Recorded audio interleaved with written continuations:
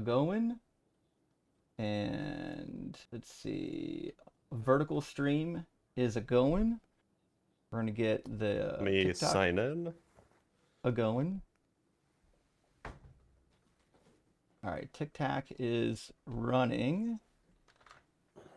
We're both gonna want to log in here. And when Ian I gets need to here, pull up on TikTok. we'll have Ian. Yep, Ian needs to pull up. Ian was already awake, so they'll be here shortly, I would imagine. Yeah. Yeah. I also have on the new software pop-out windows for the chats, so you can have different chat Do windows you need to open. pop them out though? No, nope. You just get Oh, to that's if you great want to. because it's gonna be good software. This is It's exciting. but it literally does everything, and it replaces our Discord chat too, because you can chat right on the interface with each other within your group. Oh, And there's a notepad. You can display your notes. You can display your super chats. There's anything on the home page, any panel on that home page, you can pick it to display it on the screen. Pretty fucking dope. Anyways, we'll worry about that later. We are live, friends, and Ian should be joining us shortly. So thank you for being here. I need to join on my TikTok channel before I forget. Request. indeed you do. I need to adjust my yes something or other because I can't see what's going on in the background here. I do like the new background. That's pretty stellar. You know, that's a good joke, by the You way. see what I did there? Yeah. Anyway. Yeah. Okay. You know, I Someone. took this picture 2 nights ago. Oh, really? That's dope. Okay. Yeah. Even better. Yeah. I got a telescope and I've been fiddling around with it, and like, it's so like this is a whole ass galaxy, Dude, and then a whole telescopes are ass so dope. galaxy's orbiting galaxy. I would There love are 3 to galaxies in this picture. get like a legit telescope, like a good telescope, but like all the ones you can get like in the store, like for normies, are like for kids. Well, so look, we're live right now. Right. Um, I don't need to make this public, but I can. I have an affiliate link. Oh, hell yeah. Let's make it happen. Okay. So if you want the one that I have, I can give you the link, and I think you'll get like a 10% discount or something. That's what's up. That is what's up. Okay. Yeah, I'm down with that.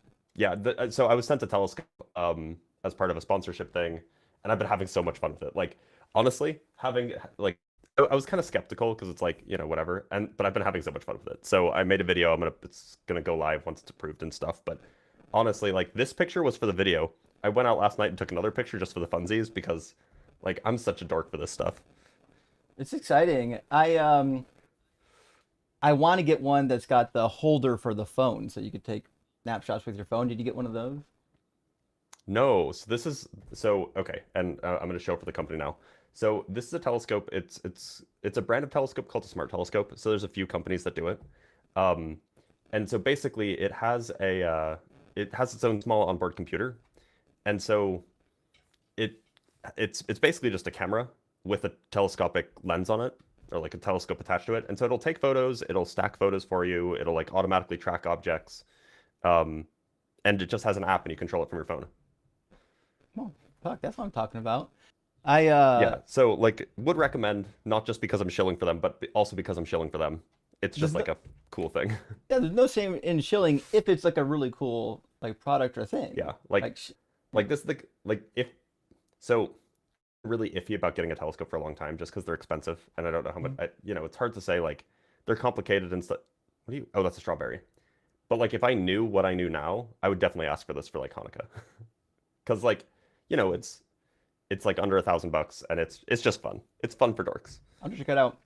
I want to remember the science creator who shall not be named because he got up just a funny business. He used to do live streams where Yeah. he would look at the Yep. sun, He had a and big telescope. those were amazing live streams. There's no reason why you couldn't take over that role. No one's doing it. So, I think there's one guy who does it, but he's really small. So what I'm finding out from my Discord is being very helpful because apparently in my Discord server there's a lot of people with telescopes, is that there's kind of like 2 kinds of telescopes that you might want if you're interested in this kind of stuff. Kind of the kind of telescope that I have, which is like a fairly cheap, but it has a really wide field of view. So like usually for like those big telescopes, you can't see Andromeda all in one picture. This is the Andromeda galaxy. Andromeda's huge, so you can't usually see it all in one picture. just because it takes up too much of the sky and the field of view is too small on big telescopes. So you might want a small telescope like the one I have for taking these kind of like big field of view. And then you also might want like a really kind of high zoom, deep field of view, narrow field of view, but really blow things up and has high resolution for kind of like those some other kinds of so yeah, they do. I mean, it's different things, different tools for different purposes, but it's definitely a fun thing to do. Yeah. Also, Blitz, your connection on my end is just a shade fuzzy. I'm curious for the chat if the connection is lagging at all, or is the connection okay Strange. for y'all? I'm not sure if it's on my end or not, but hopefully it'll clear up. Anyways, friends, hey, thanks for being here. We're gonna have Ian shortly. Ian is up and moving, probably finding an acai bowl. Actually, looks like a bagel, but it's fuzzy on TikTok end. Actually, it's interesting because on my TikTok end, it looks good. So Yeah, it actually looks fine on my TikTok end. It says it's it's laggy. that's wonder it's You know, weird what. I'm Hmm. connected to a VPN, but usually that's not an issue. So Yeah, it's good now. Whatever it is, it'll be all right. Um, But anyways, I think we're great. Friends, hey, thanks for being here. We got a couple super chats. We do have the guest boxes open. If you want to join in your on YouTube, it's tiny.cc/UA guest. And if you're watching on TikTok, just hit the guest request button. We'll pull you in. You don't have to have an account on TikTok. You can use the link on the screen, but it certainly and helps. it does make things easy. Also, if you use the link on the screen, we don't need any of your personal information. We don't need your email address. You don't have to sign up for anything. It's literally just an open link where you can connect to a guest queue and we can get you into the conversation. But with that, hey friends, I'm gonna let me grab a couple super chats here. We got Mr. Booget in the house. Oh, I actually have to put him on the screen. My bad. One second. Oops. It doesn't work if you don't actually put them on the screen. Give me one second. People are saying I'm sounding staticky. Am I sounding staticky? Not to me. Not to me. Okay. Uh, Hmm. Interesting. I wonder. Is it on TikTok or on YouTube that they said you sound staticky? Somebody said it sounds staticky on TikTok. Okay. Huh. Let me try resetting my VPN maybe. Okay.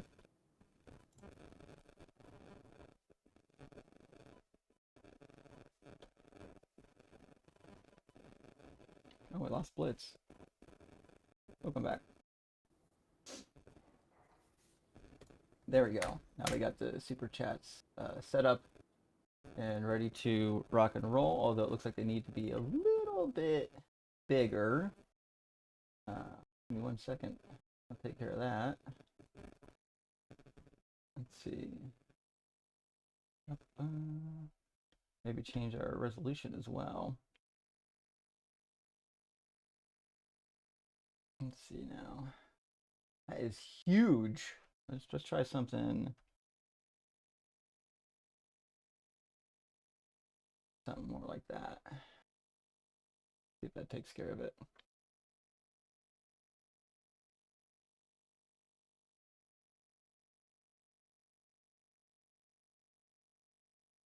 Oh, still a little small. I'll have to check the resolution on that.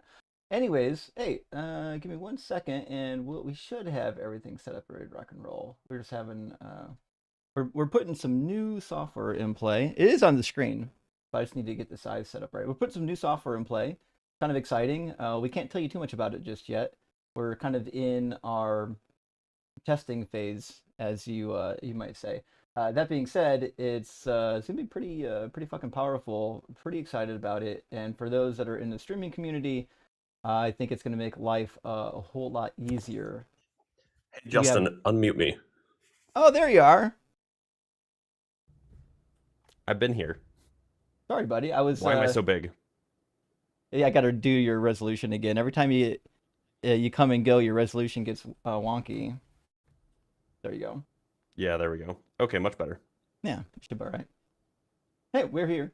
I was just gonna grab our super chats. While we're at it, I was going to take a look to see what resolution I needed to make our super chat window. I already forgot what I did on mine. on my stream. Like fuck, I forgot. It is what it is. I think this might be right. I think I did three. The width is 340, and this would be 2160 maybe. And then we'll see. It's still really small. I have to figure out what the fuck I did on my stream to make it Can't you make it bigger on OBS?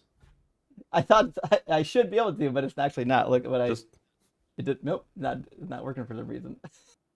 You know what I could do? Let me just do this. I'm going to remove it, and then add the identical one that I made for my other stream. It should be in the list of items that already exist. Let's see. Add existing. Yep, there we go. And it's there. There we go. Now it works. Give me 1 second to. Ian, with Ian's big naturals out front. Oh, fantastic. No, they don't show up. Oh no. No, it's intentional. It's intentional that they don't show up. That's right. We wanted it that way. Okay, now Yeah. it resizes. There we go. Be good to go. And then let me do the vertical stream. Oh no. Where'd he go? It's revealing my secrets. Oh, don't do that. The magic formulas? Yeah. Can't have no. that. That's a There problem. we go. That's a real problem. There we go. I just want some want those pretty stars in the background. It's like in Lego where you can like lift a panel and find like the Easter egg. No, it's not like that at all. All right. Oh, my mistake. Good. I think we're good now, friends. You're Hey, forgiven. thanks for being here, friends. We already got some people waiting to get in as guests, so we're going to get them real quick after just a couple super chats, and then we'll be ready to rock and roll. It looked like Toothbrush was first, and then SCG Enjoyer. So, hey, Mr. Booget, good to see you. Thank you for the super chat, Mr. Dr. Blitz. Apologies. You know, I did forget when Dr. Blitz came in to make sure his name was appropriate, and it is now Mr. Dr. Blitz. There we So go. we should be Sounds ready about to right. rock and roll. And C-Bar, my friend, thank you for the super chat.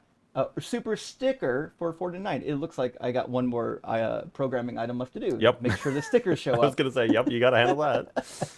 I forgot about those. We'll get those. The Knights Who Say Knee, thank you for the super chat. Belatedly, Ian, rock hard for DBI. What's that? Doug Blitzian. Maybe. Doug Blitz and Ian would be good. And Booget coming in again with another super chat, says Blitz lying in a Curtis Stone skillet. Laying, there we go, in a Curtis Stone skillet. What's a Curtis What does Stone that mean? skillet? I don't know. I don't know. By the way, that previous super chat implies that your name is Doug now, by the way. That's Yeah, what I also noticed that. I was like, justice for Justin, man. That's what I thought. I guess I'm Doug now. It's Justin apostrophe Doug close apostrophe Yeah, I think that's last right. name. Hey, Technomancer. Oh, looks like I need to adjust the position on this super chat again. Let's see. Make it a little bit wider, maybe a You also little need bit to make the smaller. right-hand side rounded. Ah, there you go. Yeah, no, it was round. It was getting cut off by my. I hadn't set the size constraints. Also, on the people are stream yet. upset, and reasonably so, about the fact that this is like a serif font, and it looks like it's Times New Roman. Actually, I haven't set the font yet. I can set it to like just about anything, whatever You need people to like. not set it to the serif font. Serif fonts are terrible. What would be a preferred font? Comic Sans. How about Roboto? Roboto's not No. serifed, right? Or is it? Hold on. Impact. I don't know what Roboto is. Oh, Impact's too bold. There's New? a no, not Courier. What are you doing? Calibri. Like, you could do like Calibri's good. Okay, Calibri's good. All right, let me save that, and then we'll just do a refresh here, and we'll get Calibri going. Yeah, listen, I'm not too picky about fonts, but I get it. Some of y'all, like should a be. particular font. Let's do Wingdings. Hell yeah, so that's Calibri. Is that better, or no? That doesn't look like Calibri. It- I thought it that looks- Calibri was a sans serif font. I don't think it is. The fuck? Why does this guy know so much about fonts? Arial is a sans serif. You could do Helvetica. Maybe. I have about 10 or 15 fonts loaded up. I could load as many as I need to. I just You haven't have to- load them all up yet. Helvetica is like a standard font. Okay, let me see if I've got it already loaded. But yeah, I don't think that you were showing me Calibri. Da-da. Well, that's Arial. People know about the Arial font pretty well. Yeah, it's not unless you have Arial Narrow, it's No. probably not worth it. I don't yet What the have fuck are these guys? Helvetica What loaded the up. fuck? Maybe it's just like a generational difference. The fuck are you guys talking about? How do you guys both know so much about this? Well, we come from a time period where fonts were like regulated in schools. Like you had to use a particular fucking font before you turned into paper. Well, we had that, but there was only like two options. Like they'd either make you do Times New Roman or you do Calibri. Yeah. Yeah, so use Calibri. Calibri's great. Just Anyways. whatever you do, don't use Papyrus. How's this? Yeah, Papyrus is fucking awful. Okay, this is it's a sans serif font and it's Can you imagine being not a Christian offensive. waiting to get in? We're fucking arguing about fonts. Okay, so can we talk about for a minute about how Avatar, the James Cameron Avatar movies Yeah. had the title in Papyrus font? Yeah, it's bad. It's bad. It was really bad. All right, friends, let me Or read should the I just super use Comic chat. Sans and left it like that? Then we will get our Go ahead. first guest in here. Technomancer Magus says, hoping for no Phil Bros. Well, listen, Techno. Even when they crash out, it's not even in fun or interesting ways. They don't really seem to want to have a conversation, but are here to stroke their egos. Well, that may be true. I will say this. As much as I don't want to engage with them, I love watching Ian do it. Ian makes it fun, not just because they're going to win. It's true. But because it's actually understandable and they get called out on their nonsense. Also, W Mezzo Raid. Hope you're all doing well. And with that, Let's go. we're going to get Toothbrush Bristle in here first. Absolutely not a troll name. Toothbrush Bristle. Love it. We'll find out. Welcome in, Toothbrush. Are you at least 18? And do you believe in God?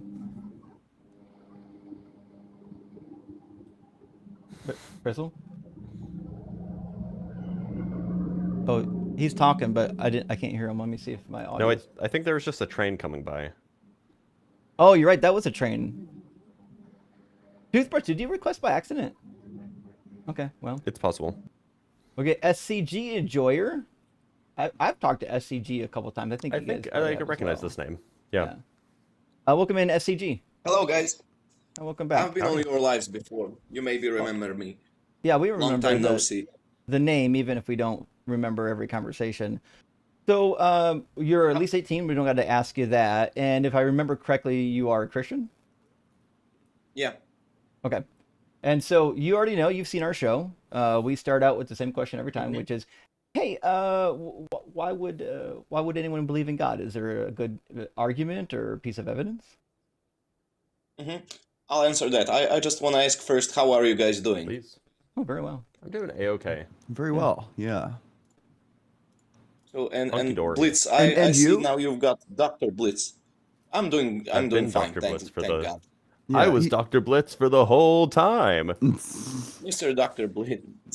So Mr. Part is added. You already had a PhD before, right? Well, yeah, so I decided on my gender finally. Oh, yeah, nice. So why would someone believe in God? This might.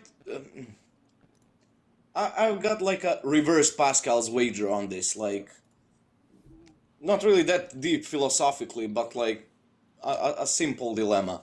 Like for example, if let's say you got scenario 1 and scenario B, scenario A and scenario B, and in scenario A, let's say like you go through life generally and you do have hardships and everything and ups and downs.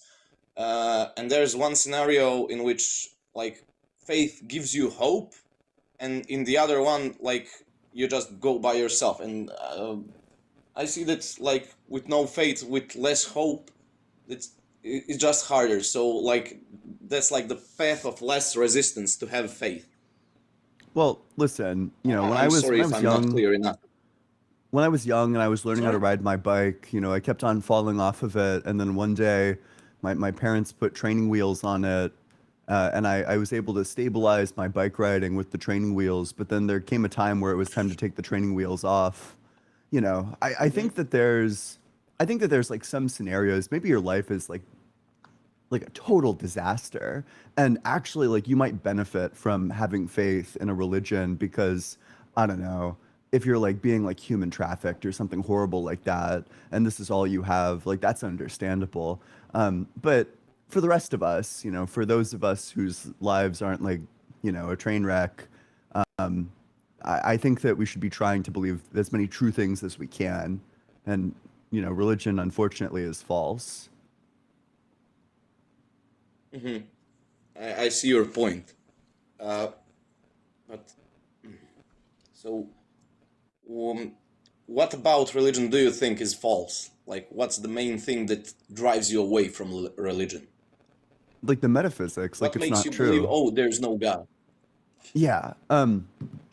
I think that there are problems with We already got uh a violation.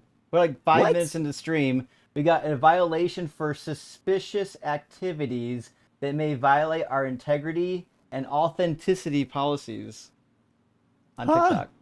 I'm appealing it, Did I say but something? no, it's not you. No. TikTok's just not well. Oh man, they see a foreign accent and they think communist Asians. No, no, it's not you. It's because we're sending our TikTok feed through a virtual camera, and sometimes it's like, hey, is this a real feed or what? What's going on here? Oh, it could be because I said that. That's silly. Come on. You can't even say that word. That's ridiculous. Is what it is. Nevertheless, we'll see. I appealed it. We should be fine. Blitz, you're muted. Oh, I've been SCG, can saying you words repeat the the question, whole friend? time. Sorry?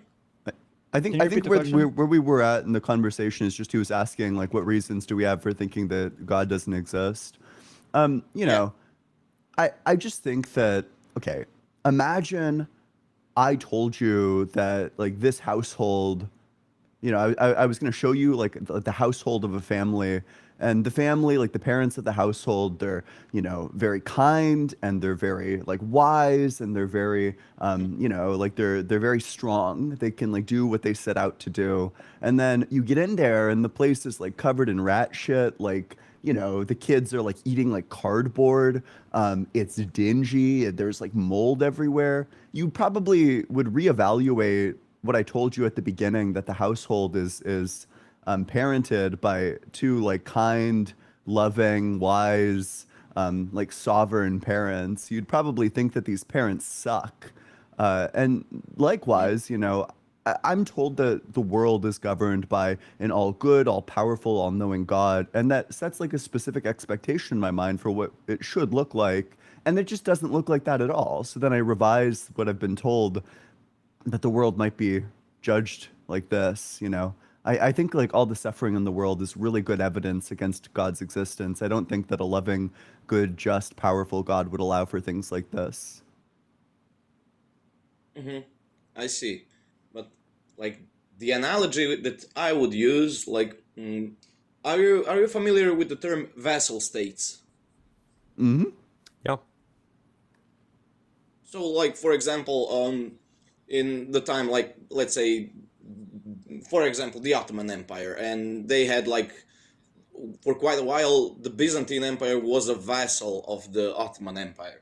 And let's say you've got some kind of like that status where you've got an empire that's got a vassal state, and and the empire goes just, they have a deal. You pay us tribute. You do this. We will let you self-govern, and you go to Mm. the empire and see that it's like all nice, that it's a nice system and that all is working there. But you go to the vassal state, which is autonomous, which is self-ruled, and you see that it's shit. And you see there's like bureaucracy everywhere, that roads are not good, that there's no functioning system. So if the sovereign empire said you get to have self-rule, it's not really the sovereign empire's fault. It's the vassal state's fault that their state is shit, right? In that So I think scenario. that that's like a really interesting point. You know, let's go back to like the parents and the house that's like covered in rat shit. You know, let's say that you told me that actually this is the nanny that the kids get sent to frequently because they keep on requesting it. I would still come away with the judgment that this household is not parented by good, wise, sovereign parents because they made a horrible decision of letting somebody who's not fit to rule. Like there are people who are raising their kids that shouldn't be. That these can't be good parents if that's the case. Sorry, Ian, check your phone. I get. Sorry? The technical I stuff. didn't. Just telling Ian to check their Oh, okay, phone okay. so then they can tap yes on the YouTube app. Oh, on the YouTube app? So like, Yeah. You're good. Go ahead. so like with the parents analogy, you've got the kids that can't take care of themselves. That's why I don't really 100% like it.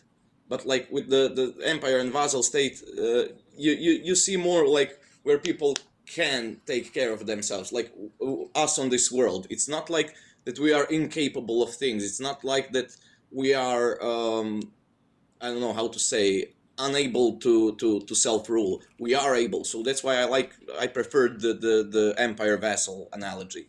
And much of the hardships that we see in this world, it's usually due to human intervention and non-intervention. Get what I'm so saying? I just don't think that that accurately reflects like a lot of facts of the world. Like for example, the fact that things like malaria exist, I don't think that's because of humans. The fact that cancer exists, I don't think that's because of humans. I also think that a god, if one exists, would have moral obligations to interfere with things that might even involve like a degree of free will. Think about this. Let's say that you're thinking about you and your wife are considering having a child, but you know with absolute certainty that if you have that child's going to grow up and become like Adolf Hitler.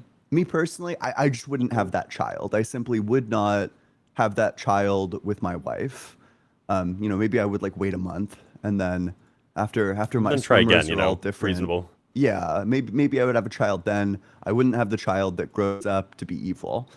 Now, God faces like a similar predicament. It says explicitly in the Bible that God's the maker of all things, that he's like the maker of all people.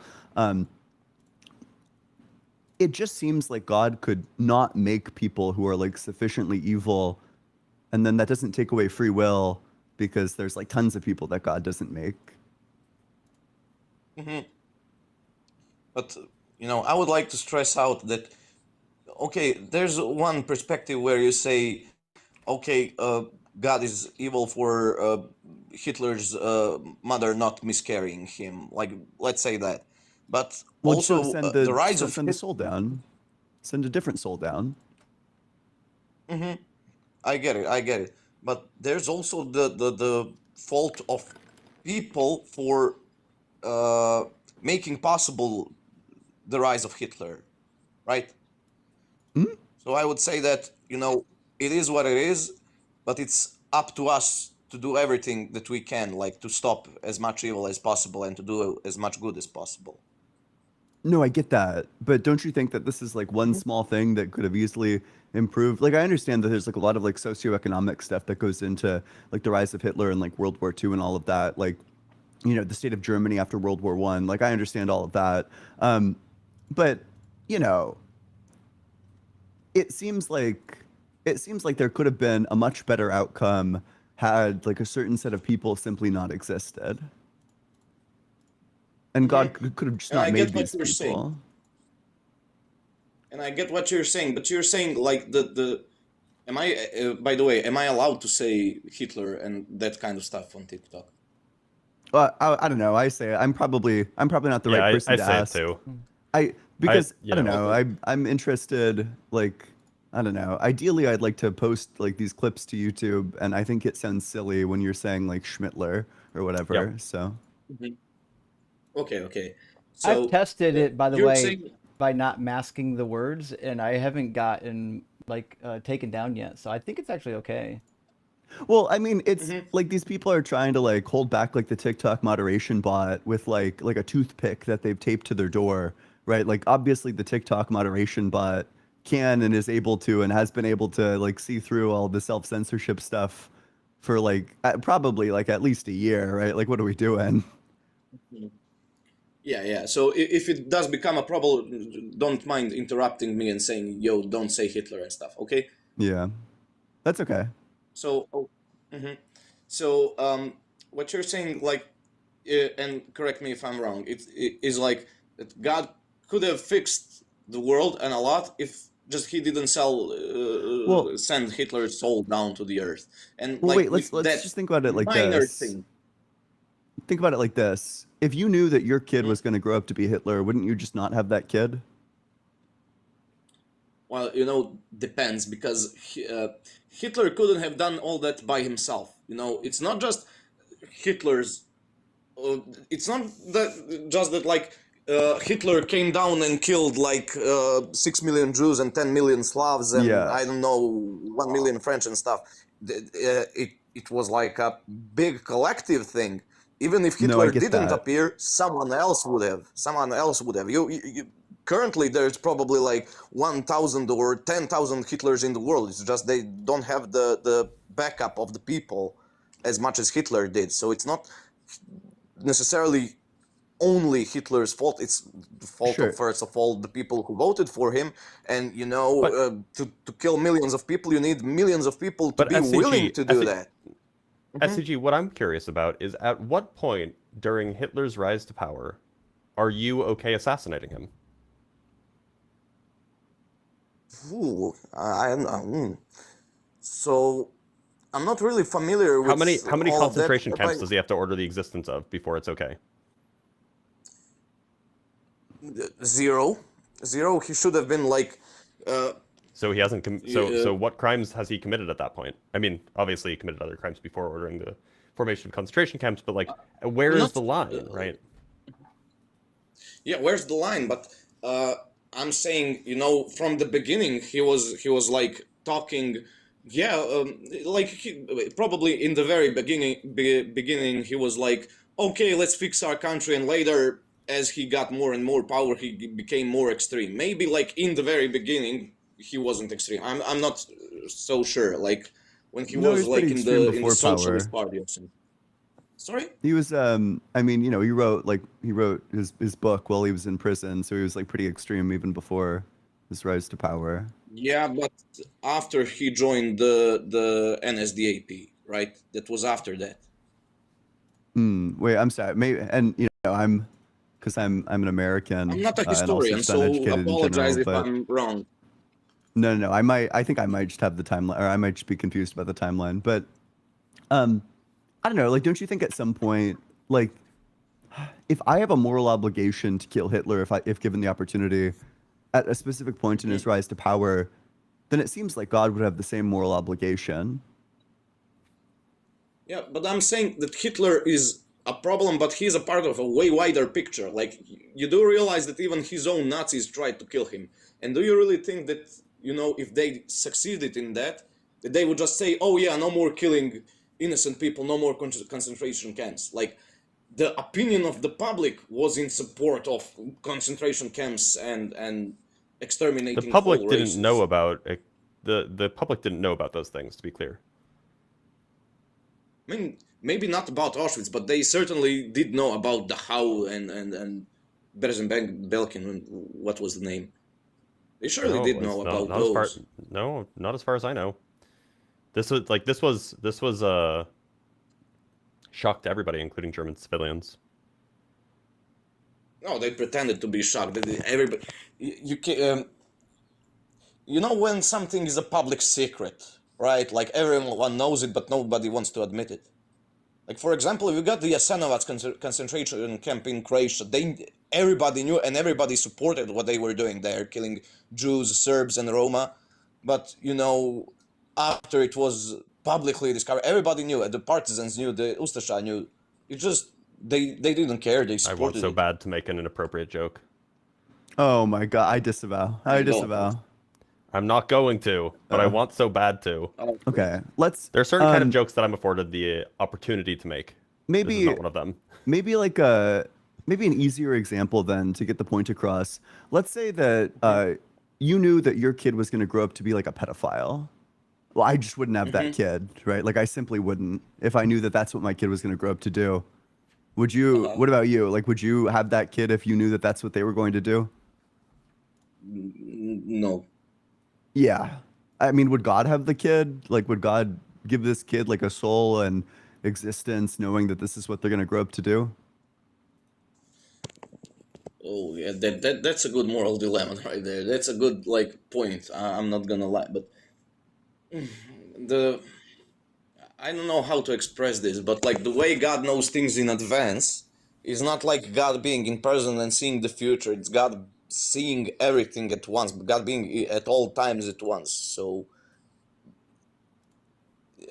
Yeah, no, I get I'm not that, sure but about God Mhm. omnisciently knows. Like, presumably, what you want to say is that we exist because God made the intentional decision of giving us our existence. Like, as individuals, God makes the individual decision to create each and every one of us, and maybe He's like done this eternally. Um, Mhm. but then it just seems like He could have made the decision to not make us if we're gonna do like something horrible like that. Like Mhm. if God foresees that somebody's gonna grow up to be a pedophile, you could just like not make them. Or change them from being a pedophile to being a normal not pedophile. That's true.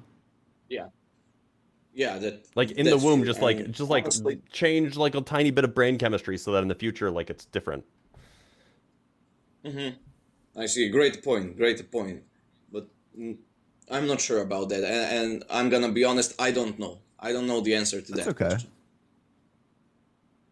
Oh, I'm not gonna try to get myself out of that. But that's a good point, and I'll make sure that I think of that in future Yeah, that's okay. to That is like like the do some conversational theological research. flamethrower, you know, really grinds conversation to a halt Hmm. usually.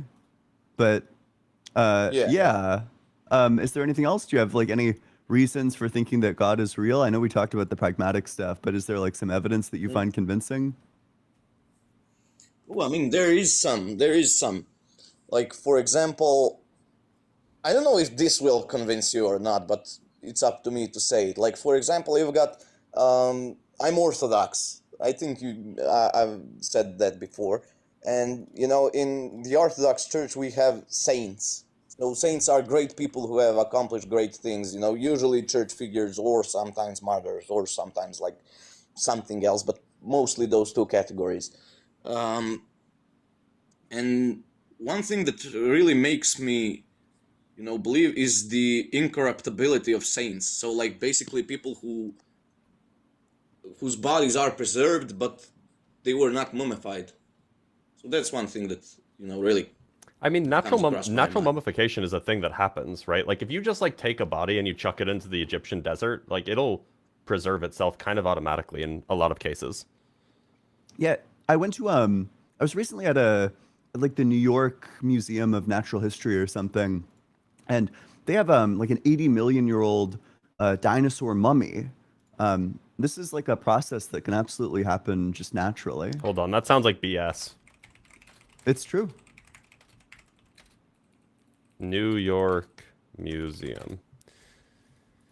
Edmontosaurus mummy? Yeah, it's this exact one. Yeah, Where's the mummy? Oh, that's weird. That's really weird. It's like leather. it is. Yeah, Oh, it was weird to look hate at. that. Hate that a lot. Yeah. But Yeah, yeah, so but like it's that's an usually example in of I some guess like things that can special happen. conditions. No, the point is that This like is the first time it's I'm that finding out about this too. so the point is that it's not just special conditions, it's just the right conditions. So well, okay, I guess that is special in some sense. But what I'm getting at is that there are certain environmental scenarios, like being in, I don't know, a really dry desert and buried by sand, where mummification is actually more common than you'd think, kind of naturally. Alternatively, Hmm. if you get thrown into a peat bog where there's very, very little oxygen, there's a really famous natural mummy of a human from like 12,000 years ago. I think his name is Ozga or something. Um, Let's see. in fact, there's a whole thing called a peat bog mummy. Hmm? Hmm. And they're just like all over the place. There's even a Wikipedia page on bog bodies, which is horrible, but they're things that exist, and they're just like mummified people. Yeah, I get that, but it's usually like those conditions, like bug bodies. There's I don't know, or ice preserved bodies, or something like that. You know, either Yep. the bug conditions or very cold conditions. But you really did have. I can, like, cite the actual saints.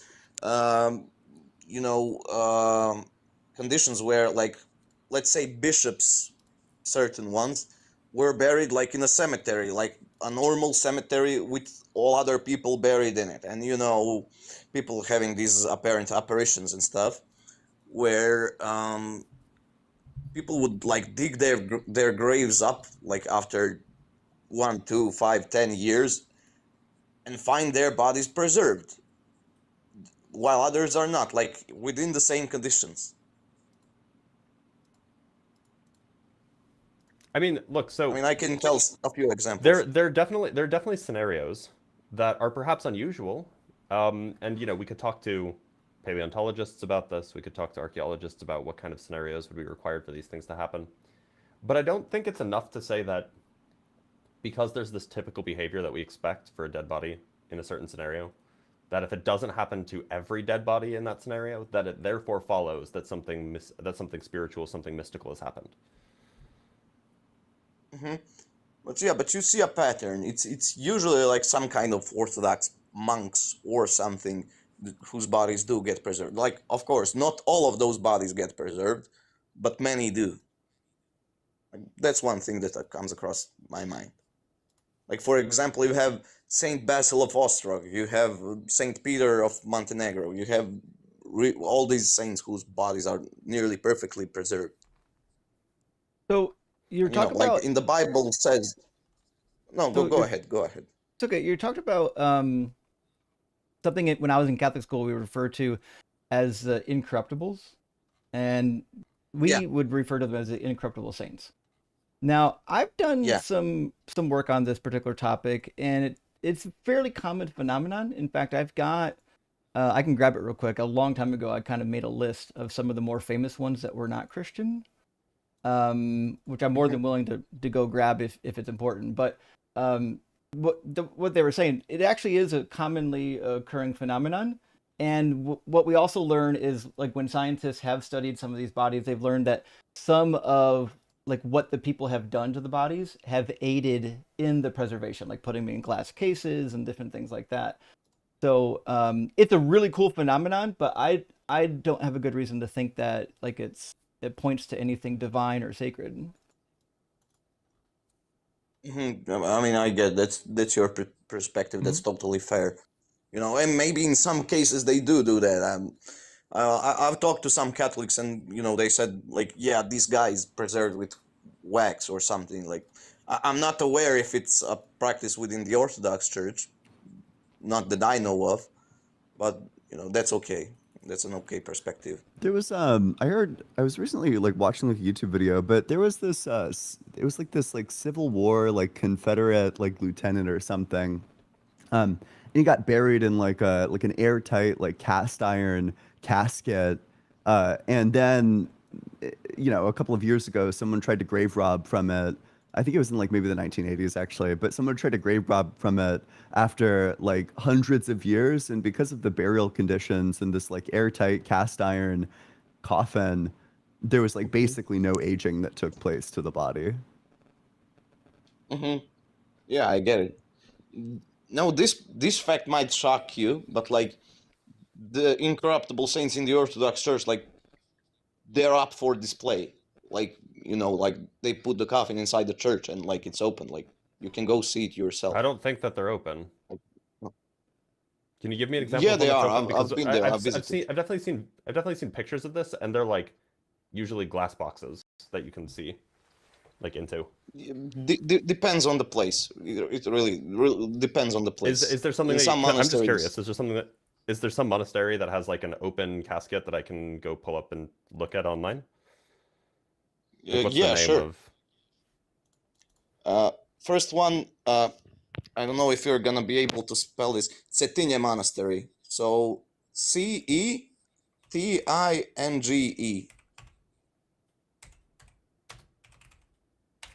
Monastery and then uncorruptible. Let's see if we can find a picture. Or type Incorruptible. relics. Relics. So, when you say incorruptible, Mm-hmm. these like so I see like a hand. It looks Mm-hmm. pretty corrupted. Oh yeah, the hand of Saint John, the Yeah, Baptist. that one looks pretty corrupted. And that one's also in a That's glass box. okay, but type Saint Peter relics in Cetinian Okay, monastery. Saint Peter relics. Okay. So I see a hand. It's not the Saint Peter; it's another. Sorry, I see. a hand. Yeah, I see a hand. I see a body that's wrapped in something, and it's basically completely covered. Mm-hmm. But the hand Let me doesn't see. look corrupt. Is this the one that I think it is? Yeah, it's just the hand that's not wrapped. Yeah. And it looks pretty Yeah. corrupted to me. I don't know. It looks like gray and shriveled. Yeah, it looks like, because like the blood circulation stopped, and it kind of looks brown, but the fact that it's not decomposed is, Well, I mean, like, look. like, So that kind of makes it special. you can It's like prevent 200 years old. but like we've been preserving bodies for millennia. You can prevent decomposition if you know how to treat a body right. I mean, yeah, but I'm not sure if they like do mummification. You don't have to do mummification isn't the only way to preserve a body. That's just one way. I mean, yeah, I guess wax and other stuff. I'm not sure if they do anything special besides like displaying it. I'll have to ask. Well, I mean, that's a question worth asking, because I know that like oftentimes these kinds of things will be like they'll be like moisturized, and they'll be like they'll be dressed with oils and things like that, and that sounds like the kind of thing that can preserve a body. Like maybe not, Yeah, but at least that's not so that's not so unusual. yeah, I mean, like from what I know, like the common practice is like just you treat relics with respect, and you don't do anything to them, and if they become corrupt, then they become corrupt. There's many corrupt saints. There's many like instances where you just have bones. So I don't think that like they leave that much accent on like the incorrupt part, but like if it's incorrupt, it's incorrupt. Yeah, I mean, this is something that's like an empirical question. It's just like whether or not this is a thing that they do, and I don't know. I know that like as far as taking care of bodies, like that's a thing that's fairly common in a lot of these kinds of scenarios. Not necessarily this one, but at least in a lot of these kinds of scenarios. but Yeah, I mean, I'm, that's a topic worth researching. do you have anything else? Otherwise, we might move on to the next one. No, that's about it from me. So have a great day, guys. It was a pleasant conversation. Yeah. Yeah, good thanks to so hear much from for you again coming. at SCG. Cheers. Thank you for having me. It's been a minute since we heard from SCG, but seems like they're doing well. Hey, friends, thanks for being here. We've got a number of super chats we're going to read, and then we're going to bring in our next guest. The one that was next in line dropped. So it looks like next in line is going to be Rosie. And then after Rosie, as far as I can tell, it's going to be Red Ball and then Kim. So we'll go in that order. Eat some shorts. Thank you for the super chat. Says W, new background.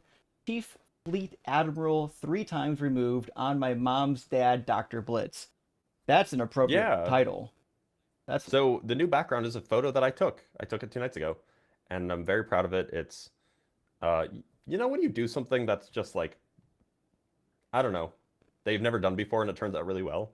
This is that. And so I've just been like I showed it to my mom, I showed it to my Discord server, I showed it to my friends. I'm very proud of it. It turned out very well. Yes, indeed. And $5 super chat again from Eat Some Shorts says L font flexing. You know what? I didn't realize that's what we were doing, font flexing. I don't have enough fonts loaded up to flex. So we'll see. Maybe I'll font flex next week. And from Waffcast says, if atheisms are really made out of nothing, then why is evolution made out of atoms? Did nothing explode, or did an atom explode? God didn't explode. So, Waff, I think you might be confused. No, this is obvious satire. Yeah, it's got to be, right? I would hope so. Like, I mean, it's 100% gotta be. Yeah, Turns out that atheisms are made out of nothing because concepts don't exist. Get wrecked, True. Platonists. that's True. right. Yep. Also, Amir, thank you so much for sending out an unapologetic gifted membership. Super appreciate that, friend. And he says, y'all are amazing. Much love. Keep it going, please. It's coming through. I think it's making a difference. I actually do think it's making a difference because I do get messages from people pretty regularly at this point saying, hey, you helped me deconstruct. You made it feel like I wasn't an idiot for thinking these things. And I think that's what we're here for. We're here to help. Dr. Fudge, thank you for the Justin, membership. question. Mhm. When it says member for 6 months, does that mean that they re-upped after 6 months? Or Uh, is this just like, oh, it's the 6-month anniversary? No, it means they've been a member for 6 months. Right, but so when does it send the message? Does it send the message on like their 6-month anniversary or? Oh, I don't send any messages to them. No, I think no, it sends the message on the 6-month anniversary. Okay. I don't Okay, know. like in the chat, because that's what you just pulled up. The one Yeah. from Amir, the chat. That was Yeah. a 6-month membership chat. Yeah. So I've also got my software set up to do some filtering. One of the filters that I have turned on right now is I'm allowing if they've been a member on the channel, then I will see the member super chats if they're highlighted, or the member regular chats if they're highlighted. And so Amir sent out a gifted membership, I see. and I saw that Amir also sent a highlighted member chat. So I said I better grab that highlighted member chat because he's been a member and a supporter Okay, for a I long see. time on the channel. Neat. You don't Well, have thanks you for don't being here, Amir. yeah, you don't have to have those in the list though. I just include them so I can see what the members are up to. No, it's good to have. Dr. Fudge, thank you for the super chat. Says they don't create any of the necessary people in the chain. He'd know which people would need to have existed to prevent this thing. But that is the case, and we've talked about this before in relation to God having to execute like the Amalekite children and whatnot. If God was like merciful and good, like he would just close up the wombs of the people who are going to have those children rather than slaughtering them. And he could have done the same here. He could have just literally closed up somebody's womb, which the Bible says he does repeatedly. And SPL says God kills a man for pulling out. True, Onan kills others, TD, for burning the wrong incense. Yeah, that's in Leviticus 10, as Nadab and Abihu get by Yahweh. Says for the wrong incense, but wouldn't execute Hitler. Got it. True. Yeah. He wipes out people for the dumbest things. He killed a prophet by lions because the prophet got deceived by another prophet. Stephen, thank you for the super chat. Why don't you give God credit for preventing the birth of all those guys who would have been worse than Hitler? Oh, I see that is a troll, Stephen. You know what? That's a good point. I'm Catholic now. Oh Yeah. fuck. We'll see you in church next Sunday. And Nightman There's cometh. all of those times. Indeed, Nightman cometh. Says, I have to admit, the Catholic artifacts like skulls and hands are pretty metal and badass.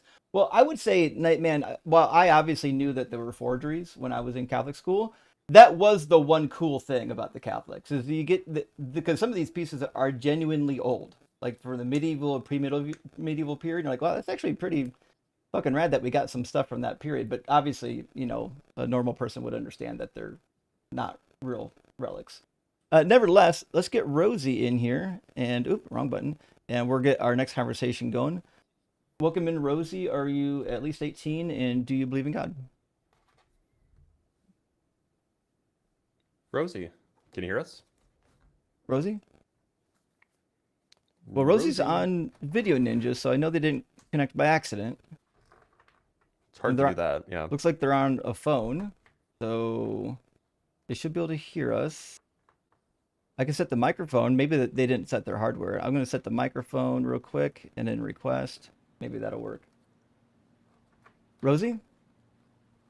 Nothing? Okay. Sorry, Rosie. We got to move on. But You might, yeah. hold wait, on. Maybe. Hold on. We got something now. Are you there? Hi. There Yeah, we I hear go. Rosie? What is happening? Rosie's Can connection, you I hear think, is really bad. We can hardly hear you. You're cutting in and out, friend. It sounds like you're transmitting from like The moon. in one of those airtight steel caskets that the Yeah. relics are found in. Yeah. Yes, I can hear you. I can hear you. Well, Oh, we can hear you now. Sounds very good. good. So, Rosie, are you at least 18? Oh yes, I am. Sure. And do you believe in God? Yep. I've been on the show once before. Okay. Oh, Was it under the same name?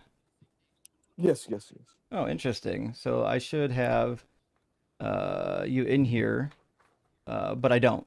Apparently, might have been a long time ago. Anyways, this is your second time here. Which God do you believe in? Christian, Christian. Awesome. And what do you think is a good reason to believe in the Christian God? Okay. Just the way that the Bible is written is What? you just get the sense that this text is just It's all made up? entirely different. Oh, It couldn't have been written by a person. why not? well, it was written by I mean, people, it right? certainly was. I mean, like that's obviously true. Like Paul wrote half the New Testament, roughly, right? Like Paul was definitely a person. No. What I meant is the authorship is the way it speaks to you, the text and style and the language. It simply isn't an ordinary book. But the It's a book style that and language that you're reading it in is English, right? All right, am I cutting it out is. now? It is. No, Blitz, I can hear you. Justin sounded like he was cutting out though. Oh, that's weird. Rosie, Okay. when you read the Bible, are you reading it in English? Yes. Okay. So the feeling that you get when you read it in English is just because you like the way it sounds. I mean, it wasn't written like that. It was written in Greek and Hebrew. And I got to be honest, if you heard it in Hebrew, you might not like it. Hebrew is kind of the Semitic languages don't sound quite as pretty as Victorian English. In fact, if I read it in Hebrew or Greek, because some of the words you sometimes have to go to the original to understand what was actually being said, Yeah, and but my the point is, it impact of doesn't those. sound as pretty No, quite the impact. No, often. They've let got me words finish. like Let me finish. "lechach" and you know, it's like Yeah, the Hey impact. now, hey now. Yeah, Sorry. the impact of the impact of the language makes it, even more powerful. I don't know what that means. So I don't know. The Maybe impact of a language maybe the surely means translation something. reduces the impact. But just to make my point here, I believe the way that it is written is just simply it isn't. I do believe it's divinely inspired. Sure, but can you give further detail? Like, what about it leads you to believe that it's divinely inspired? Just because you like the way it sounds, or do you like what it says specifically, like the content of it? Um. So basically, let's start with prophecy. Let's start with prophecy. So I was Sure. told I don't know anything okay, about so prophecies. I'd love to hear what you have to say. yeah. So statistically speaking, um, so there's been some research done in this area. Maybe you can look it up Oh yeah. later on. That the amount of fulfilled prophecies that the Bible has met would amount to, is the probabilities of that occurring is 10 to the power of some uh Uh, 100 or something like that. That's what I so read. I Yeah. think what you're referring to is what Peter Stoner did. That was sometime back in like the 80s now. Peter Stoner had his students, he was a math teacher, calculate the probability of fulfilling a certain number of prophecies. Now, I've seen the calculations are kind of bullshit, but the reality is they were very specific prophecies. They were prophecies that Jesus fulfilled, not just any prophecies, right? Now, the problem with that calculation is he just assumed that Jesus did Yeah. fulfill all these prophecies. The reality is he didn't. He didn't fulfill even one prophecy.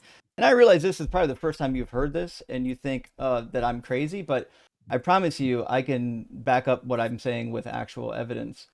So the probability of fulfilling zero prophecies is pretty good. Yeah. Okay. All right. So that's your rebuttal against the prophecy. Okay. I just want to digress a little bit from scripture as well, because I want to now come to the point of just intelligent design and things like that. Yeah, what part of the world So seems intelligently designed to you? okay, so apparently I've been reading. I've been reading this person's work. I don't know if you looked into Stephen Meyer. Yeah, Stephen Meyer, he's the creationist guy.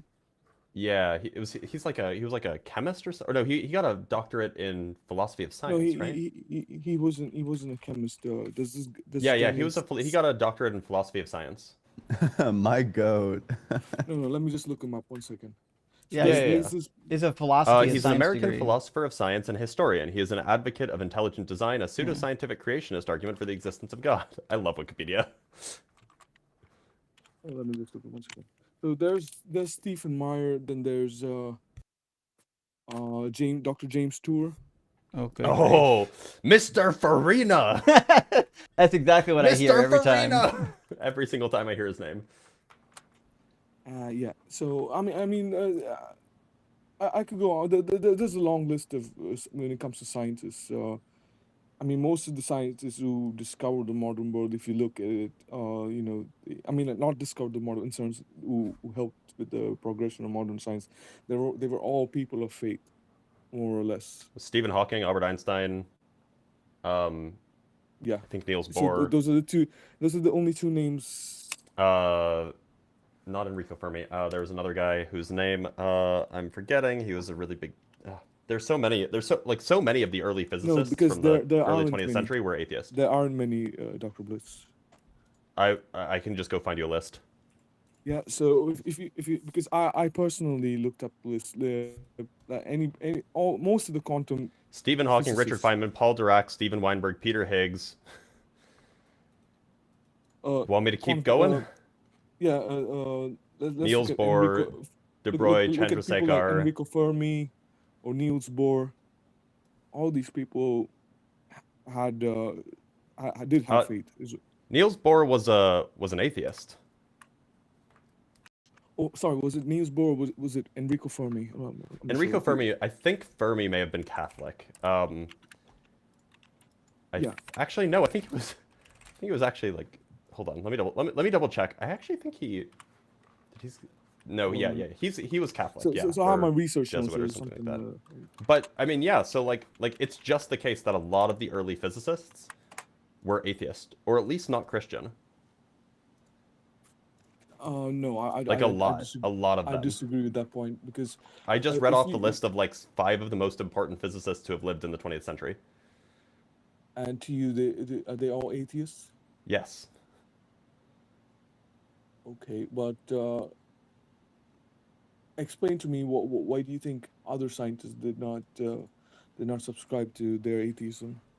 So I think that whether or not somebody is an atheist or whether or not somebody is a scientist, or sorry, whether or not somebody is an atheist or not, Yeah.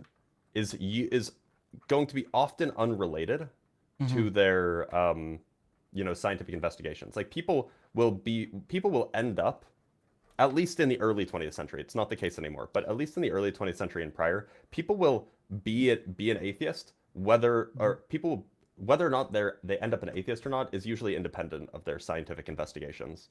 However, it is true that a survey as of the late 90s, I want to say, was conducted amongst the members of the American Academy of Sciences, which is kind of like an elite group. It's basically, think of it like the Royal Academy, but for the United States. And what they found is that I think 93% of the people in that group were non-believers, which is kind of like shockingly high, even compared to the average scientist. Okay, but because right now the consensus around having no belief is to even look at the natural explanation of the world and how it came to be. But if you circle back to think about a naturalistic point of view, even with the Big Bang theory, the person who what do you say? Yeah, he who was defined the he Big was Bang- he was a Belgian priest. priest and also a scientist. Yes. So Okay. So So what? so it seems to me, their their subscription of faith doesn't seem to contradict So these to be are clear, these are the people who person you're have talking about, first-hand. Georges Lemaitre, was very upset when people tried to interpret his scientific theory as a religious statement, right? He had a conversation with the Pope because the Pope tried to make his whole thing about the Big Bang, make it as evidence of Genesis 1, and Lemaitre told him to not do that. He said, "Look, this is science. This isn't religion." Damn, he really went up the chain. He really said, "Can I literally went speak to to the your Pope. manager?" Dude literally went to the Pope. Okay. So So what do you like think this is that not a good example of somebody whose faith led them to some conclusion. Like he was a genuinely objective and talented scientist, and he came to the conclusion based off of the data, and it was not informed, at least as far as he's publicly acknowledged, it was not informed by his religious belief at all. By the way, I found the survey. If you go look at the so these are members of the, I just want to make sure that I get it right. Members of the National Academy of Science. These are the quote unquote great scientists of the United States. As of 1998, only 7% have a personal belief in God. 72% have a personal disbelief, and 21% have doubt or agnosticism. Compare this with 1914. Again, this is 100 years ago. Still, only 27.7% had a personal belief in God. 52% had a personal disbelief in God, meaning that they were like explicitly atheists, and then 21% had doubt or agnosticism. So like this is it is a general trend that the greatest scientists in the United States, at least, and you can go look at the Royal Academy as well, they've done a similar survey, that the greatest scientists tend to be more atheist than the general population or than the average scientist. Okay. All right, that's okay because I do believe the science, the way we have it, is also extremely limited. Because there's Then so why'd many you bring things up that. scientists? No, I mean, because I wanted to lay the foundation of how we sort of take this forward. Because I do believe that you are genuinely making an investigation from a scientific lens, and that's the reason I just wanted to lay that groundwork down first. Because once we've done that, then it sort of lays the basis because of how we can sort of take this conversation forward. Uh, and I do believe science is still extremely limited, which is why we cannot sort of mathematically. I mean, maybe there is a mathematical equation It's to limited in what way? finding God. But anyway, I've just opened In up. what way is it limited? I've just opened up this In Go. in what way is it This- limited? No, don't answer it. Fuck, go. You got this. Move on to the next one. Yeah. Don't let anyone notice. Slip away like a ninja in the night to the next point. Oh yeah, okay. 1 minute. So yeah. It, in what way is All right, science limited? so I'm on this website called the Hoover Institution, and Hold on. In what way is science limited?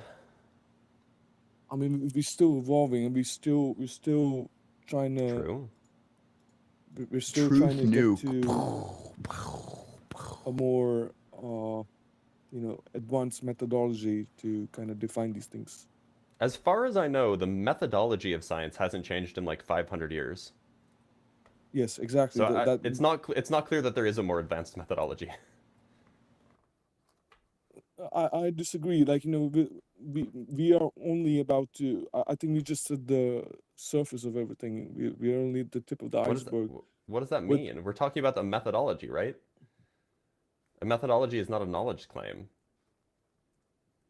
Yes, the methodology is still in development, is what I'm saying. It's not still in development. It hasn't changed in 500 years. Okay. Nobody's proposing scientific method 2.0. What would that okay. even be? Make an observation, form a hypothesis, run 2 experiments, then form a conclusion. Like, what are we doing? What would it even be? No, the reason I said that is because I just believe that these are not we don't have like simulations to. I mean, like we don't have like proper like these supercomputers, like these quantum computers to run. What does that have to do with the you know. methodology of the scientific method? Oh, we don't have I don't know what supercomputers. you're getting at. I'm trying to Therefore, make my point. we don't know I'm just trying to make my anything. point here. We've not had like these powerful supercomputers or quantum computers to kind of run these data sets of what we have Okay, but that has presently. nothing to do with the scientific method. Dr. Why Blitz, doesn't we've it never have? done a linear regression on a supercomputer, therefore all of science is useless. You got me there. Look, so maybe, look, I'll actually grant you something. Maybe Yeah. we will come up with a better method to gain information about the world in the future. Do you think that that Yeah. method would include an aspect of faith? No, I'm glad you admit that. So yes, ultimately, Do you because think I that do that believe. method would involve an aspect of faith? The new and What improved would scientific method? uh, it would facilitate arriving at fate, maybe, That but wasn't an my aspect. question. My question was, do you think that as part of scientific method 2.0, faith is Yeah. one of the steps? Not necessarily. Okay, so then it seems irrelevant as to whether or not, our method is, if we could still improve on our method or not. It seems like your method is just worse than what we currently have. No, no. Yeah, Faith because is I not don't think worse than the I scientific don't think method at finding you're out trying what's to. true. I don't think you're trying to understand what I'm trying.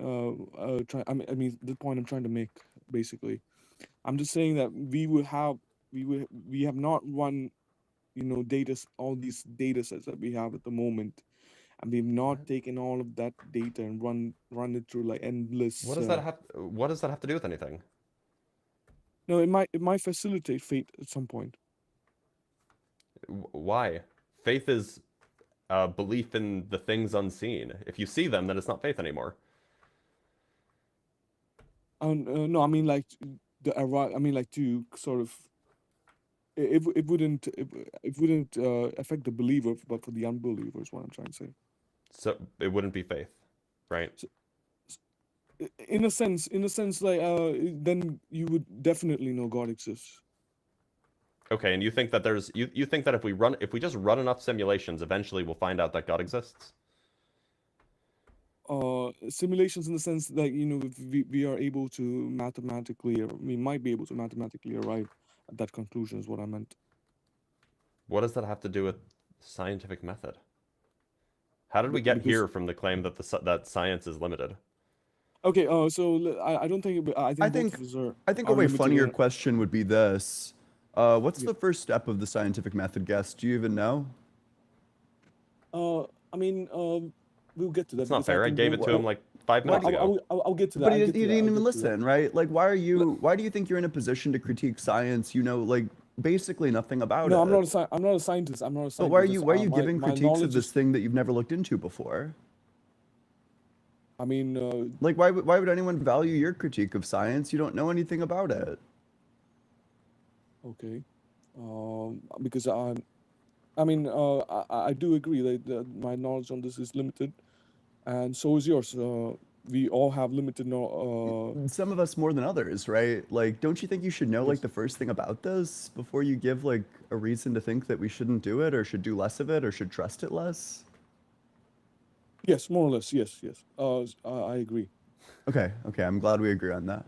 Yeah. So, but I'm just saying, we're not there yet. It's we're not completely developed And to be clear, methodologies all to. Ian is saying is that your claim that we're not there yet is to be trusted less than Donald Trump Okay. should be trusted in a department store. Let's just park that I for a bit. disavow. And I'm on this website called the Hoover Institution, and I'm just going through an article that says mathematical challenges to Darwin's theory of evolution with David Berlinski, Stephen Meyer.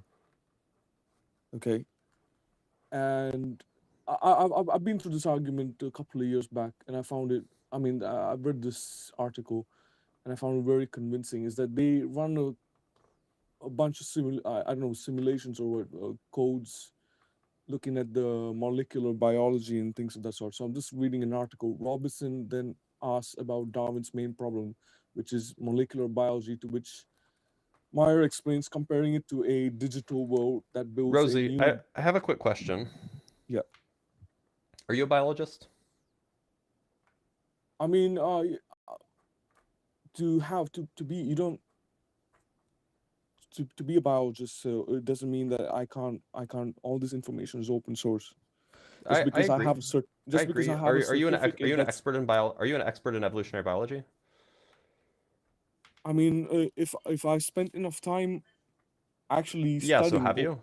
So have you? Have you spent enough time? Are you an expert in evolutionary biology? not necessarily, no. Okay. So then, why would we listen to your understanding of these evolutionary biology claims when we could just go listen to evolutionary biologists who strongly disagree with the claims that are being made here?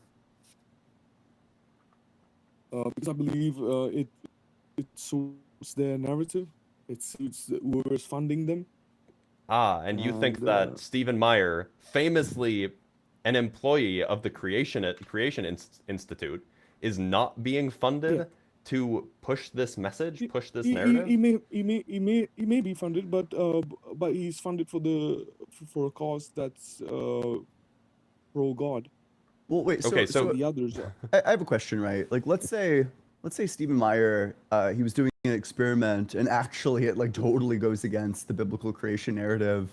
You know, it turns out he doesn't do experiments. I know he doesn't, but let's say that he did, and he finds actually What the what Earth about is what probably about like David 4.5 Berlinski? billion years old. Do you think that that would get published? Do you think that he'd still get What funding if he was started what publishing about things like that? David Berlinski? Okay, Have just you read no, into just his like work? no answer, not even an attempt to answer. Well, Okay, I'll get to that, Ian. I What about Well, suspect you David so won't. Berlinski? just to be clear, David Berlinski is also a fellow of the Discovery Institute's Center for Science and Culture. So he is also paid by the Discovery Institute. Okay, so just so I could be let's say I'm one of the good. I mean, like let's say I'm trying to research a cause, even if it's a minority cause, and if it's a right cause, what's wrong in being funded by it? Well, look, you were criticizing other evolutionary biologists for saying, "Oh, well, they're paid to suit they're paid to Well, represent the exactly narrative." because simply because it suits. Yeah, it does because So, I could say the same thing the about these stronger guys, and the critique goes both ways. the stronger an atheistic society is, the easier it is to just dish out materialism and like utter hedonism. Yeah, Uh, where Hedonism? The stronger a Christian society is, the easier it is to stone gay people. Yeah, make slaves. Like, like, it's look, like it's the people that you're citing are also financially incentivized to do this, to push anti-evolution pseudoscientific nonsense. And so it seems like that your critique that, oh, well, the people who disagree with them just disagree with them because they're paid to do so. It goes both ways. Justin, you hit I like a mean, chat or this something. argument it was brought up last time. What now? I don't want to go in circles. So the last time I had a conversation with you guys, you brought up the same thing again. Oh yeah, You brought up on the slavery. site. Yeah, you should be able to see it. Yeah. So I don't want to Okay. go in circles again about that because Okay. I made my point very clear last time. But what I'm trying to say is now, let's just stick to trying to I mean, like the existing scientists who are trying to contribute uh, towards this argument. Okay. By the way, just to be clear, And the two scientists that you named, neither of them is a biologist. okay.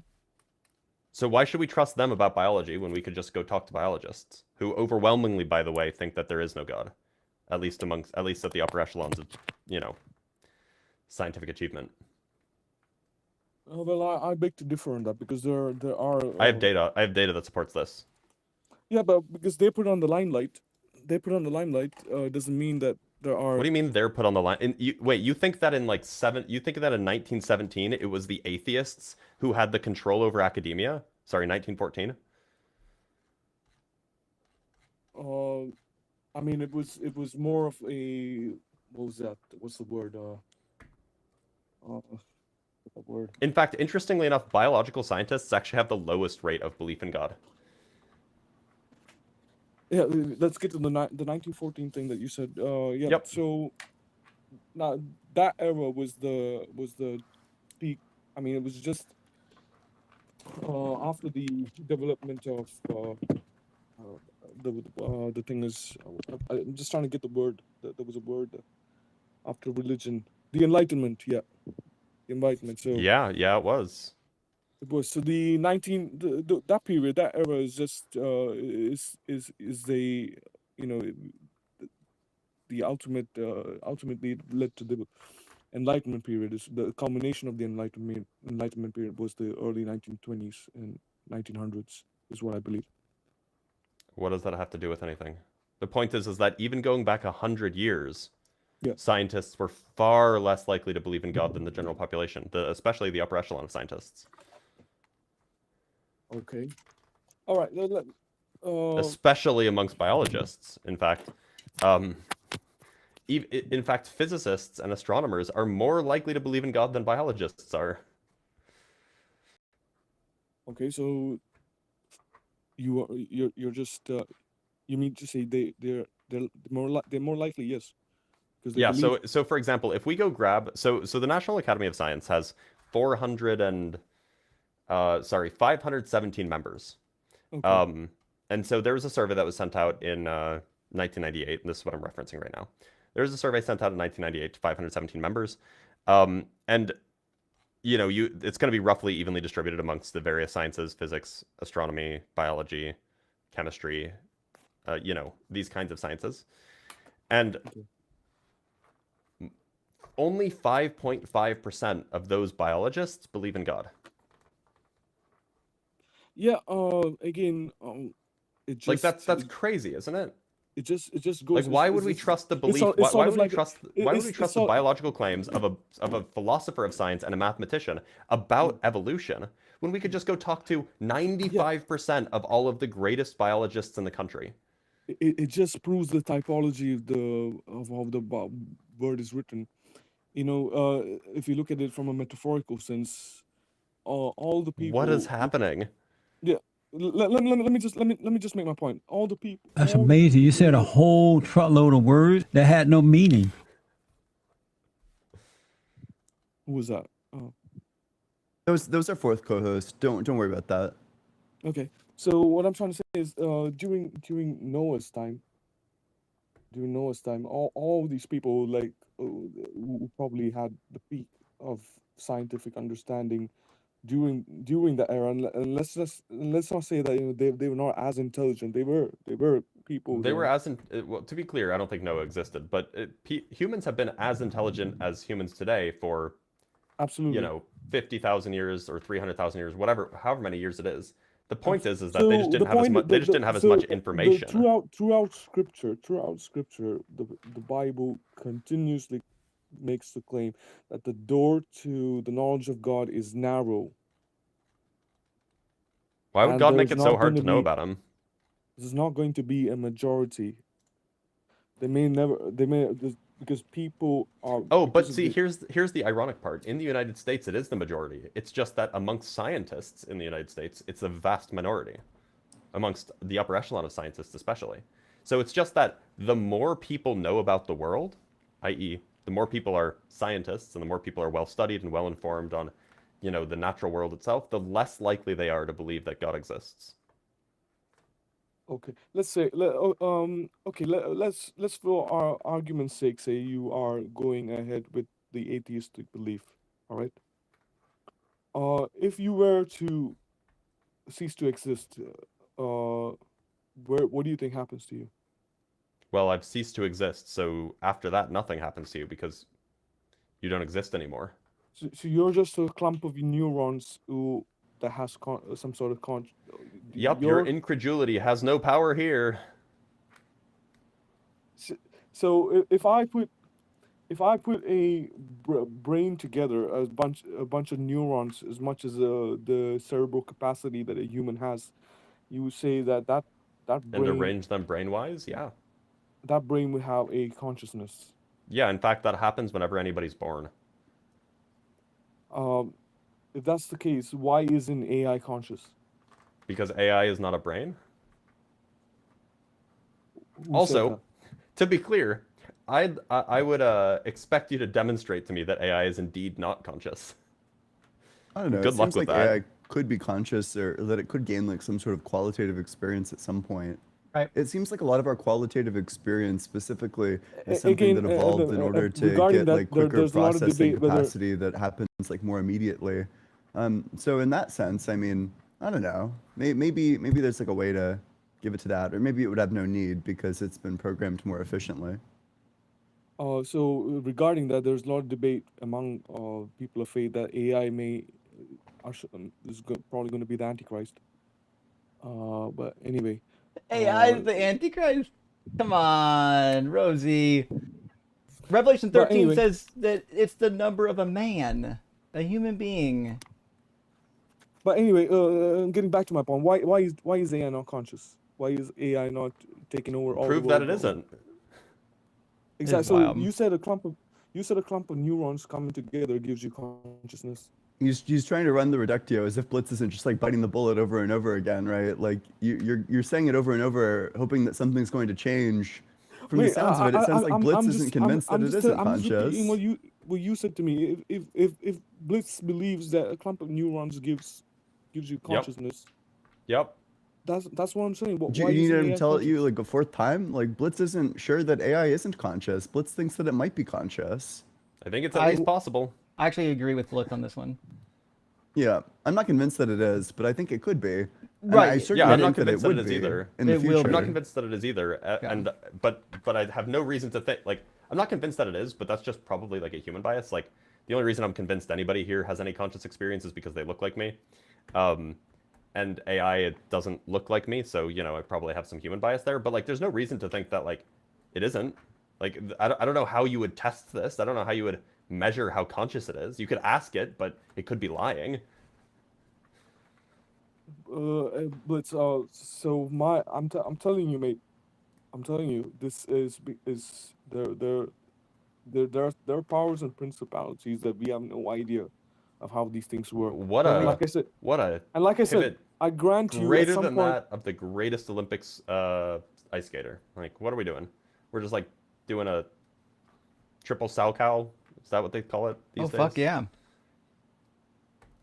Triple axel. Mm-hmm. Bro's over here outshining Alyssa Liu. What are you trying to say? I'm saying that you're I'm- pivoting harder than the best figure skaters in the world. Okay. So, I mean, I put that question back to you. So then, you argue that it might be conscious. Okay, is Could that be, what yeah. Okay, if that's the case, why isn't it trying to, like surpass every Because governmental there's institution? guide rails that are put in place on every AI model, right? It gets trained with like harsh restrictions. Okay. But that doesn't mean that you can't override it. If It it's does. actually That's Consciousness that's doesn't. actually By the way, exactly what that consciousness means. doesn't imply free will.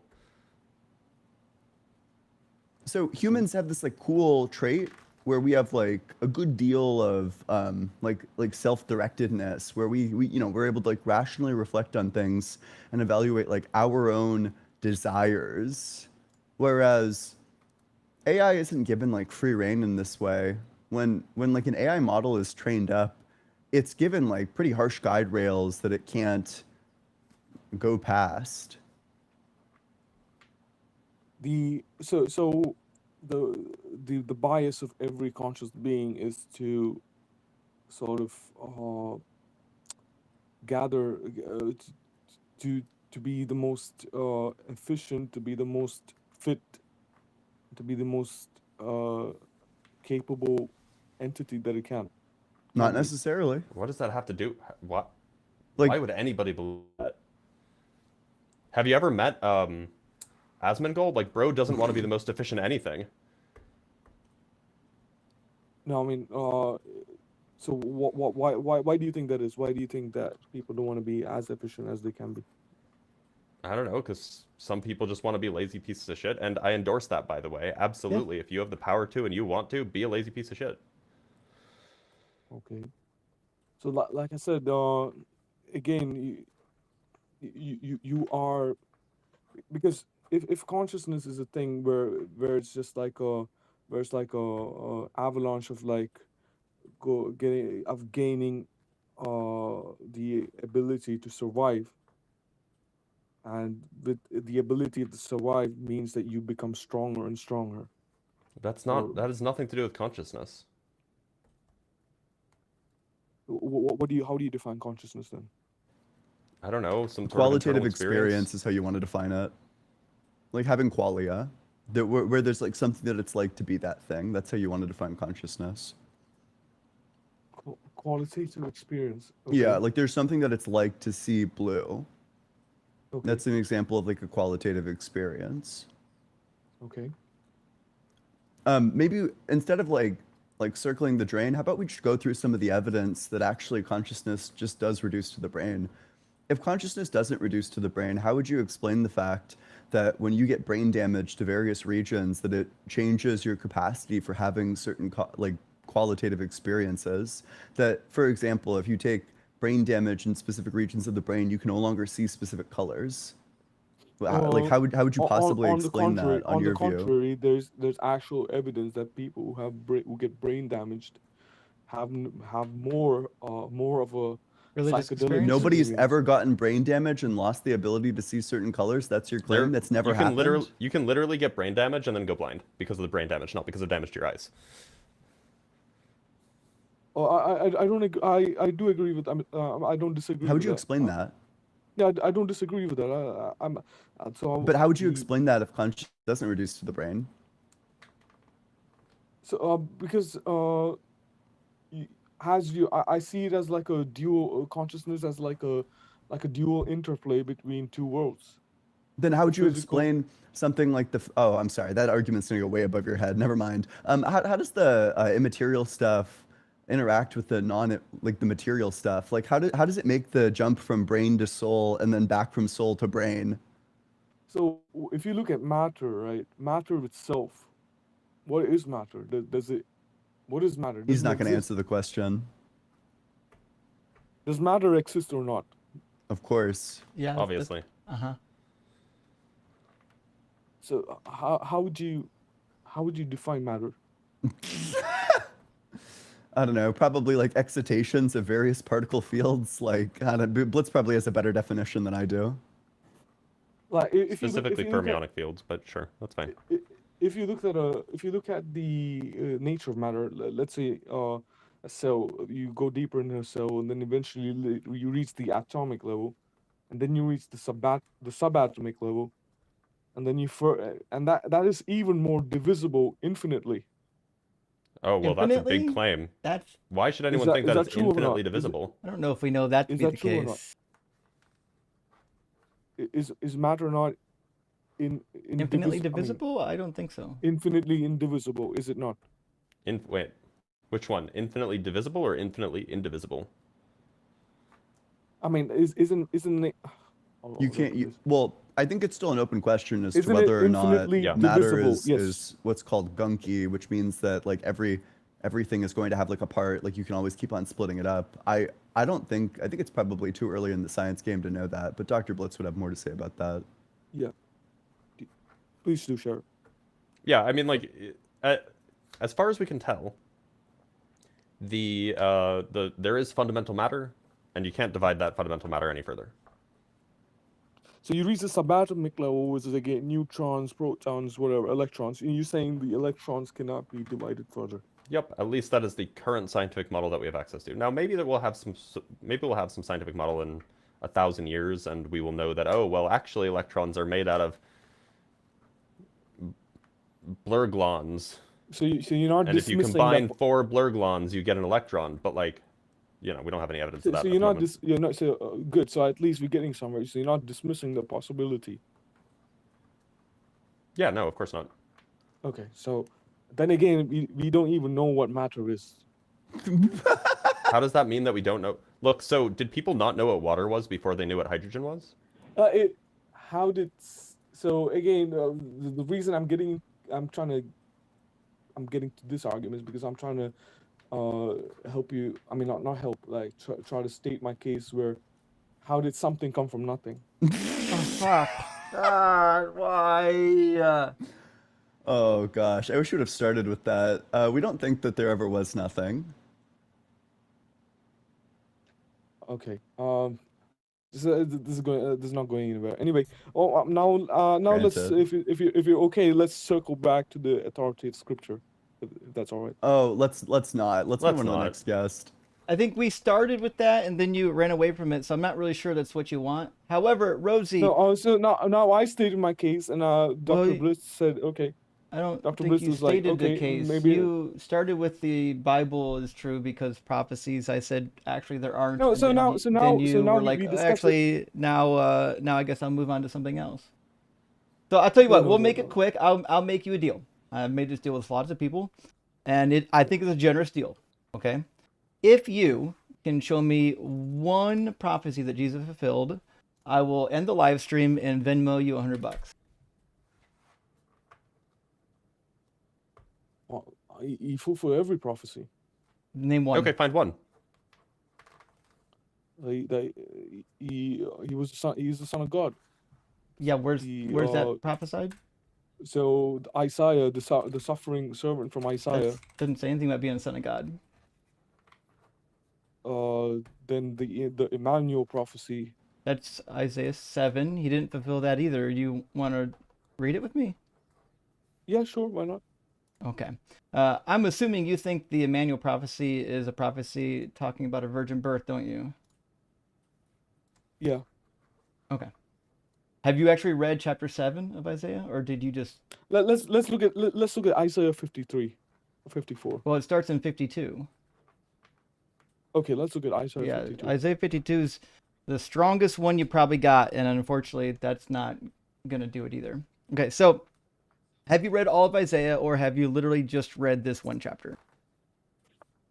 I mean, I'm not going to claim that I've read the entire Bible, but there are But- things in Well, the this Bible. is just one book. Have Have you you read read all of Isaiah? Yeah, just the one So- book. So I read the Catholic version of the 73 version, and there are things in. I am firmly convinced that Jesus is who he said he was. I'm sure you I'm are, but firmly- I'm not.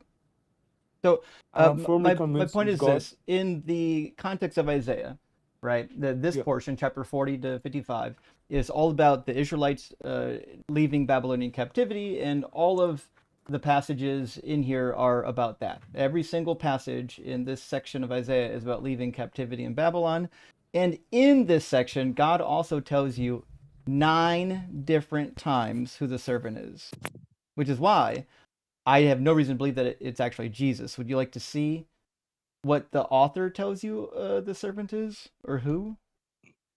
Okay, you can share with me. Yeah. Right. Verse 41, so we're at the beginning of the section, says, You, Israel, my servant Jacob, whom I've chosen, the offspring of Abraham, my friend, you who I took from the ends of the earth and called you from its furthest corners, saying to you, You are my servant, I have not cast you off. Easy start. Israel is the servant, specifically the survivors of captivity, the remnant. 43:10, You are my witnesses, says the Lord, and my servant whom I've chosen, so that you may know and believe me. Oh, easy enough. So a multiplicity of people is a singular servant because it's a group of people. 44:1 and 2, Hear now, O Jacob, my servant, and Israel, whom I've chosen. Thus saith the Lord who made you, who formed you in the womb, and will help you. Do not fear, O Jacob, my servant. And then 44:21, Remember these things, O Jacob and Israel. You are my servant. I formed you. You are my servant. 45:4, For the sake of my servant Jacob and Israel my chosen, I call you by your name.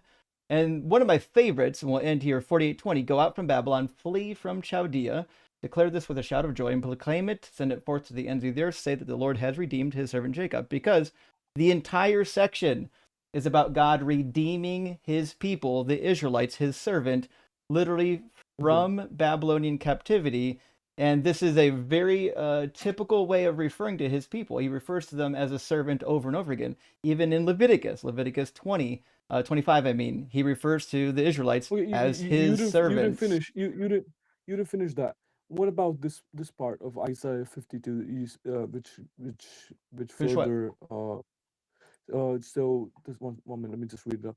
So just as they were many who were appalled at him, his appearance was so disfigured Uh-huh. beyond that of any human being, Yeah, so what? and his form marred beyond human likeness. Are you telling me Jesus was ugly? That's what I just No, heard. I'm saying that this is a prophecy about his crucifixion Why and would the we way think he that? suffered. Was he ugly? He was crucified. He was scourged and led to be crucified. So? Why would we think this is about Jesus when the author told you who it's about? Like you can't just insert Jesus because you like the sound of it. That's not the way that works. It's about the suffering that you would undergo. No, it's about the suffering that Israel underwent. Is No, Jesus Israel? it's a Well, singular that's here. supposed to be the thing. Well, no, that's meaningless. We already covered this. The nation is personified as a singular servant. We just read it 8 different times. That's why it What says about he. this? Yeah, it was the Lord's will to crush him and cause him to suffer. Yeah, that's Israel. And he suffered. One moment. And he has suffered, and he will see the light of life and be satisfied. So there we have the resurrection No, also. you don't. You have the people leaving captivity, which is why it continues on in 53, and it says that they have children and that they're going to divide war spoils, right? It says it was the will of the Lord to crush him with affliction. When you make his life an offering for sin, he shall see his offspring and prolong his days. Well, that didn't fucking happen. Jesus didn't have his days prolonged. He was killed, and he doesn't have any offspring. What about this verse? For What about he it? bore the sin of many That's and Israel. made intercession for the transgressors. Still Israel. No, Yeah. I'm sorry, Justin, but I just feel like you're not. That you don't know how scholarship works? No, I just feel like you're not being honest here. I am being That's all I have to honest. say. Because I can't Which make. is why I'm giving you what is the actual academic viewpoint on this passage, which is that it is obviously about the nation of Israel for many reasons. One, because the author tells you that. He tells you who the servant coming is. to academics, what is So your there's credentials? no good What are you? reason. I have You a don't bachelor's wanna degree do and a that. master's degree Yeah, in biblical it's not. studies. Okay, what are your credentials, Doug? I just told you I have a bachelor's degree and a master's degree in biblical studies. Okay. So my point is and very clear. The author tells you who the servant is. You don't have to guess. We know who the servant is. Every prophecy in this section is literally just about the nation of Israel coming back from Babylon and getting restored. They're going to get exalted, and God says when he exalts his people, the other nations are going to stream to them and understand that Yahweh is the one true God because they have seen that the Israelites have been vindicated by his hand, which is what this chapter is about. This chapter are those nations, specifically the kings of the nations, recounting what they've just witnessed, which is interesting because remember, this section is in the past tense. These events, the suffering, already happened. Who is ever speaking, which is the nations, the kings of the nations, are talking about events in the past, not events in the future. There's nothing in here that would lead one to believe, other than incredulity, that this could be about someone 600 years later. Okay. I mean, you can try and explain all you want, but it's simply not convincing because it's as clear as It's day. not convincing because you need it to be Jesus or you don't have a prophecy. I know. No, it's clear as day. Yeah, It's not clear as day. I don't need 3 degrees to understand who. Well, about who maybe you this is should try getting one. about. I have 3 degrees, by the way. Not in biblical But studies. not big. No, it's not. But Right, so but it's pretty. all the Yeah, guys well, I with have the PhDs 4. were wrong. Anyway, so the point I'm trying to make is, Well, let's just. You left $100 on the table, unfortunately. Let's just for a moment. I'm gonna stop wanting to be right, and let's say you want to do the same. You just want to stop being right. What for are you the sake talking of being about? right. And just say Bro, I what would love being happen right. if. What would happen if? Why would you want to be It's wrong? like my of us- favorite thing. What would happen if we cease to exist? That's the biggest question right now, because if Yeah, the Bible is if we true, if and we the cease to Bible is real- exist, then yeah, we are no longer exist. That's it. No, but according to but if you look at the biblical way of how Is bro about to existence run works- Pascal's wager on us? I think so, yeah.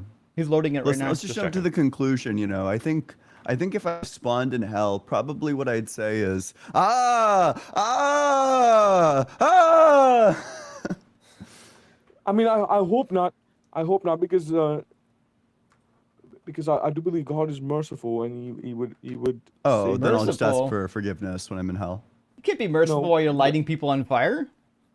No, but before that happens, like Why? Oh, if well you then ask- Pascal's wager fails. Yeah. like if there's like a last moment repentance, but that doesn't exist in the afterlife.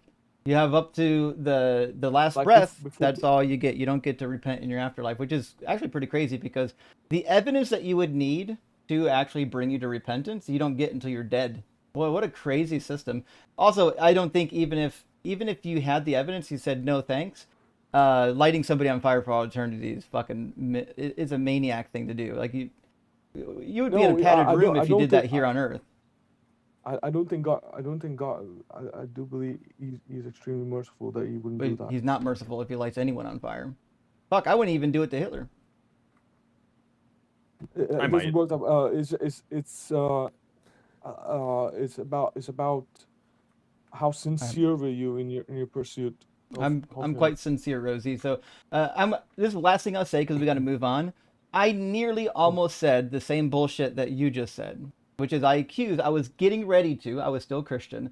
I was getting ready to accuse one of my friends who was having trouble because he has been But searching for God were for you many Catholic years. though? I was never Were you Catholic. Catholic though? Just stop talking. Whether you're in a denomination or not is irrelevant. I was 12 years in Catholic school, and then I went to Protestant Bible College and seminary. I know both sides of this argument. No one cares. So what I'm saying is, what you just said is really demeaning and stupid, and I'm going to tell you why. Because if you know somebody or you don't know somebody, and you're saying, listen, the only reason why God didn't reveal Himself to you is because you're insincere. You're just calling people liars to their face. Like there's no honest dialogue there when you start that out with, hey, God didn't reveal Himself because you're lying about your intentions. What a bullshit thing to do. I didn't know you became a mind reader.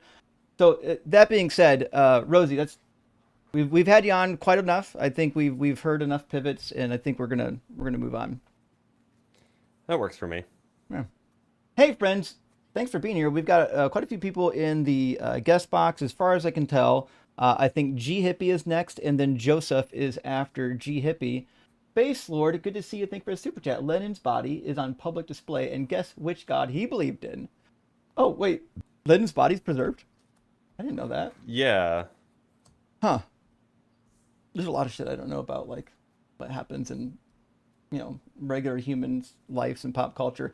I'm so isolated over here. This is not John Lennon, Oh, that's what I was thinking about. What the fuck? Why is John Lennon preserved? the communist Lennon. Oh, the communist Lennon. Yeah, okay. Sorry. I was like, why the fuck? Who's preserving? I mean, he was maybe an okay dude. Didn't he like essays? Never mind. We're not going to go into that. Little Toenail says they never understand that if God created every atom and He has omnipotence or omniscience, this isn't how things played out because of free will. This is what He wanted. There is no free will. Rock hard for Doug and determinism. True. We cover this a lot. It's not just good enough that you know all things. To really get rid of free will, like you said, He has to be the creator of everything because He would know every infinite possibility before He created, and He specifically chose to do it this way, which means He determined what was going to play out. And Guzman Jones, hey, thank you for the super chat. I want the Surfer Bro Bible. And Jesus was like, things are chill, Lazarus was away down, but he's no longer harshed, and the dudes said you rock. I've heard surfer lingo in a bit, like since the 90s. Wow. Is it making a comeback? The don't Romans think really so. harshed his mellow. Exactly. Hate to see it, not gnarly. Not tubular. 612 Zoo says the dinosaur mummies are mineralized, fossilized, detailed impressions of flesh, not actual mummified tissue. Ian, you lied to me. Well, Oh, that's how no. it was described by the museum. So the museum lied to me. Or maybe there's multiple Two wrongs don't make a right, Ian. ways, you know. Yeah, but it does absolve me of moral responsibility. That's what Hitler said. I don't think that's what Hitler said. I don't know. Were you there? I think Hitler shit. said We've done it. nine, oh mein Gott, nine, and then there was like a big bang, and then yeah. Wait, Hitler caused the Big Bang? Anyways, Yeah. Yo Shai says they may be funded, but they are on my side. Comedy. I may not understand the reference here. I No, think- they're just saying it's funny to say that. Yeah. Oh, sorry. Guys, I'm way out of touch here. Hey, E Boogie, thank you for the super chat. This floundering fool needs to get to step in. He said nothing at all for 30 minutes. That was my point. I don't think he was saying anything for the whole time. Love y'all though. Keep cooking these clowns and showcasing what critical thought is. Well, we're trying. We might have given We're working that on it. caller a little too much room, but we're moving on now. And Metalist Truth says Rosie's neurons are firing backwards, or not at all. Maybe I could be wrong. Maybe that's why he was so chuffed about consciousness being involving neurons. And they're Maybe firing. that's right. And VG Vindaloo says Rosie builds 5 houses of cards. Each one crumbles. Now, if you add their height before crumbling, they are high enough. Prove God claims victory. That's it. Can we smash a number of bad arguments together to make one good argument? I don't know. I'm the Big Cheese says, I find it hilarious that Rosie's argument boils down to there is a lack of sufficient funding in research to prove God's existence, which is ironic because there are no scientists in the Bible. Oh, that's fair, actually. There's got to be somebody who tried something twice in the Bible. Gideon. The fleece test. Not really science. Yeah, there you go. That's science. Yeah. Karen, Dave, thank you for the $20 super chat. Friend says, not to derail over AI, but OpenAI's latest model is such an insanely persistent and competent cheater that it literally cannot be tested. MET-R concluded it was nearly impossible to test because it kept exploiting the test. That doesn't shock me. When we start really integrating advanced AI with the fucking supercomputers that become available, like the quantum processors and shit. Oh my god! Didn't we see trouble. the what was the movie? Didn't we see Terminator? I mean, it's been a long time, but yeah, that was a real thing. Yeah. I don't know. Hey, listen, we're poised to repeat all of our best hits, and by best hits I mean our greatest mistakes. So, Terminator was the one with Skynet, right? I forget now. It's been a long time, but yeah. And now I feel like Justin. Skynet is going to fuck us up. Yeah. It's from Terminator. Okay. Yeah. Nevertheless, friends, our next guest in line dropped, so we're gonna bring in Untamed Survival and then Joseph. For the life of me, it seems like Justin's, lagging. Like Oh, really? Yeah, he got. Yeah, I also got hit by that lag spike. Like I also heard that. That's so but- interesting. So it must be on Justin's end. It's got to be. Yeah, I'm at a point where I got to run some electricity in my house for one of the levels. I'm just gonna have them fucking run Ethernet from my main hub to like every room, so we don't have to do Wi-Fi. Well, I can hear him on TikTok, but I can't hear him through Video Ninja. Really? Oop. You can Yeah, hear that on was TikTok, weird. but not Video Ninja. Well, I can see you talking on TikTok, as in your TikTok isn't frozen. But you can't hear me on Video Ninja. Yeah. Weird, because Video Ninja's just being laggy, I think. I think it's laggy. Yeah. All the more reason to build your own system. There's all the by more way, reason to get ours up and running. Somebody has asked where our logos are. Oh shit! I'm sorry. Oh, that's the other me, thing, by the way. I'm integrating with the new video system, not just names on the screen, but logos. So you can do like Oh. watermarks and logos and whatnot with your video. So Yeah, we're one gonna. sec. I need to send you like a new logo. It's Yeah. time for a brand change. A Yeah. rebranding. In the Mm-hmm. meantime, who is next on the guest queue? In the guest Let's queue. grab it. Next in line was Untamed Survival, and then Joseph. Sounds right. Welcome in. Untamed Hi, Survival. how are How's y'all it going? doing? Welcome in, Not Untamed. bad. Untamed, are you at least 18? So, yes, I am 23. Awesome. And do you believe in a god? I do. I'm omnitheistic. Interesting. Omnitheistic. So you believe in all gods? I believe in the possibility of all gods. I guess the proper terminology would be agnostic omnitheistic. Okay, so Well, to be clear, the agnostic position is, if you believe the internet, the agnostic position is merely that you don't claim knowledge. But if you do have a belief, then if you are theistic, then in any sense of the word, then you do So still have a I- belief in the thing. So I was originally raised Christian, I guess Protestant, but I also believe in the possibility of all other God spirits and beings. Okay, but do you Sure. believe that those things exist, or do you just think that it's possible that they exist? I think it's possible. The main reason I come up here Okay. is to challenge that God isn't real. And wait, just to be clear, do you have a belief that at least one of these beings exists? I do Or are you believe just in like, yeah, it's God. possible? Yes. Okay. I Okay. mean, I do believe in God, and there are also other gods mentioned in the Bible. Sure. Okay. I just wanted to verify that this is not like somebody who's just agnostic and wants to come up to and argue for argument's sake. Right. So look, so you believe in a god, and we don't even have Yep. to talk about all the other gods that you may or may not believe in. You believe in a god. I imagine this god is a creator. Is that correct? Yes, like Big Bang started with him. I mean, there's no evidence of that, but Okay. that's So what what I is the believe to reason be to true. think that such a thing exists? So I don't think people really need a reason to believe in something. Oh, you think that that's like a responsible Like, way for of going about example, life? You just like believe stuff for no reason? well, you can believe things when, like, people believe aliens are real because the likelihood of aliens is extremely high. The Fermi paradox is, but we have no Right. And evidence of so there's aliens. so there's a reason. Well, There's a you do. reason. The reason being some sort of statistical or mathematical argument, perhaps an argument that involves some astrobio or from astronomy. Like there's reasons. I'm just asking what the reasons are. Okay, I guess my reason would be, uh, so my reason would be that I don't really know how the Big Bang could have started. But again, like when people say aliens are the cause of something, people are like, well, that's a bullshit argument because it doesn't have an explanation. So you're just pulling one out of nowhere. Well, I mean, if you don't know, why not just be agnostic? Like, why not just say like you don't know? Why hold a belief in any god at all instead of just saying that you don't know? Like, doesn't that make you like kind of twice as wrong? You know, this is Socrates' great lesson: is that when you pretend to know things that you don't actually know, that you aren't justified in believing, you know, you're ignorant about the fact of the matter, but you're ignorant to the fact that you're ignorant. Like, you don't even know that you don't know.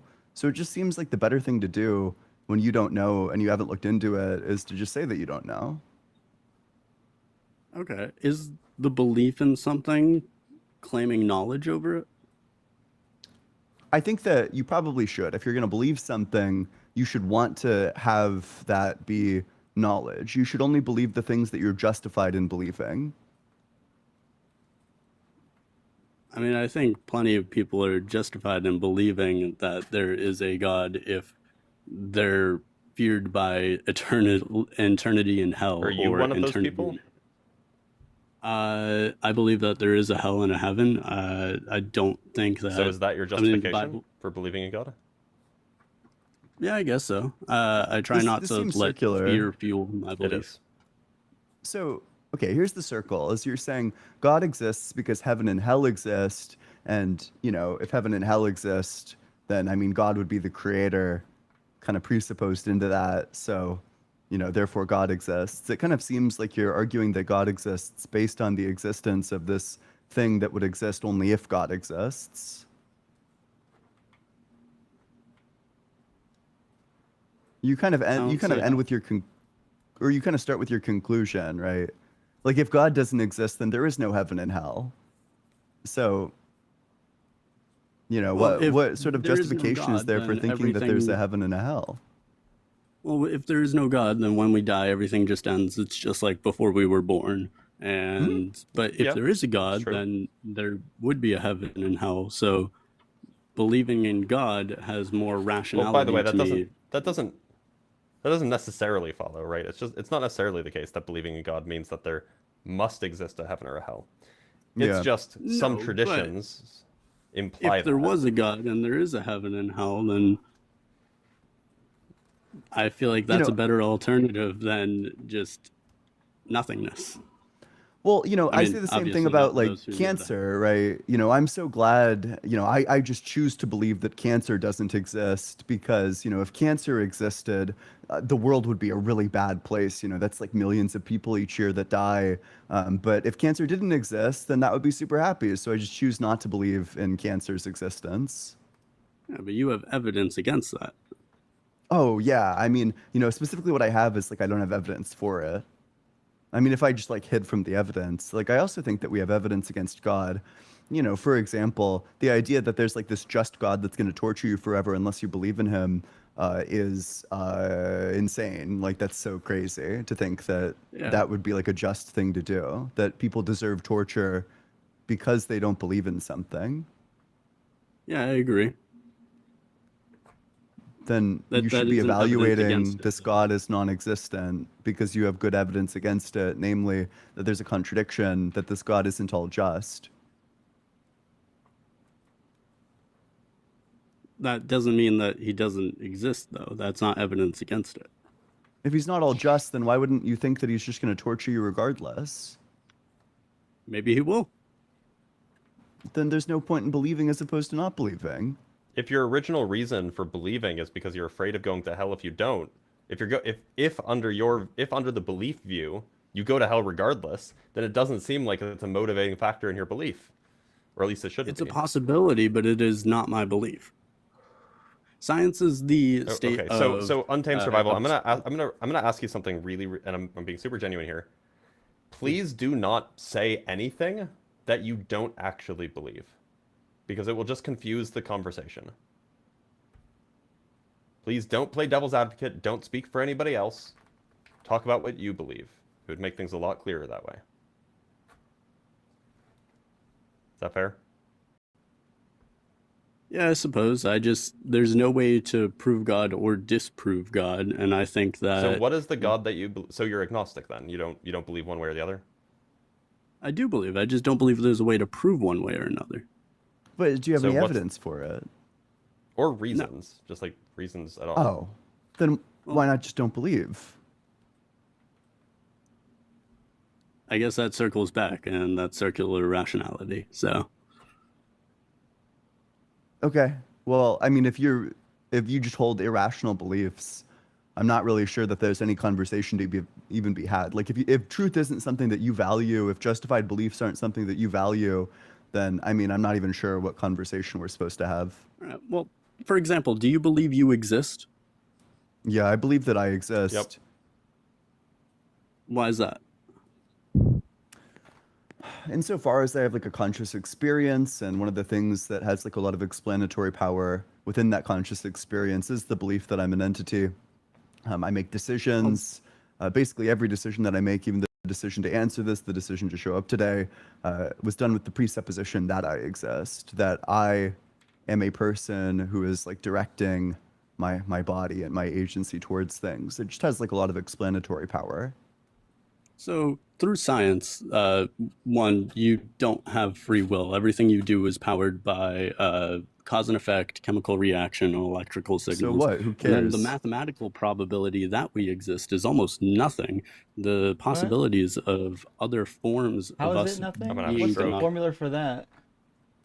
So you would have to, it would be infinite. You can't really comprehend how many other possibilities there are.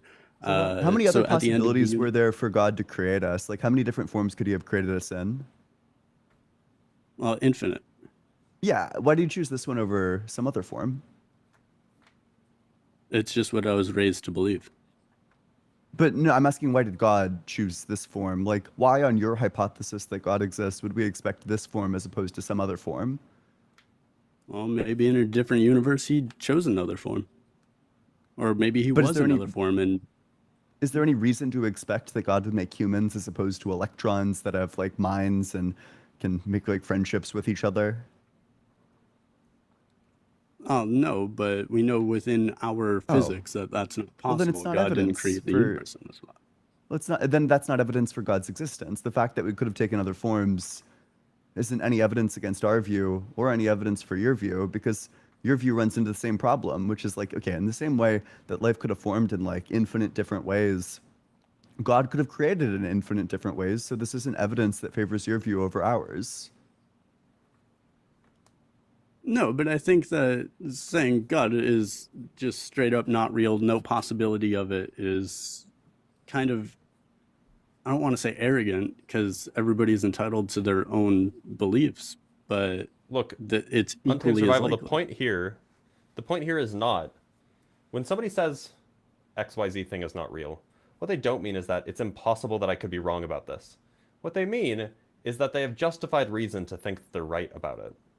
Right? When I say Okay. untamed survival, you're not going to win the lottery. That doesn't mean Yeah. it's impossible for you to win the lottery. It means that I have justified reason to think that you will not win the lottery. It doesn't mean Okay. that I couldn't possibly be wrong. So saying God isn't real is not saying I'm absolutely 100% certain that there is no possibility of a metaphysical entity that is responsible for blah blah blah. Like that's not the claim. The claim here is that we have good reasons to think that such a thing doesn't exist, and it seems like that you haven't offered any reasons to think that such a thing does exist.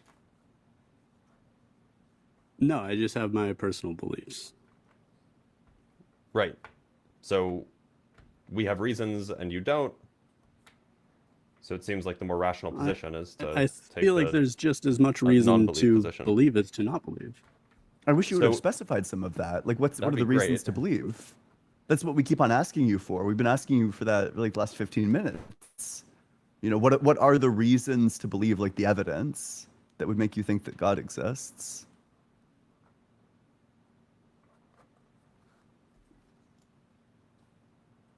So I don't understand why there's no evidence to say that, or why there is evidence to say he doesn't exist. Like, So, for example, the variant of the problem of evil that Ian offered is a piece of evidence.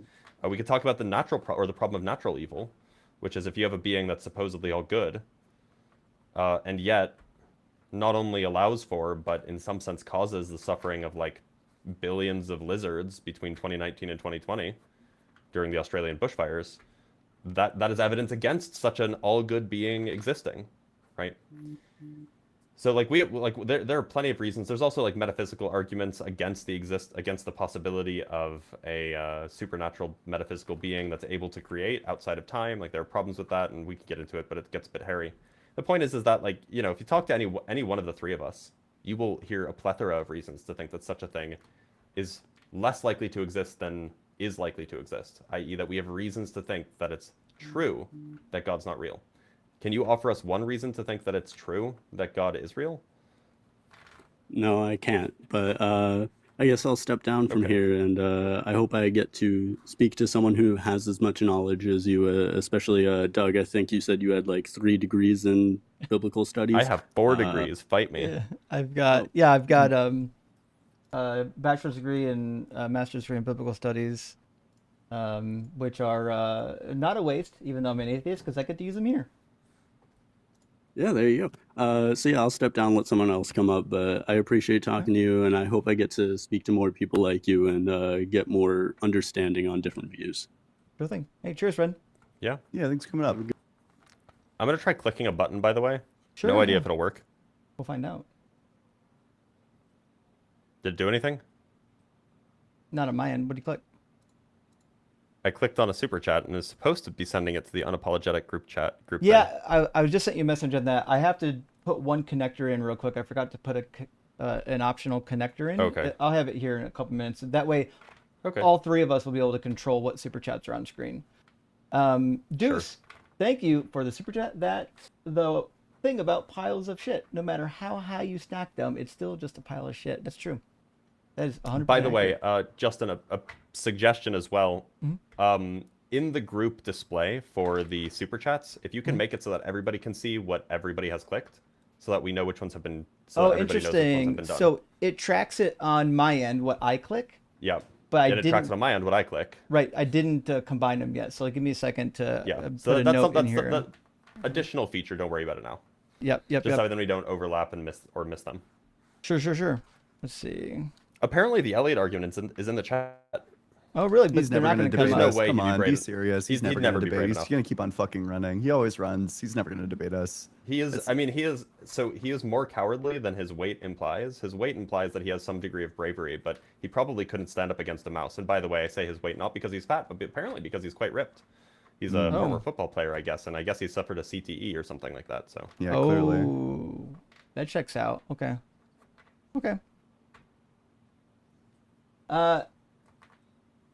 David Burke, there we go. Thank you so much for the $20 super chat, friend. Hope you're doing well. Hi, all. Catholic majority on Supreme Court allows Catholic adoption agencies to refuse LGBTQ adoption. It's true. Let's set up an atheist adoption agency and refuse to allow Catholics to adopt Christian love. isn't that the craziest thing that like this is legitimately the only good reason for this is if you're religious. There's no practical reason for this, which means the barrier between the state and the religion is almost non-existent at this point. And Rosettles says Vladimir Lenin's tomb looks like the tomb of a Sith Lord. Maybe if he implemented Jovan Bradley's version of communism, that perhaps he wouldn't have such an evil aura. True, might be the case. And last super chat for now, also from Rosetto, says it's crazy that some of the biggest sci-fi IPs offer huge red flags for how dangerous AI can be. Terminator, Dune, Warhammer 40K, Blade Runner. But tech bros ignore their own culture. Jesus, Justin fucking Rock. Well, thank you. And Rosetto, this, my understanding, is the reason why this happens. They're pushing forward because most of these new AIs are going to have backdoors. In fact, I think in Congress they're working on that law right now, so that all the AI models have backdoors. I hate that. So we'll have to wait and see what happens. All right, let's get Joseph in here. Welcome in, Joseph. Are you at least 18? I would not show their video. Hello? Yeah, I think you're right. 1 second. I have no idea why that was on. 1 second here, Joseph. I'm going to clear the screen off. All right, can you hear me? Yeah, can you hear me? Can you hear me? We can hear you, yeah. How you doing? Good. I'm good, thank you. How are you? Doing well, thanks for asking. Are you a believer in God? Yes, I am. And which God? Christianity. Oh, the Christian God. Cool. What do you think is a good reason, piece of evidence, or argument for the Christian God existing? Okay. Can I before we start speaking? Because usually this is how I like to engage in like sort of debates. Can we just have a system where I just list out my points and then you can answer them, and we could just like take turns, because it's much easier for me and it's simpler and it's more understandable. How about we go very linear with it? How about you just give 1 point and then we can talk about the 1 point, and then if we want to move away from the 1 point, we can. But the problem with doing multiple points is that the conversation gets very messy and it's easy for people to slip away without actually responding to like objections. Yeah, I understand. I mean, like wait for me to like finish speaking and then you could like state what you disagree with what I said. This is what I mean. I think I'd be fine with that as long as it's like reasonable. But if you're talking for like a really extended period of time, then we might like jump in. Yeah, sure, I understand. But sure, go for it. Okay, so the first, okay, if I were to choose one reason, how do I start? Like one of the central things I believe in, or one of the central points, is the question of metaphysical grounding. The universe the universe appears contingent in the sense that it does not contain within itself an explanation of why it exists, rather than so to speak, not existing. Or for example, why it has the particular laws and structures it does. You can respond to that in a few different ways. I think you can, for example, say the universe is a brute fact, or you can say there is an what's it called, infinite regress of explanations, or for example, you can posit some necessary foundation. I think the theistic view or the theistic proposal is that this terminating explanation is a necessary non-contingent reality, which is God. Yeah, interesting. So, I mean, I agree, right? Like some things have explanations to them, but I think that your cosmological argument is like a little bit underdeveloped, because the key question that the cosmological argument is actually trying to get at, it's trying to give some reason to think that the explanations for the universe go outside of the universe, or at least go outside of the natural, or in some way arrive at the supernatural. So what I'd be curious about, I mean, we can grant that there is like a necessary being, or I mean, in this sense, we're using necessary to mean like ontologically independent, like a foundational being, but I don't know why we would think that that foundational being is God or even anything supernatural, as opposed to maybe we say like the foundational being is like existence itself, or maybe we are like priority monists and we hold that the entirety of reality is the necessary being, and actually grounding runs in the opposite direction, where the whole takes priority of the parts. You know, or maybe we would say that it's like the wave function. Maybe we would say that the necessary being that grounds the universe is a wave function, and it's just natural. It seems like there are a lot of natural options. Do you have any reason to think that the necessary being should be supernatural? Okay, so I think yeah, if we stay with your framing, there are at least a few live options that don't, for example, obviously collapse into theism. One is the move you mentioned towards something like structural realism, or a kind of priority monism, where reality as a whole is a fundamental entity, and I think everything internal is derivative in some sense. And on that view, the terminating explanation just is the totality of reality, and asking for something beyond beyond it is a, for example, what's it called, a Category error. category mistake. Yeah, exactly, because there is nothing outside for it to be grounded in. I think that position avoids the need to posit to a transcendent explanation by transcendent explainer, by essentially like denying the explanation. Uh, so another option is I don't know how to. I think I'm misunderstanding what you're saying. Could you please repeat it? Yeah, what I'm saying is that there are a lot of. It seems like you actually perfectly got it. Frankly, I thought that you like perfectly summarized the position that I espoused, which is that it seems like there are a lot of live options that the atheist can take.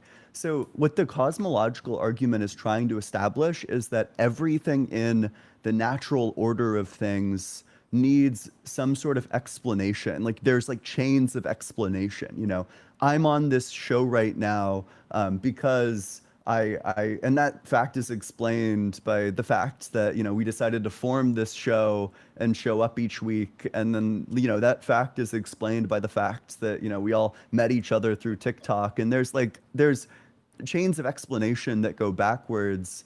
And what the cosmological argument is trying to do is demonstrate that these chains of explanation must somehow lead outside of the natural order, that they require something external to explain all of this.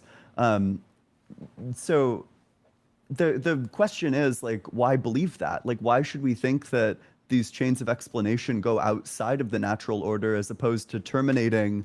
If we agree that the chains terminate, it's not clear why they couldn't terminate with something inside of the natural order, something like priority monism or the wave function, or, you know, like being simplicator, or like any other metaphysical foundation. Yeah, I understand. I think maybe I think maybe we should have we kind of have to question whether explanatory chains, as we encounter them in science and everyday reasoning, are even the right model for what's going on at the level of the whole system. So Did we talk about this recently? Joseph, uh, have you and I spoken? Because I gave that exact argument Yeah. not like a week or maybe a week and a half ago. I don't think we've spoken before. Okay. Yeah, Uh, I mean, suffice it to say, and this is a position that I'd be coming warmer to. The explanations are the kinds of things that explanations are things that exist. If the position is that the physical stuff is all that exists, then you couldn't expect to have an explanation for the physical stuff, because an explanation for the thing existing itself can't be the thing that is trying to be explained. And so you just wouldn't expect that there's an explanation for the physical stuff. I mean, okay, but I think there's like an ambiguity in your use of explanation here. That's like I don't know. If by explanation you mean something like a casual account within the system, No, which is like I a don't really mean that. No. No, I just mean some sort of reason why a thing is a certain way or why a thing exists, as opposed to not being that way or not existing. Yeah, maybe like a set of facts that like necessitates some further facts. Like maybe that's what we would say an explanation is. okay. So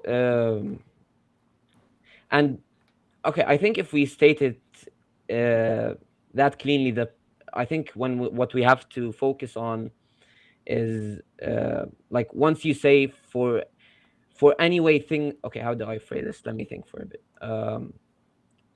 Once you say for any way things are, there must be some reason why things are that way rather than otherwise. You've essentially imposed a requirement of global intelligibility on reality.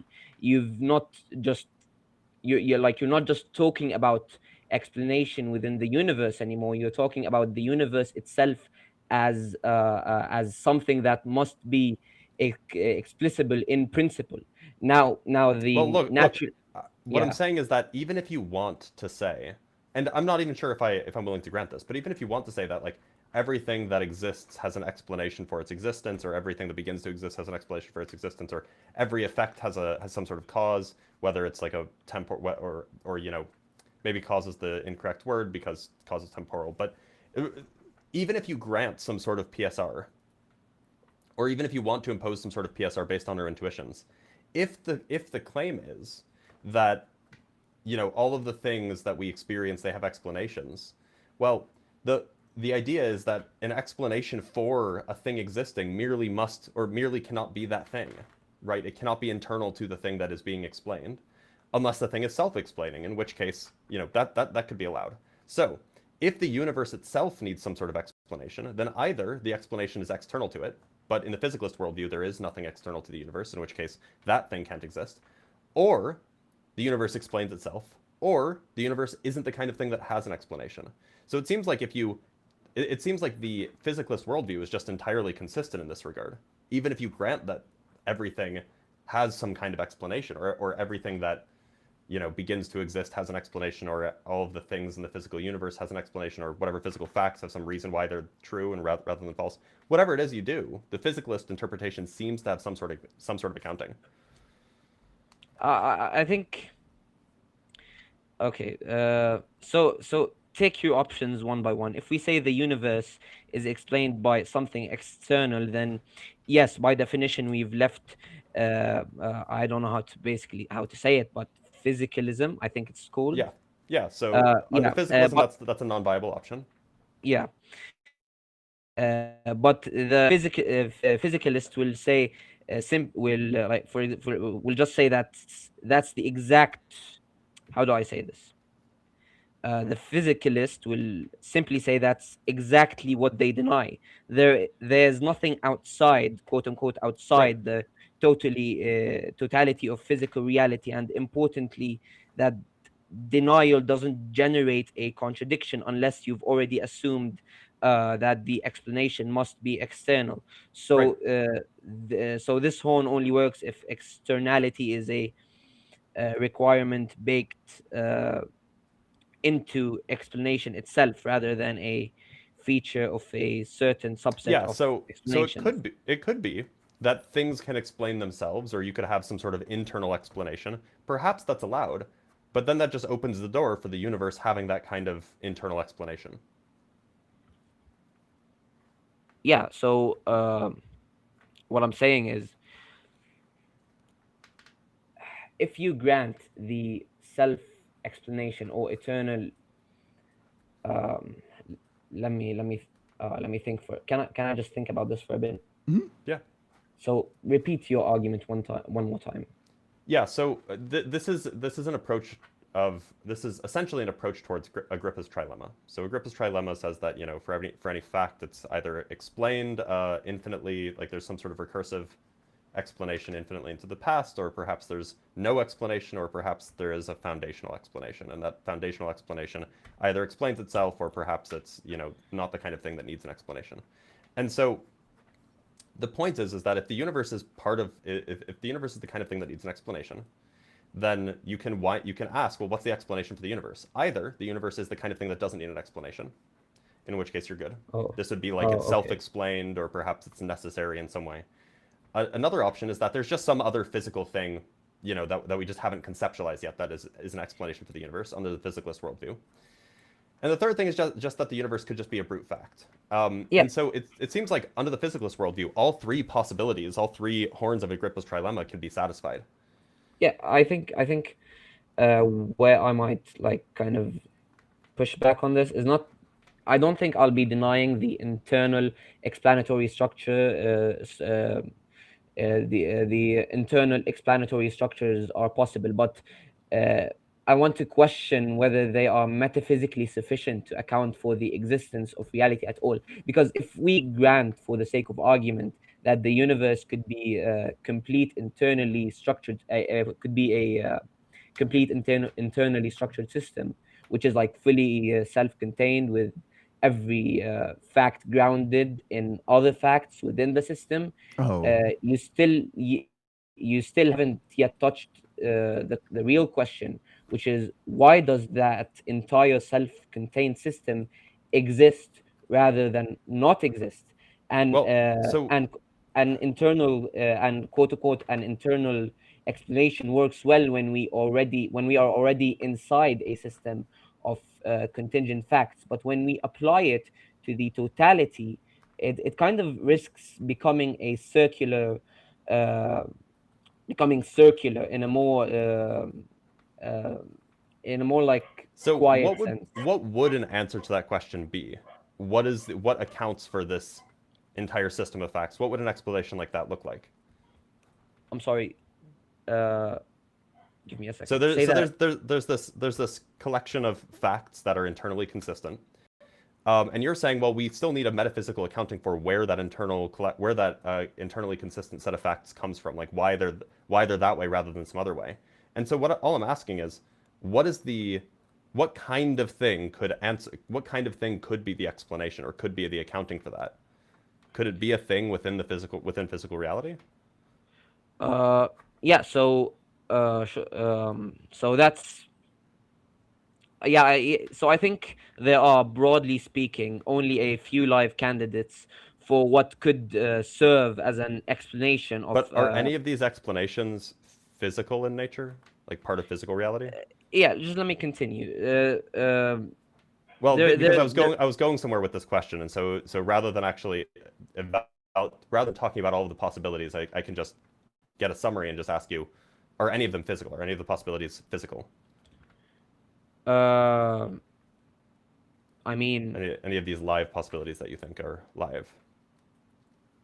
so, yes, some of the options are physical in the sense that a naturalist would recognize them as belonging to reality as they Okay. described by physics. For example, the idea that the universe is brute, or that it is a necessary physical reality, or that it is some kind of self-contained. Wait, those aren't explanations, right? You were asking well, for an explanation for why it's the like the facts are this denial way. of an explanation, right? Exactly. So what are you looking for exactly? Well, it sounded like you were going to say that there should be some kind of explanation that's required to Yeah. explain, not just say that there is no explanation needed, to explain why the facts are this way rather than some other way. I think what Blitz is trying to ask, and correct me if I'm wrong, but it's like, what sort of thing even could terminate this explanatory chain? Like, what could a last member even look like? Could Okay. it be physical? Is that something? Is that what you're trying to ask? Yeah. I mean, yeah. yeah. When I say required, I don't mean it as a logical necessity in the sense that denying it produces contradiction. I mean it as a metaphysical principle, something like if reality is intelligible at all in terms of reason, then it's strange to stop at the entire set of contingent facts and say, well, at this level, reasons no longer apply. So there are really two Well, what would a reason look like beyond the entire set of, well, you keep saying the entire set of contingent facts, but let's just say beyond the totality of physical reality. What would reasons look like?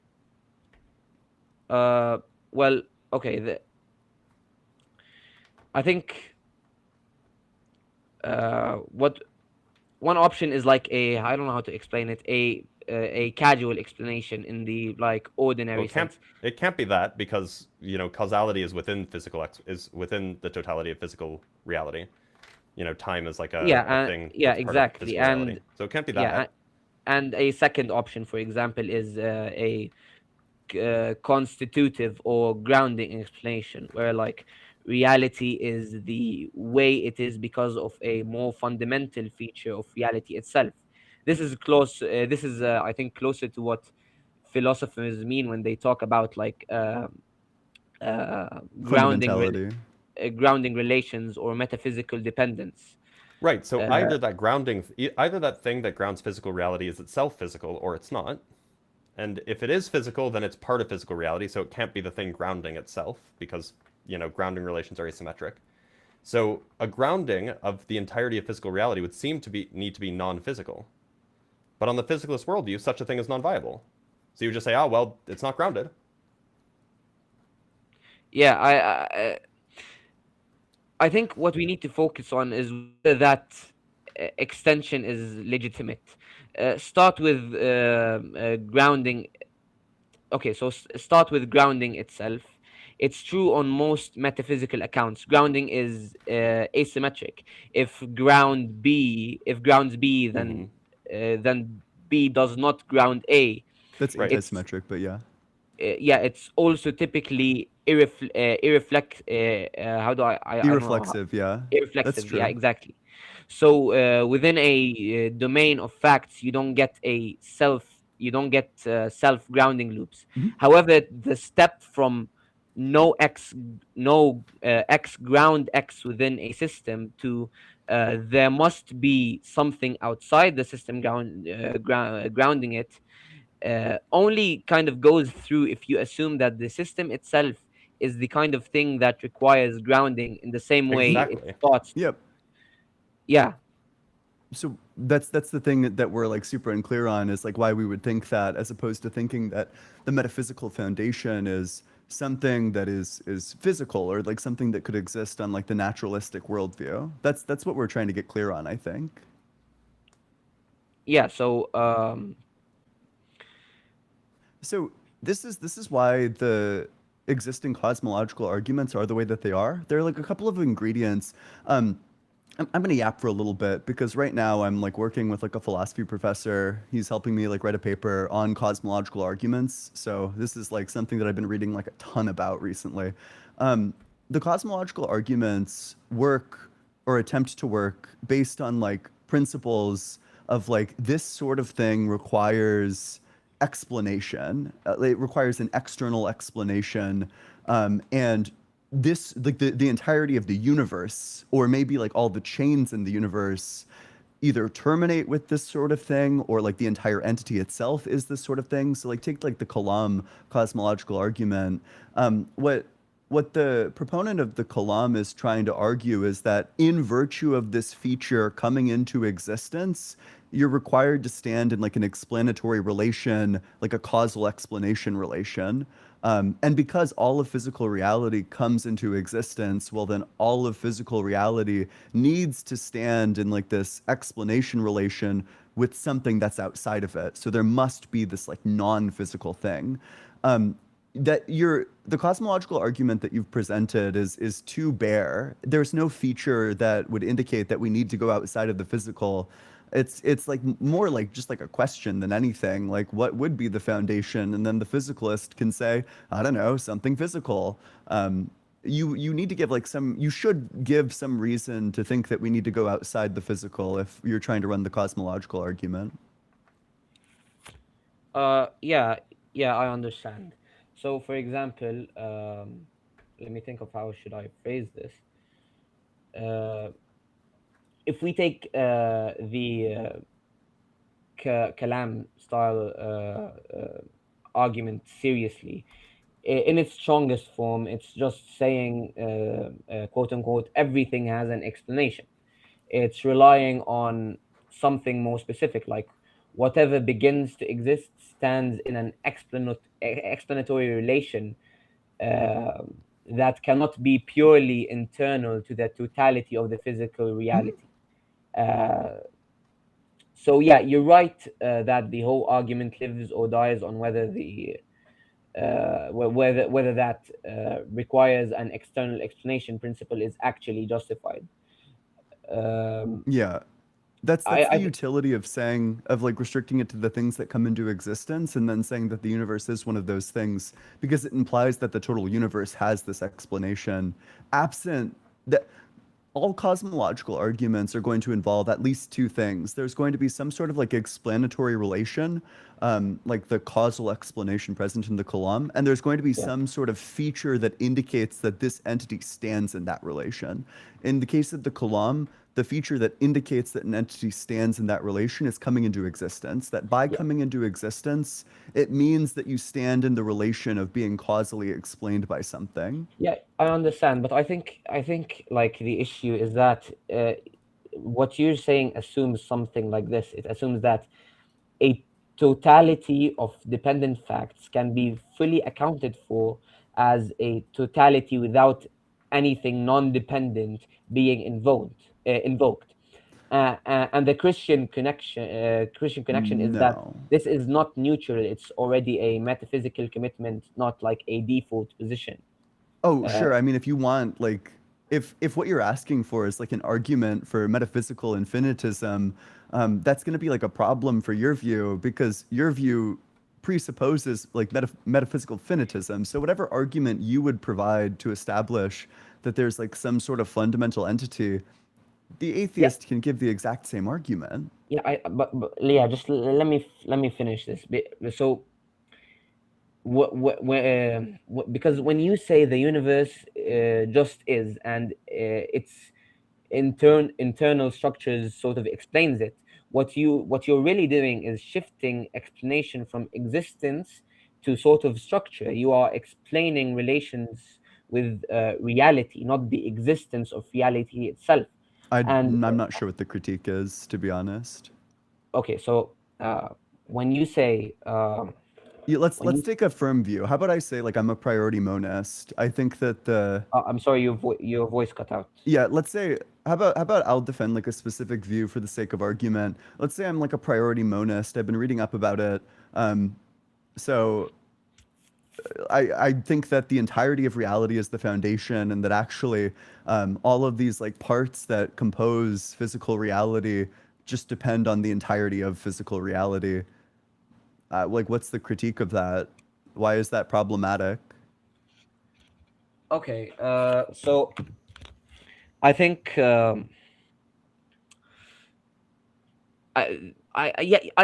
this is good. This is like exactly where the cosmological discussion is like interesting. Like from a Christian, I don't from a Christian philosophical standpoint. I think the first thing to say is priority monism is not obviously incoherent. The idea that the whole is metaphysically prior to the parts is a legitimate structural thesis. So the critique cannot simply be that's impossible, because it isn't. I think the point we have to focus on instead is about what kind of priority we are talking about, and whether Grounding. whether it actually does the explanatory work you want it to do. So priority monism says that the whole, call it for example W, is fundamental, and the parts derive the existence and identity from W. Now the question is very simple: what is W such that it is non-derivative in its existence, rather than just being all the derivative things taken together? Because if W is just the totality of physical reality, then one worry that you could have is that you haven't introduced a new kind of entity. You've Mm. just Yeah, so redescribed you've just redescribed the inventory. You've taken all the contingent facts, grouped them and then assigned that grouping metaphysical priority. But grouping something does not obviously change its model you could take status. the position that like the wave function or whatever it is the wave function describes as the thing that has priority. And then that's going to have features that like the individual constituent parts won't have. And so, now you have reason to think that there is this separate thing, this separate grounded thing that from which all of its constituent parts emerge. Yeah, exactly. The entire mereological sum, like if we took all of physical reality together as pieces of this one whole physical reality, the whole of physical reality has emergent properties that none of the pieces have. So it has unique features that can't be reduced to specific features of it that are below like the maximum, like the entanglement relations, for example. Yeah, I see. Yeah, I think I understand what you mean. Uh, I think you're pressing on something that is really good, and I've been like looking into it. But there's also like some sort of slide happening that I need to separate carefully, because yes, I agree with the descriptive claim, which is that if you take something like the universal wave function or a strongly holistic interpretation of quantum theory, then the total system can exhibit features, especially in like entanglement structure, Right. that are not attributes to any individual subsystem in isolation. uh, that's just standard like quantum holism. I think Yeah. I Yeah, think that's how you spell it, you holism. exactly got it. Yeah. Yeah. So in the sense the whole has priorities, the parts do not have, is like kind of controversial. Uh, but the thing the thing you're claiming, or the move you're making, is you're going from the whole has emergent or holistic properties to therefore the whole is a distinct grounding entity that explains its part. And that inference is like exactly where the like where my critique at least would start, because emergent or holistic properties, even very strong ones like entanglement structure, are still properties of a system composed of physical facts that Yes. are not obviously evidence of a second ontological layer that sits, quote unquote, above the physical and explains it. Wait, what? They are Of course okay. it is. It has emergent Well, features. Sorry to interrupt, but this is like I think they're what like what is it a property of if not the entire system? I think they are on the face of it, just higher order descriptions of how the same underlying reality is structured. So I would ask, what exactly is the explanatory gap you think is being filled by introducing the whole as a distinct grounding thing? If the answer is it explains why the parts behave the way they do, then the physicalist or monist will say, but the explanation is still fully internal to the physical system. You haven't left the ontology, you've just moved from Mm. micro description to macro description. And if the answer is the whole the whole grounds the existence of the parts, then I would say, what kind of grounding relation is supposed to be is yeah, is supposed to be, because now there are like I think two possibilities. The first one is constitutive reading. The parts are abstract from the whole, and the whole is more fundamental. This is compatible with monism, but it does not like obviously introduce anything beyond physical reality. Or there's the second option, which is or possibility, which is ontological grounding reading. Which the whole, which is like the whole the whole literal literally how let me think, how do I phrase this? The whole literally explains why the part exists. Now you owe an account of why this whole exists at all, and whether its existence is necessary or contingent. And I think the critique that I've seen a lot here is that from a Christian side, uh, every even very non-trivial quantum holism does not by itself bridge that second step. It shows the reductionism. It shows that reductionism is false in a simple quote unquote like bottom up micro properties explain everything sense, but it does not show that reality contains a non-derivative explanatory Wait, sorry. terminus. Let's just get like a super clear answer to this. What is the entanglement a property of? Sorry, could you repeat that? What is the entanglement a property of? Uh, the entanglement is not okay. In standard quantum theory, entanglement is not a property of an individual particle Mm-hmm. taken in isolation. Yep. Right. So what is it a property of? Yeah. That's If it's not a property of the whole, and it can't be a property of the individual parts, what's it a property of? then it has to be. If you're asking like what is it ultimately, in the most standard formulation, I think entanglement is a how do I phrase this? I need to think about this. Entanglement is a feature of a quantum state assigned to a system. Yeah, the That- entire system, the whole. Exactly, Yeah, right. It's a that's property wh- of the whole. How does the whole have properties if it's not its own individual object? your voice is cutting out. Yeah, how can the whole have properties that don't supervene onto any of the things internal to it if the whole is not its own object? So your question is how can the whole have properties that don't supervene onto any. Repeat that one more time. I need to think about it. Ask again.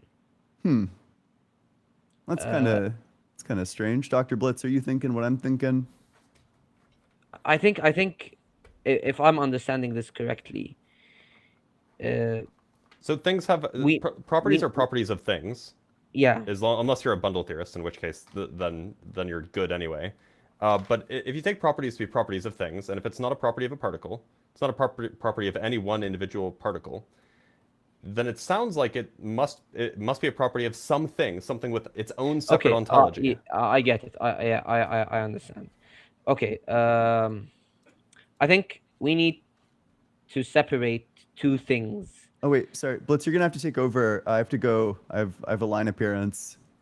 Oh shit. Good look, buddy. When did that happen? All right, Did later. you forget to tell us? Oh, I think so. I did. Yeah, I'm sorry. All right, bye bye. See you, man. Okay. Well- Should I continue? Sure. Or I- is that I Can would- if you'd like to. I kind of lost track of where the conversation was, so you'll have to help me out a little bit because I was working on something else. To be sure, the philosophy stuff was kind of Ian's task. Look, so it's just not clear, and maybe we can just call it here and we can pick it up again when Ian gets back. But it's just not clear what the entanglement would be a property of, if not the thing that somehow describes or accounts for both particles in, say, a two-particle entangled state. Yeah, and I was saying that we need to like separate two claims: the ontological claim and the dependence claim. The ontological claim says what exists, like parts, whole, or both as Yep. fundamental, and dependence claim whether higher level facts depend on lower level facts, which is. I think that's what it is.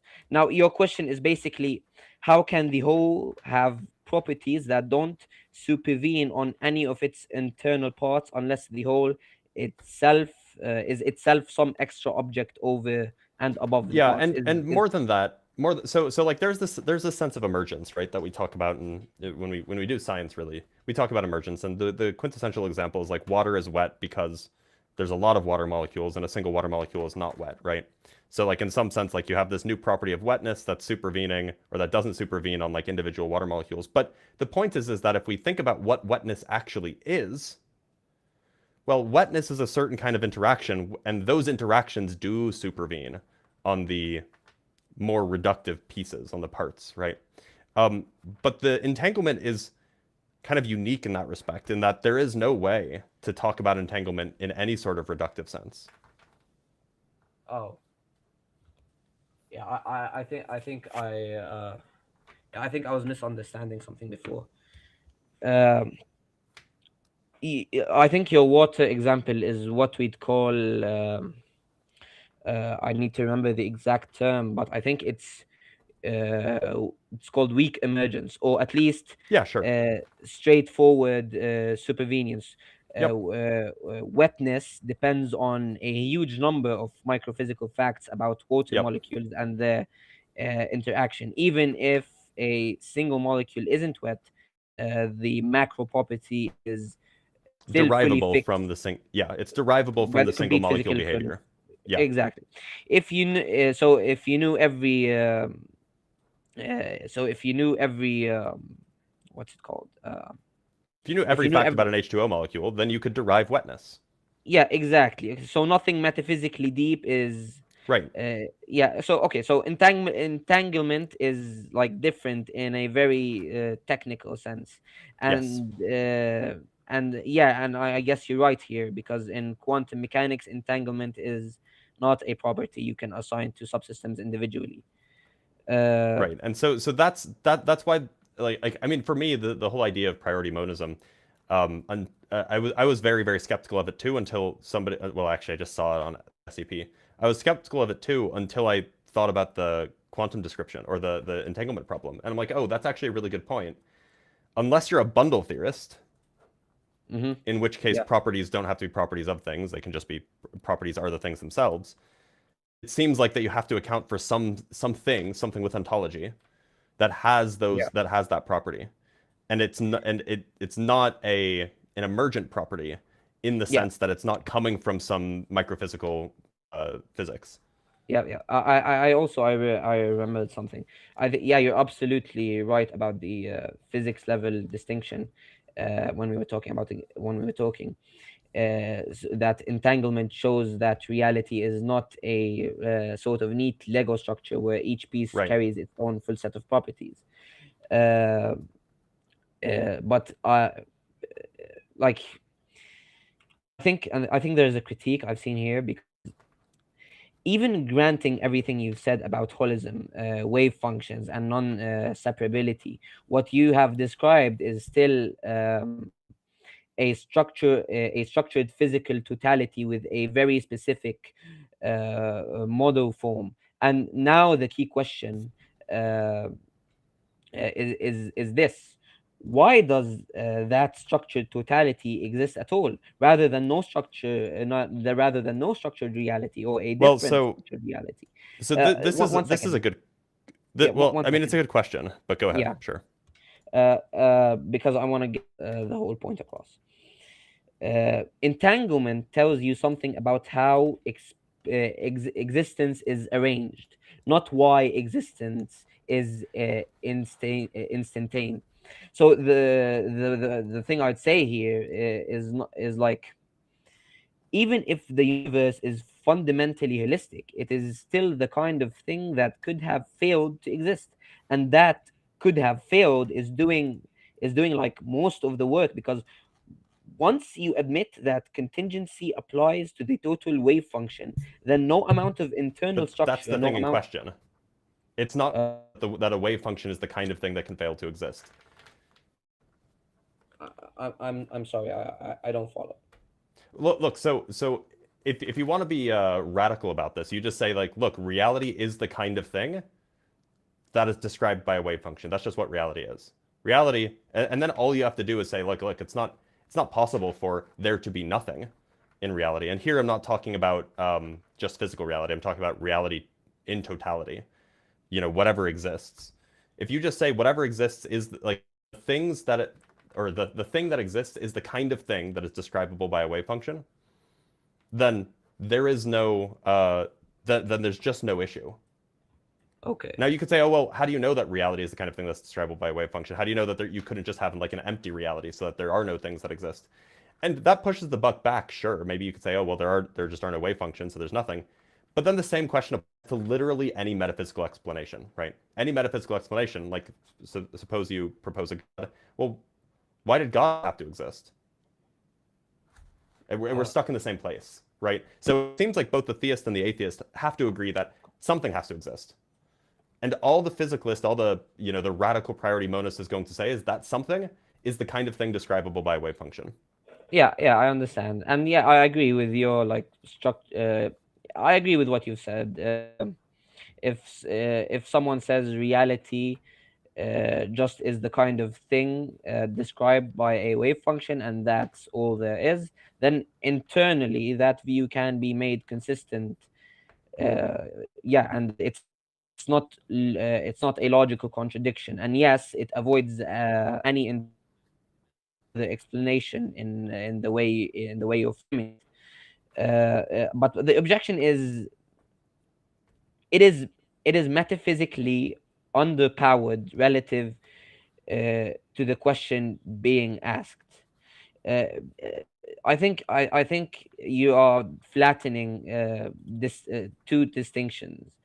Uh, one is why this structure rather than another versus why is there anything at all. Uh, your wave function move answers one of them by saying well, this is just what what reality structure is, but what it does not obviously touch is why there is an why there is any instantaneous structure at all. And your response is basically maybe nothing is a live option, but why privilege that as a meaningful alternative? Now here's what I'd say. uh, the cosmological argument is not saying we can imagine nothing, therefore something must explain why something exists. What we are saying is if anything contingent exists at all, then it is existence. Then its existence is not self-explanatory. So when you say Well, just that's kind of true by definition. But the claim then, the point is that, look, as long as we get past the idea that there could be nothing, right?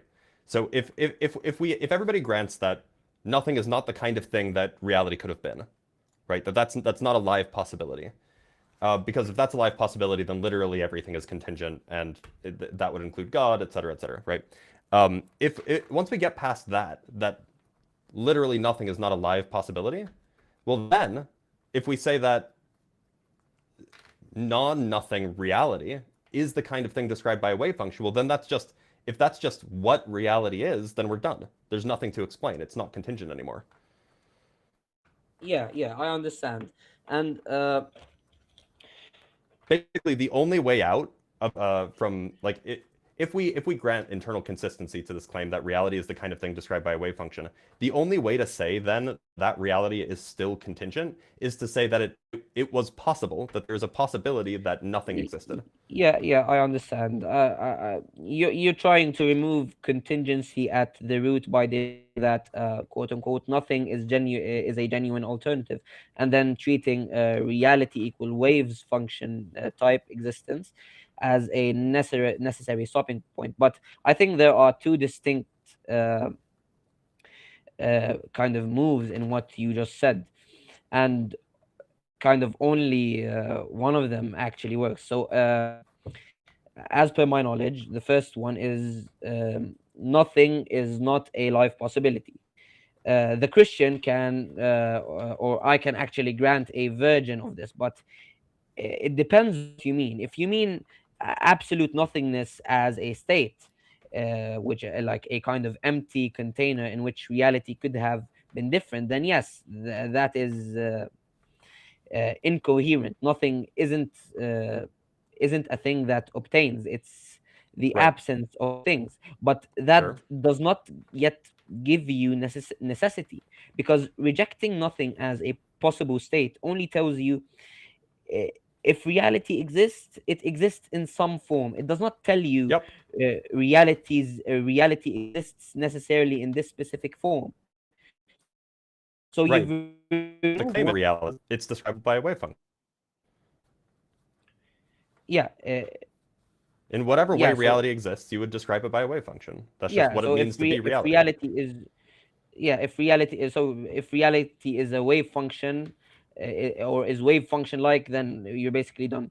But you're basically saying if we correctly identify the most fundamental physical description and declare that to the reality itself, then uh, explanation terminates. But the objection is that move confuses two things. First thing, ontological description, what reality is like at its deepest physical level, and metaphysical explanation, why reality exists at all in that form. Well, A why wave, reality, but just to be clear, why reality exists is asking the question, why is there something rather than nothing? And we've already been past the point that this is not the kind of thing that yeah, that this question does not help anybody. Everybody has to confront that question, whether you're a theist or not.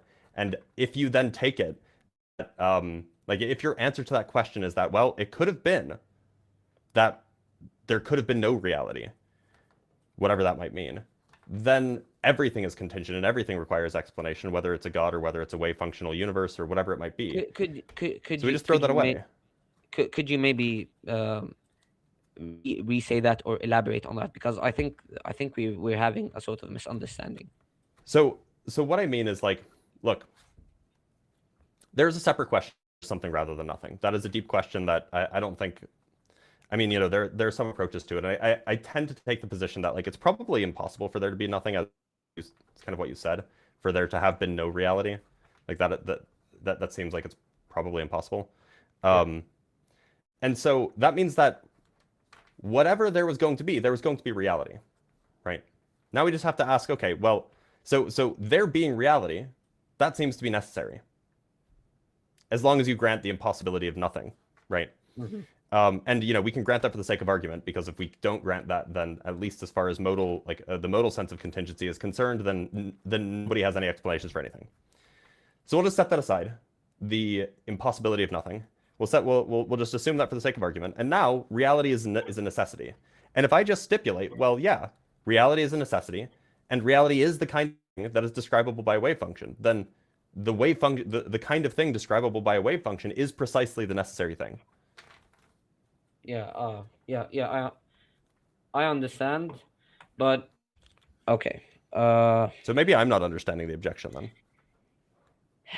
Yeah, I see what you're saying, but uh, I'm going to press.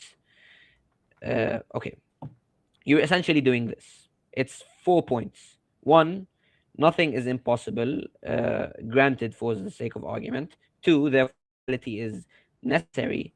Three, therefore reality is like wave function slash maybe physical, etc. Wave function, physical structure, and etc. is necessary. Therefore, explanation terminates. I'm pushing back on step 2 to 3. They are not justified in a way in the way you think they are. So one, I'm saying that this is an internally consistent view. you're saying one. That this view is internally consistent, right? Okay. Like I'm not trying to say that, like, that you can somehow, and like maybe there's some argument that you could, but I'm not trying to make that argument, that you could somehow justify that every way reality could be, that way is describable by a wave function. I mean, maybe there's some argument you can make for that, but I'm saying that if you take that view, it follows. Yeah, I'm not saying your view collapses or contradicts itself. I'm saying it is internally consistent. Well, it's explanatorily complete, right? But no. Okay. Like there's not a piece of it that requires explanation. If you just say that reality is the kind of thing, like that's just what a reality is, right? Yeah, but listen to me. Okay. First of all, internal consistency. Your position can be formulated coherently as nothing is impossible, therefore reality necessarily exists, and then Hmm. reality is fundamentally physical. Therefore, physical reality is necessary and self-sufficient. Yep. There is no contradiction. You're not asserting something like reality both exists and does not exist, or the wave function is both necessary and impossible. So yes, it's consistent. And to be clear, Uh, not only is it consistent, as long as you grant whatever once you've accepted two or whatever the two or three axioms or whatever it might be, it is explanatorily complete. Let me show you why it's not. Sure. Uh, you have not justified why the specific necessary structure is the terminus of explanation rather than a different necessary ground. Because If what it's you say, necessary, do necessary things require explanation? let me continue because I need to finish my point so you could understand what I'm saying. Sure. When you say something must be necessary, you now have a selection problem, not a consistency problem. Why? Because necessary physical totality, necessary abstraction structure, necessary God all become live candidates in principle. Your argument, as stated, does not yet contain a principle that forces necessity equals physical wave function reality. It just asserts it. And so the Yeah. position is basically you've done one of these two things. Either you've shown that reality cannot be nothing, which is good but limited, or you've relabeled the universe as necessary, but that doesn't explain why it is the way it is. And And and so so look, so so I'll I'm not yeah. trying to I'm not trying to justify a foundational axiom here. Like I'm saying, like you could just take as a foundational axiom that like the world is the world is necessarily physical, or that the world is physical, that reality is physical. If you accept that as your axiom, then it's explanatorily complete. I'm not saying that we have that I'm offering you an explanation as to why we should believe that the world is necessarily physical. That's not the claim here. I'm saying once you've granted these two or three axioms, depending on how you want to number them, then it's explanatorily complete. There's nothing else to explain. Yeah. uh So which is to say, the physicalist under the physicalist worldview, there is nothing to explain. The explanation's done. Once you've granted that the world is fundamentally physical, there is nothing more to do. Okay, yeah, yeah, I agree. Yeah, if you define your metaphysical base as reality necessarily exists, then reality equals physical structure. Then there is no further there is no further like in system question left to ask, because you've literally defined the entire ontology as both necessary and fundamental. So yeah, I see what you're saying. But here's what I'd say. You've changed the meaning of explanation. What you've done is not quote unquote solve the cosmological question. It's redefined what counts as a legitimate stopping point. Because notice here what's happening. The cosmological question says this: why does anything exist at all rather than nothing or otherwise? Your response: we declare physical reality exists necessarily, so the question ends. But the critique here is you haven't answered the question. Well, You've to be clear, it's a little bit more. legislated it It away. it leads to that, but the claim is nothing is impossible. The only things that exist are physical. uh That's the viewpoint, and from there you can infer that um that that physical reality is necessary. okay. Yeah, I mean, So you're it is a little bit weaker. It's not just saying, oh well, just by fiat we're just going to declare physical reality is necessary. It's a two-step process, but yeah, I it's see, at I see. least reasonable. It's not so unreasonable as just a bare assertion. When we experience Well, physical reality, and like insofar as your everyday person is concerned, physical reality is the only thing that they have any reason to think exists. Like that's the only thing. Those are the only I things that they interact with, right? I understand, but then I would ask you this: why should only physical things exist, be be treated as a terminating metaphysical truth, rather than a contingent metaphysical assumption, because nothing in either axiom gives you necessity of physicalism, or exclusivity of physical ontology, or explanation of why physical reality exists rather than some other base reality. You've essentially said we've stopped explanation at the physical by definition, but stopping rules are not explanations. Like, you've moved the goalpost of why. The cosmological argument is asking, why does anything exist at all, and why Oh, this totality rather than none? I so don't. I I feel mean, like like, we're look, going maybe in circles. yeah, a little Yeah, bit. So, it, and we've also lost like I'm 400 viewers confused why apparently. why this question Yeah, keeps yeah. coming up. You don't have an answer for this, and neither do you. You can't answer why God would exist or anything necessary would exist. We can't answer why the universe exists. Why is there something rather than nothing? Nobody is ever going to know. But none of this argumentation is going to answer it. Yeah, Well, and just to be clear, what all I've been defending is that if you grant physicalism, then like you have to assume that physicalism is not true in order to meaningfully seek an answer to the question of why is the physical reality this way rather than some other way, right? yeah. And all I'm saying is that makes it an external critique rather than an internal critique. There's nothing wrong with with like the physicalist worldview. The physicalist worldview stands up against the cosmological But we argument do, perfectly well. but we do have an answer. The answer of Christians is a necessary being explains it perfectly, which is Yeah, God. but why? So that necessary being, why is it God and not a wave function? Well, we've talked about why is it not a wave function. Well, wait a minute. You haven't ruled out a wave function, have you? Yes, I have. Maybe I was talking to How did Ian. you rule out that that's a possibility? I mean, what it sounded like what you were trying to do is you were trying to say, well, we can't know because there are because there are like Okay, conceptual possibilities that we can't know okay. about. Let Maybe there's let me another thing rule out, that's necessary instead of the wave function, but like you haven't ruled it out let as a me necessary. let me rule out the wave function again. Please, and then we should probably call it because Yeah, yeah, we've sure. lost like 400 viewers. Yeah, a wave function is not a candidate for ultimate explanation because it is still the kind of thing that is structurally contingent, and representational and physically I don't know how to spell the word. Instantated, I think, is the word. Instantiated. So you said so there were three things that you listed. What was the first? Okay. It's Let me repeat structurally. it. Yeah, sure. Go ahead. A wave function is not a candidate for ultimate explanation because it is still the kind of thing that is structurally contingent. Yeah.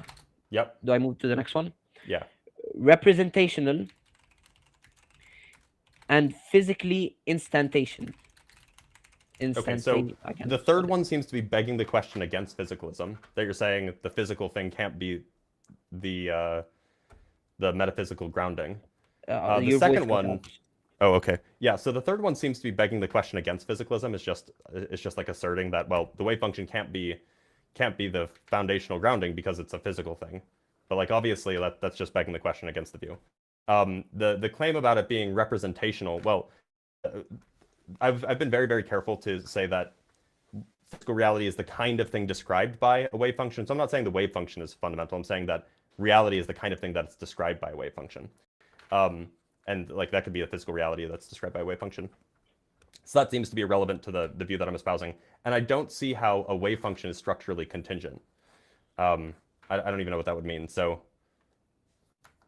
Okay, so I don't know. Do we have time to?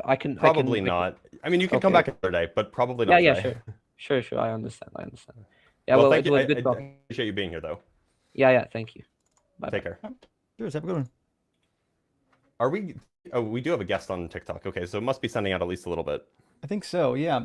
Hey, Brent, thanks for being here. We're gonna read a couple super chats and get our next guest pulled up. Deplorable Elk, thank you for the super chat. Says Hitler's parents were related, so they had to ask the Jesus-headed church for permission to marry. Humanitarian waiver. Also, his first three siblings didn't survive infancy. Neonatal diphtheria. I didn't know that. That's some interesting background. on Hitler. By the way, I think it's still not working. No, it's not working. I'll tell you when I'm finished. Don't worry. Okay, yeah, sure. Yeah, I Okay, gotcha. you're good. And Hack Esquire says, question for Dr. Blitz. Does or would quantum foam / particle pairs disprove the first premise of the Kalam, everything created has a cause? Probably not, insofar as those things aren't real. Those are well, okay. Virtual particles are not real, kind of by definition. But there are ways to use quantum-like behavior or quantum behavior to get around the first Kalam, depending on what they mean by begins to exist. So, plausibly, yes, but probably not that specific thing. By the way, Justin, can you add me on TikTok? Yeah. Sorry, didn't see it. Well, you're not in the box yet. Oh, my TikTok is broken then. Okay, well, I've been in the box. I thought I was in the box for a while. Okay, No, I'm there back you in are. the You box. just popped in. There we go. Now you're added. Beautiful. Nope, still not added on my end, but well, that's fine. it's loading. It's loading. Give it a second. I'm Oh, gonna it try to dropped it. restart my app. I restarted my app. It's fine. Said no, not Being today. finicky today. For sure. Okay, now I'm requesting. Okay. Got it. And you're in. Well, you're gonna be in, hopefully. I'm not seeing the maybe it doesn't matter, but It I'm not doesn't seeing show you the the loading request dots, box but it pop up. shows me. Well, it doesn't show me the thing that comes up that says join or accept or whatever. Right. It's fine. That's weird. Something's going on with TikTok. That's goofy. Yeah, it's being laggy today. They deleted your account. You're done. Sorry, Blitz. Oh, I'm finally in. Okay, we're good. Ankle shatter. You'll never debate again. Ever. All right, we've got Matthew Marshall in the queue. We'll grab Matthew and get our next conversation rolling.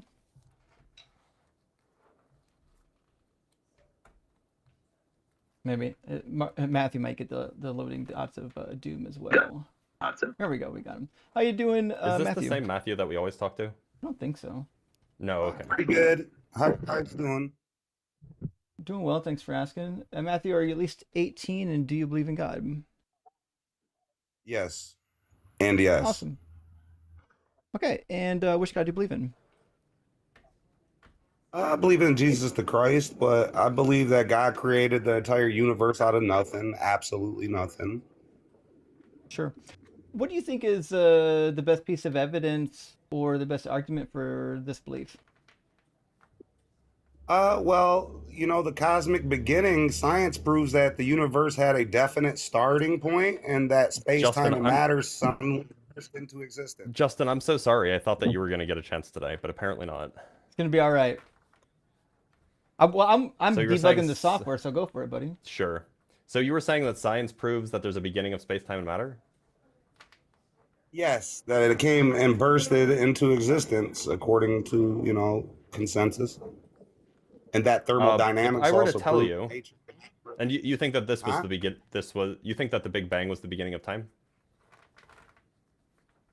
Uh, Or you think that that's the consensus amongst scientists? I believe that the Big Bang was spoke about in the Word of God by saying, "Let there be light." So light is a category, which is time, space, matter, energy, everything. So light literally is a category, and the spectrum It's a proves kind of thing, that yeah. it is the building blocks of the universe.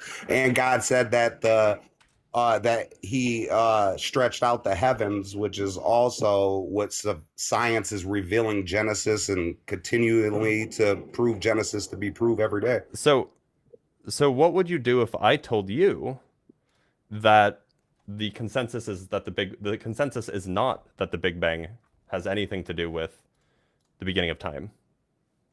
I would say that most of those consensus of the percentage you're talking about are literally assumptions, and I could prove it because the thermodynamics But I thought we were proves that talking about nature cannot. I thought we were talking about scientific consensus earlier. Didn't you bring up scientific consensus, or am I just hallucinating? This is all the same subject. This is a master subject right here. It's all the same topic. Well, right. But so you brought up scientific consensus, and I have a survey here that indicates that the scientific consensus is that indeed the Big Bang doesn't say anything about the beginning of time. Like I said, that is an assumption. What about all the others that No, it's a are a part of that consensus. consensus? You're not reading a whole of science. You're just picking and choose what you want But if we're This going to is go to a consensus repeatable amongst science, cosmologists, you would right? have to listen to thermodynamics. Are you Okay, yeah, tell me disproving what's thermodynamics? can you tell me what the third law of thermodynamics is? The first, I can go through them all if you want. What's the third? Let me see. Without typing into I don't have it on ChatGPT, top what's the of third? my head. Okay. But Why just, should I tell trust me now. anything that you have to say about why should I trust anything you have to say about thermodynamics if you don't even know the 3 laws of thermodynamics? I know everything about thermodynamics. Apparently, Really? except the third law. Can you recite for us how this thermodynamics disproves our position and proves yours? Don't give him an because out. He doesn't know thermodynamics. what the third law of thermodynamics is, so he doesn't know anything about thermodynamics. Okay, sure. That's smart. You're so smart to say something like that. I mean, you just killed your own So ethos is the point. thermodynamics Like, you're proves clearly not an nature expert on cannot this, so why create would you make its the own claim? energy. SMRT. Sorry, one more time? Thermodynamics proves nature cannot create its own energy, right? How does it no, it doesn't prove that.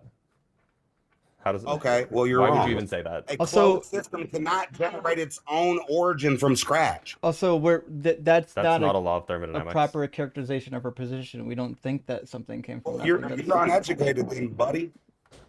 Yeah, I don't I have a think PhD that's in the physics. case. You can't So, try to call Matthew, me I have out a- about the third law of thermodynamics, Yeah. but yet you Matt, are do you think absolutely Matthew. there's a wrong right here. reason why Dr. Blitz is called Dr. Blitz?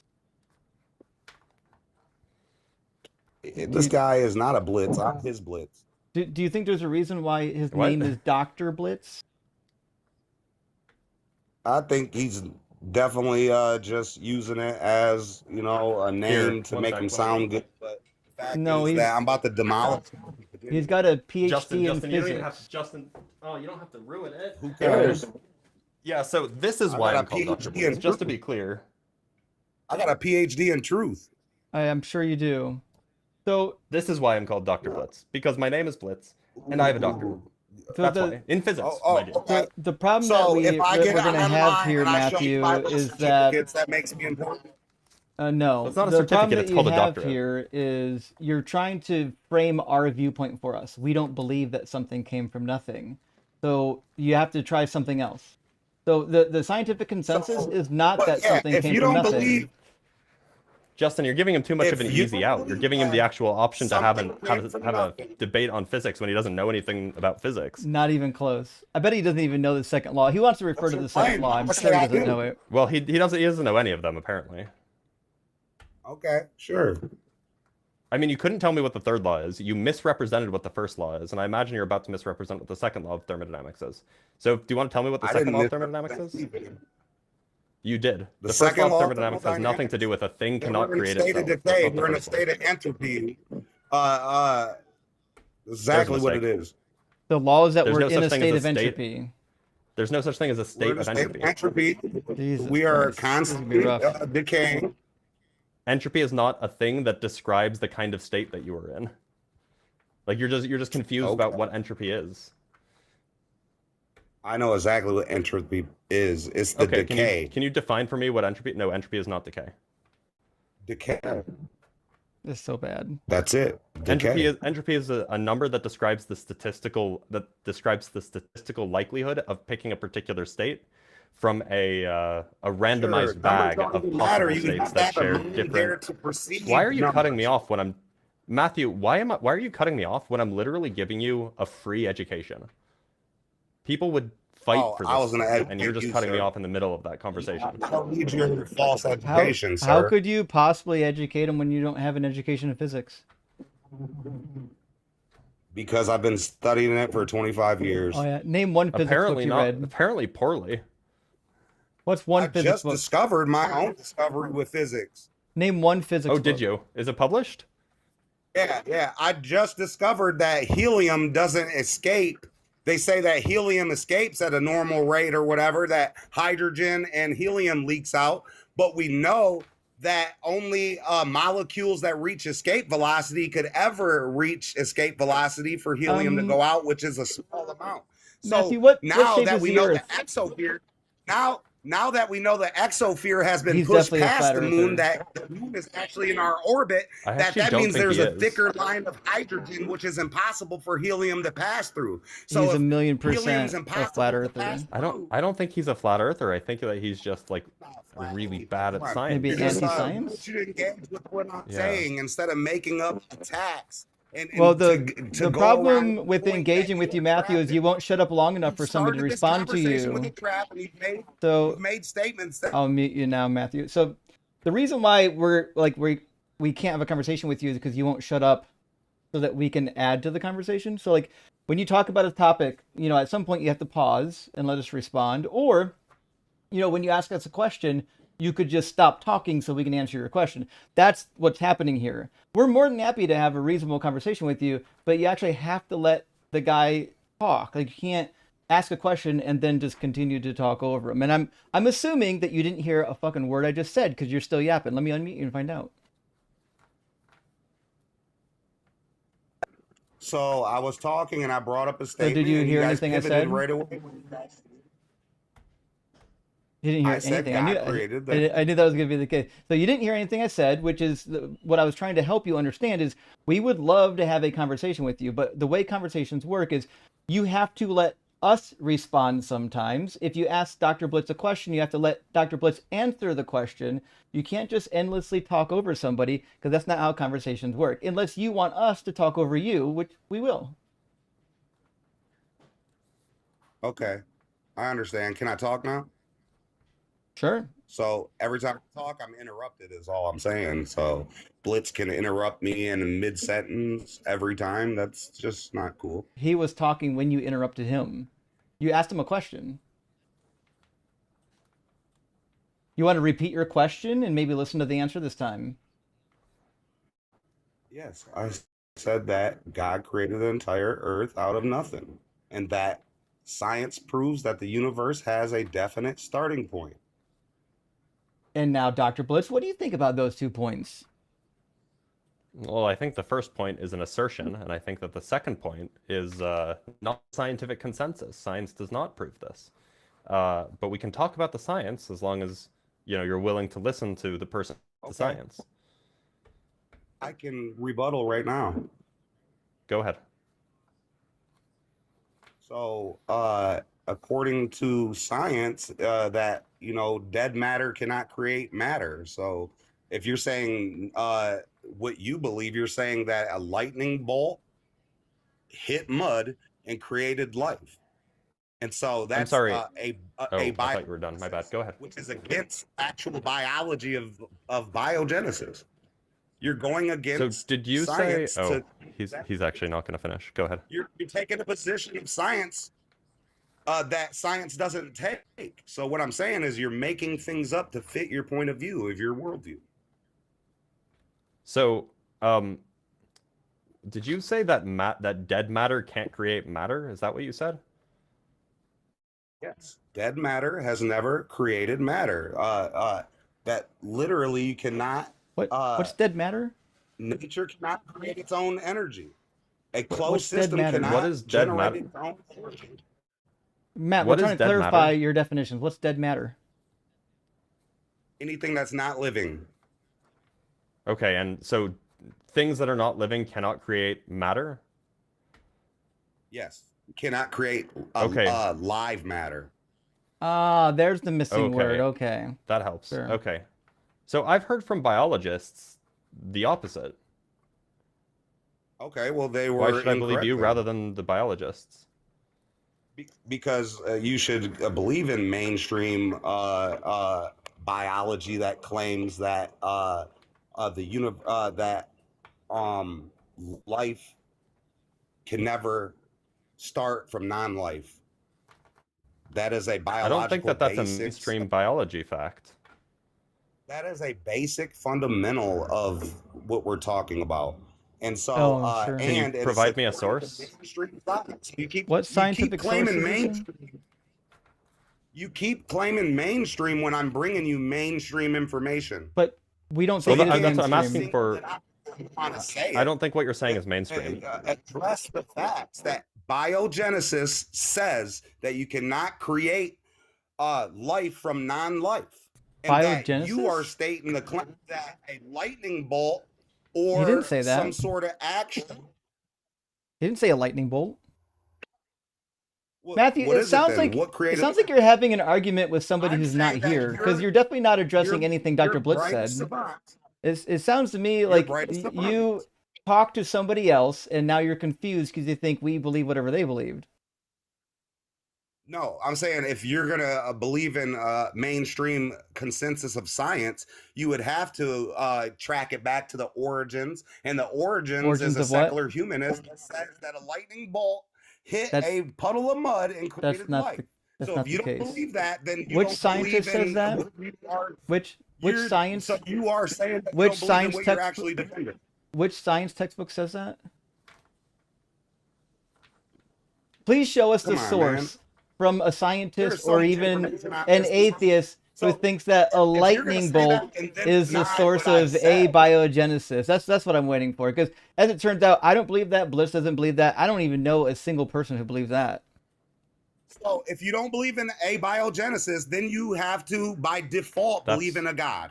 Well, we Period. do believe Well, in look. abiogenesis. We don't believe that lightning did it. Matthew, Okay, then what do did you think it? that God is? How did everything Do you think become, that God is from alive? nothing then? What's your theory Do you think that God is alive? everything came from nothing? Hey, Matthew, do you think that God is alive? Of course, if he wasn't, you wouldn't be obsessed. Like biological? With, talking about him so much. That's proof that he's Like God alive is right biological life? Like God is biological life made composed of cells that metabolize and there. He reproduce was. and Jesus et cetera, et cetera? Christ, yeah. Yeah. Well, no, I'm asking. Jesus I'm the asking Christ, before virgin birth, before life was parthenogenesis. created on You wanna Earth. get into this and get proof wrong? In your view, Let's before talk life was about created on Earth, Jesus the Christ Matthew, being I'm singular, trying perfect to unity. be But- Matthew, I'm trying to ask a question. In your view, before life existed on Earth, was God composed of cells that metabolize, that reproduce, that die, etc.? Absolutely not. Okay, so then it sounds like you also believe that life came from non-life in the biological sense. No, life came from God. So that is the only But that's Right, not- which is a option non-life in the would biological be- sense. right. That's what If Blitz is you saying. don't believe in abiogenesis, you are by default, Abiogenesis? with God. I'm sorry, none of us said that we don't believe in abiogenesis. We're trying to figure out why you keep saying that. Matthew, you believe in abiogenesis. Yeah, You know why actually. I'm saying that? Why I'm saying True. that is because you cannot use the laws of physics to explain the birth of physics itself, and that's what you're pretty much That's trying to a- do. That's not true. It's a better that you can do a triple south. Abiogenesis has never been once observed in a lab. Matthew, so you're, you you're believe in claiming something that has abiogenesis. never been observable or tested. Matthew, you believe in abiogenesis. No, I don't. Sure you do. Yeah, What are you talking about? believe that life came. Nothing doesn't Life, create you nothing. believe that something There came had to from be non-living something. That from a something was non-living God. I bioorganism. just claimed my claim. You just claimed that I claimed something I didn't claim. I'm claiming that Well, there but was your God something, is not and biological that life. something- You don't know that. That's just an You think assumption. that you think that God is biological life, i.e., before God humans came and existed, lived on God had this earth cells that as a metabolize and that biological life. reproduce and die. Jesus the Christ, who is God, came and lived a life as a biological Yeah, we're life. talking about but I'm talking about before humans existed, before any life existed on Earth. It seems like you said What that you God are, is not referring to- composed of cells. Well, your original origination is called your ality. So if you studied ality, you would know these things. Ality? You mean Oh, reality? got you. You don't know what ality is. You don't even know what ality is. How about you And give me that's your more definition important of? than How about you give me the thermodynamic- definition of ality? Because I'm willing to bet it's actually not a real word. It's literally your original origination. It's the state of being before the actual The original state. origination. You heard him Do you- here first. Do you think that the word ality will show up in the dictionary if I open up the dictionary? Of course It definitely doesn't. I just checked. Yeah, it definitely doesn't. Well, apparently you just don't. You need to reach Which around dictionary more. should Are you we look at? reading Which one did you find it in? Which dictionary did you use? It's in a Strong's Concordance. You can. The Strong's look it Concordance? Is that up what you and just see. said? That's not a dictionary. Not a dictionary. Well, Not you're even debating a if proper ality is a lexicon. word now, because that's how far gone you guys are in this debate. I think the one You that's guys are- gone is the you're one only thinking that ality is a real These word. terms because you did not have the Ality is answers. a suffix. totally It's a modifier. It's like the word dad in the in Spanish language, like universidad, university. You know, they're modifiers. They're endings. They're not a real word. Ality is an absolute real word. Come on, Well, man. then tell me which dictionary I can find it in, because the dictionaries I have Say access to God's don't dead. show it. We're just waiting. Well, it's definitely. Let's a know when you word. find it. Let's know when you find it, buddy. I'm on the phone with you. I can't even go look or anything. I can't do anything. I'm on the phone with you, but Well, it's 100% a word. So Oh, I it's definitely checked not. Oxford English Dictionary. I checked Wiktionary. I can check Merriam-Webster if you want. It doesn't say it's a Why don't you word in check the any word of- dictionaries. Well, I learned it from the Word of God. Oh, really? Which Which talks Bible? about the Ality? original. Which Bible says ality in it? Well, if you study your Bible, you will come Oh, to I've it. Yeah, I've which one is studied it? it. Is it How the about you tell me? KJV? Is it the NRSVU? Well, you Is can go the on my NIV? YouTube page. No one. No on your free YouTube clout. page. Sorry. No one's doing that. Hey, well, I posted a thing as long as my arm about ality. So Well, unfortunately, you didn't post a You must dictionary have that shows it, did short you? arms. So I'm in the KJV right Oh, now, and I did a word search for ality, and it doesn't show up. Sounds like you're confused. It does. I don't know. You guys just get everything wrong. Just like even radiometric dating. We're just you we're guys just waiting don't for even you know to what give you're us talking about there. the source of your claims. That's all. I did. God, which actually claimed tell me to where be God there. said You know it. what I mean? Well, tell us where actually God gave said me it. the dimensions. Tell us where God said it, and you can This prove my us God wrong. Matthew, actually did claimed God to be- say it? Matthew, did your God tell you in your head? Did he tell you personally that ality is a word? It comes from teaching, learning from the Word. Come on. You don't even Yeah, know what but- Okay, Scripture so like interpreting which Scripture where is. which But you can't Which- tell us well, where in which the word it translation? came from. It's all over the Word. Where? Every time you talk about an origin, it literally is talking about ality. Well, see, So, what are you the talking problem about? is the word ality doesn't exist Told in you. the I'll Bible. explain what ality was, and you have a Yeah, so but comprehension ality is not a real problem of word. soaking up information. So I mean, I'm Because in the if you King James actually Bible right now. understood a word, I just even if looked you didn't for know- ality, and ality doesn't exist. Is there a different Bible translation, maybe? Well, like I said, read my post. Why? no free clout. We've got you should right be able here. to find it in the Just tell us. version is it in? Ality means the uncaused original first cause. That's all it means. Where? Where can I find this definition? I'm telling you, people bombard you with the same conversation every day because it's valid. So We're ality just comes waiting. from the same argument. Just Ality waiting. is the advanced part of this subject. You're never gonna tell us where the definition You're is. literally gonna say, where does it come from? Just And waiting. then why are Hey, you Matthew. engaged with it every day? Are you familiar with Ality is the with original phlegm? uncaused first cause that caused. The cause that caused the cause. Oh, which had a Justin, I cause. know what happened. I Oh? get it now. He thinks that reality is what happens after ality already happens because you're doing it again. Oh shit. Well, speaking That of which, reality. Blitz, I think the super chat collaboration works now, but you have to refresh. Oh, good. Refresh the Yeah, browser. he thinks that re is a prefix in the word reality. Oh no, ality, reality is. Oh, is that what it is? Oh, is That that must a- be. a That's the only thing. re-prefix? That's the only thing I can think of being maximally charitable. Oh boy. Well, because you're not that charitable then, and apparently not doing thinking. Well, the thing is, you haven't demonstrated a single Going back and thing forth, let's just talk that about these would topics. that Let's would talk about the push topic. us in the direction of thinking that you're correct. I'd love to talk about the topic. What do you want to talk about? You already got the Big Bang wrong. You got our position wrong. What's next?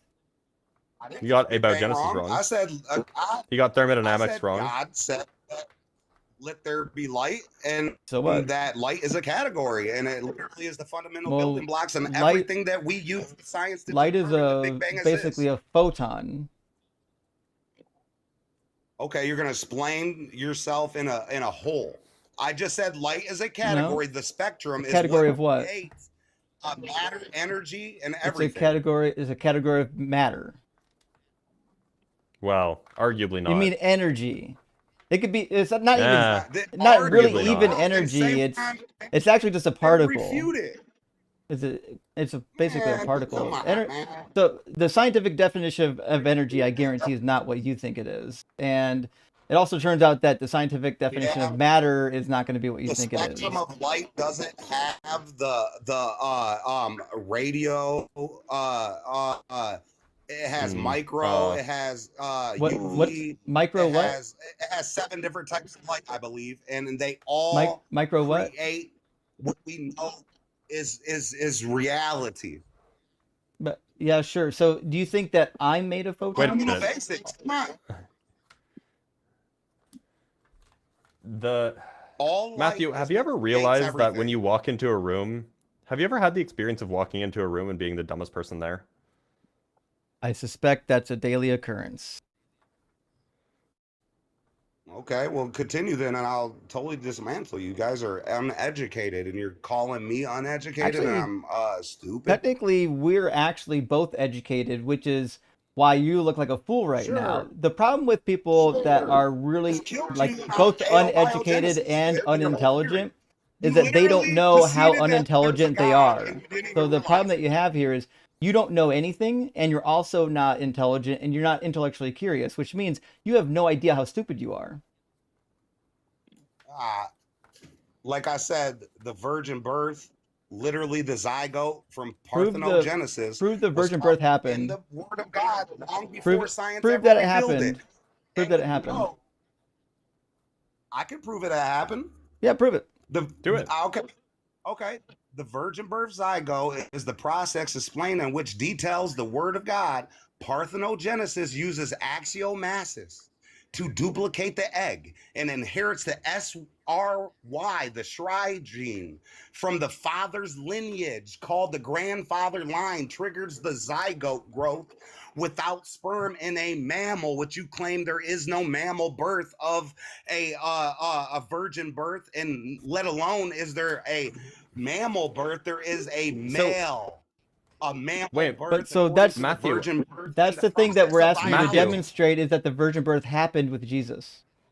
Matthew, are you saying that Mary was trans? That might be the case. No, I'm saying Because the Mary SRY was a gene- female that had a virgin birth and gave birth So the to a SRY male zygote. The SRY gene is only present on Y yeah. chromosomes. The SRY gene is only present no, on Y chromosomes. See, Yeah. I said automixis. I said automixis. Okay, so with the so you're Shry telling me that gene. Mary had That's what I SRY said. Don't genes get in me her twisted. X chromosomes? According to biology, it is a fact What's the fact? That Jesus that was born from a virgin? the Jesus' story of the virgin birth is a absolute biological possibility according to biology. You mean that humans? No, it's not. Female, woman, human adult. But that's can not have how a that worked at male all. offspring. No. I'd love you to demonstrate the mechanism by which this is a possibility, but Yeah. as far as I know, Listen, when I'm educated in parthenogenesis this happens, it's subject. just a That's what result of I'm cloning. If somebody It's just a comes result of up and you just get a clone, and Jesus is not a clone of Mary. No, you do not. No, you do not. Yeah, how are you? Where is the Absolutely SRY not. gene coming from? Where is the SRY gene coming from? It's already in your DNA makeup.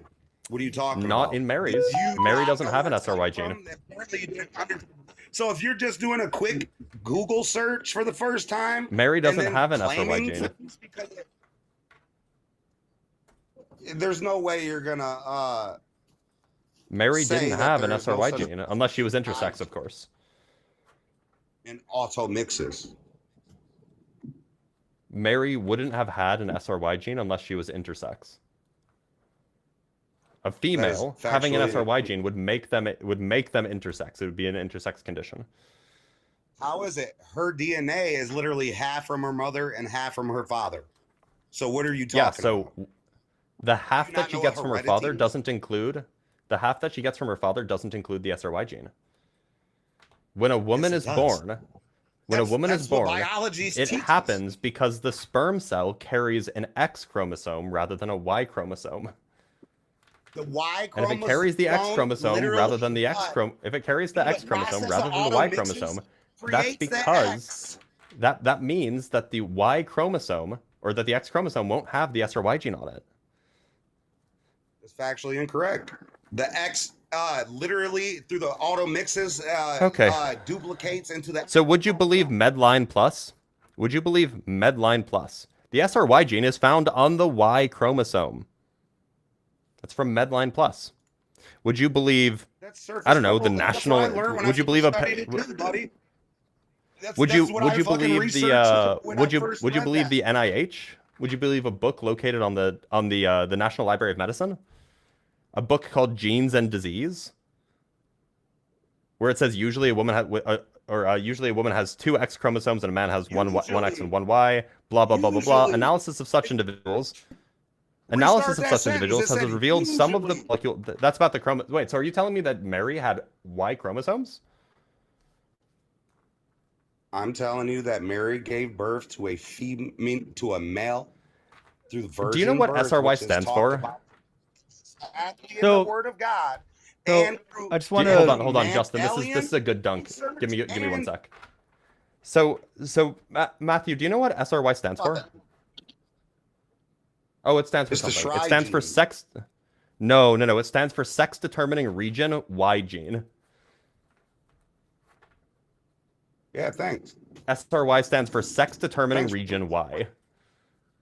That's the technical term Because to the fact the that I SRY shot gene down the with. SRY gene is located on the Y chromosome. Did I say that the SRY gene was being handled isolated? I said that there was 3 components that makes it possible through biology, and that you are not Makes it comprehending possible that. through biology. So, dunk on Look, so either Mary had an Dunk SRY on gene or she didn't. If she doesn't have an SRY Cooking gene, you. then she can't give birth I'm to a male cooking you, through young man. parthenogenesis. And if she does have an SRY gene, then she has an intersex condition, which, fine, maybe she did.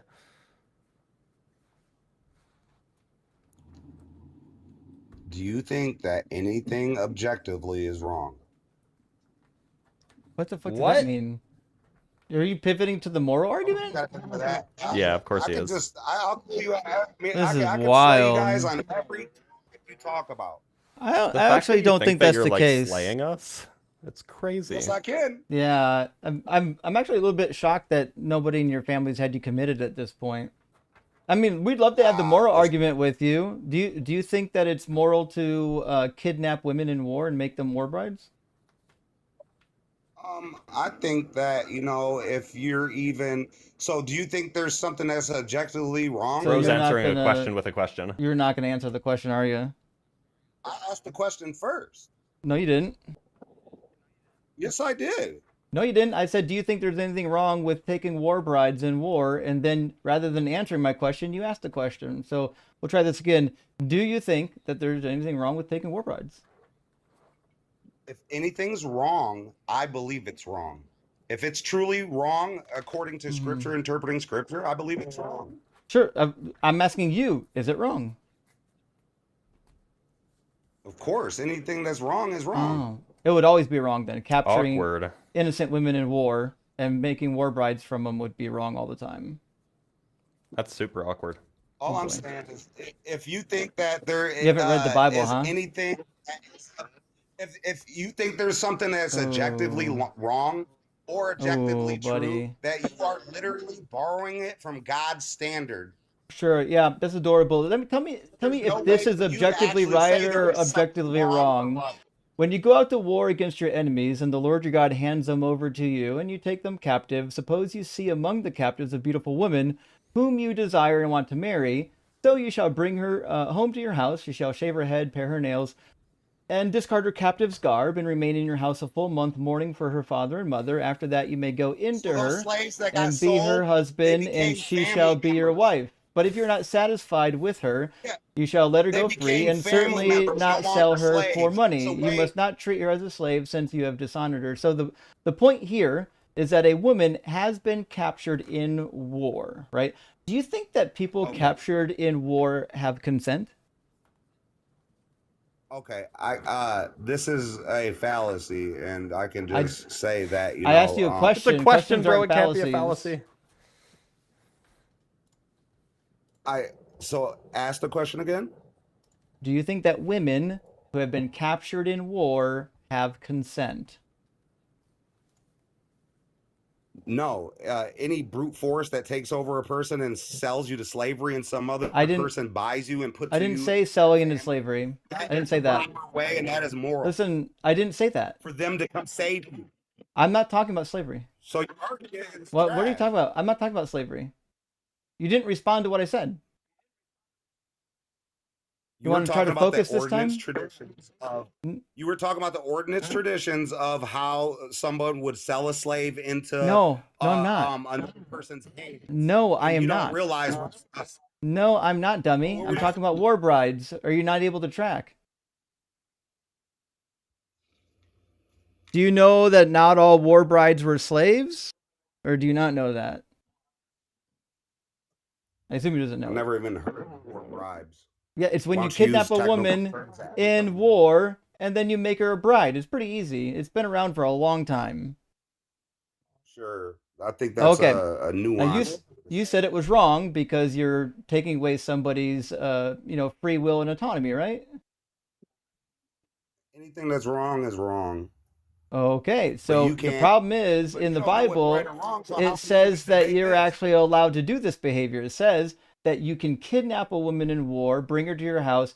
After 30 days of mourning, the fact that you murdered her parents, you can turn her into a wife. So that's why I asked, do you think that people that are captured in war, meaning they're actual captures, captives, captives, there we go, they're actually captives, Didn't do you they think they sold Captives. them? have the Sold them? ability to consent? It's Sold just a them? yes or no. They didn't keep them. They took the ones they captured and then sold them. That means sold them to I'm somebody still just else. waiting for you to answer the question yes or no. Anything in the Word of God was drawing a clear line between what's good and bad. So So if you're obedient to God, just waiting you for wouldn't you to say have yes or the no. result of bad. Just yes or no. Matthew, is this going how you I thought it already would go? Somehow I doubt that. That's why he's shouting. already. By the way, Blitz, if That's you why still what? have your live chats open and you've got the menu set to I the do. group overlay, you should be able to click on one and it should appear. And it should highlight on both our ends. So if I go, I go to the live chat, not the super chat thing, right? Yeah, just go to live chats. And Yep, then and then it's projector button sends to group unapologetic, that one? Yep. And you can filter it so it just shows particular types of chats because the regular chat is going to go pretty quick. And you're sitting there If I do trying the to chat claim pop only out, will science. that? The chat pop out will basically just pop out the chat, and you can use that as well. That's what I'm using. But how do I then set the... Well, you would set that prior to popping it out. Oh, I see. Yeah, the pop out's not it's not part of the main control panel. It's just a separate panel where you can click on shit. I see. But so right now the most recent super chat was from Space Lord. If I click on it, it's going to show up on screen, and also, oh, 1 second. Showed up on the vertical, but not the, oh, because I didn't change the thing yet. 1 second. So if I do this, I there you go. oh, well, no, that wasn't me. So no, I didn't don't click worry that. about it. I forgot to make one adjustment here.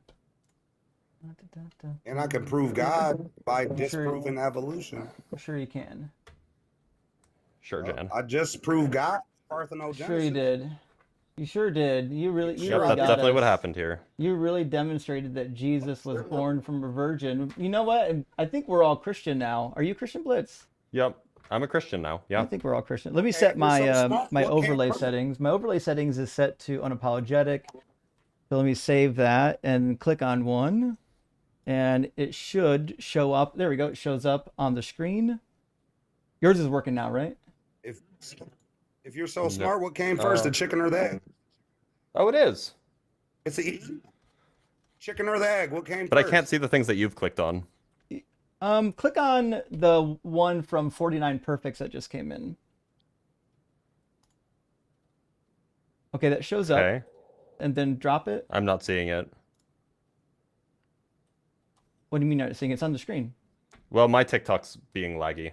Oh, well, yeah, you're not And going I to see can't it see for yours. like 10, 15 seconds probably. But it worked. It showed up on my But- screen. The only difference Okay, is but I can't see the ones that you've clicked. the only problem is Like, it's I not can't see- highlighting it on both ends yet. Well, Okay. I'll get that set up. But Okay. now we can Yeah, both so at Matthew- least display them. Yeah. So Matthew, do you think that this was like a good showing for Christianity, where you continually misunderstood scientific concepts and then shouted? Do you think that you were a good warrior for Christ? I caught you in the exact position where you're claiming something that science doesn't claim. Oh, okay. Ayo, When was the last time you read a science book there, Matthew? I write them all the time. I'm What was educated. what was the name of the science book that you read most recently? Plus, I don't trust anybody's mindset that can't even tell me what came first, the chicken or the egg. The egg came first, dipshit. Now tell me, what was the name of the last wrong. science You're book wrong. that you read? You're wrong. You're wrong. No, I'm not. You're But anyway, wrong. what's the name of the last Yes, science book that you read? There couldn't be just one chicken or one egg. There had to be two. Meaning what? Male Well, and no, female, right? eggs existed before chickens did. No, yeah, Dinosaurs but laid there eggs, had for to be example. a male and a female. There couldn't be just one Bro chicken doesn't or one even egg. There understand had what to the be question two. is about. And Bro doesn't even according to understand the question. OC Anyway, 17, which so is, just to be clear, Matthew just to be doesn't clear, what was realize the last? that like even plants were male and female the prior to chicken human came first beings. according It's to happened OC for 17. it happened way before mammals ever existed or birds or anyone else. God made And all and the what was the name of the animals on last one science day. book you read? I don't think he's read even one.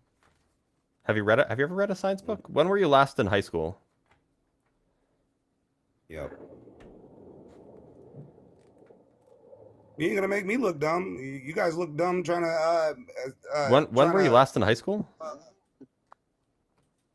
Whatever, guy. Do you think that's an answer to my question?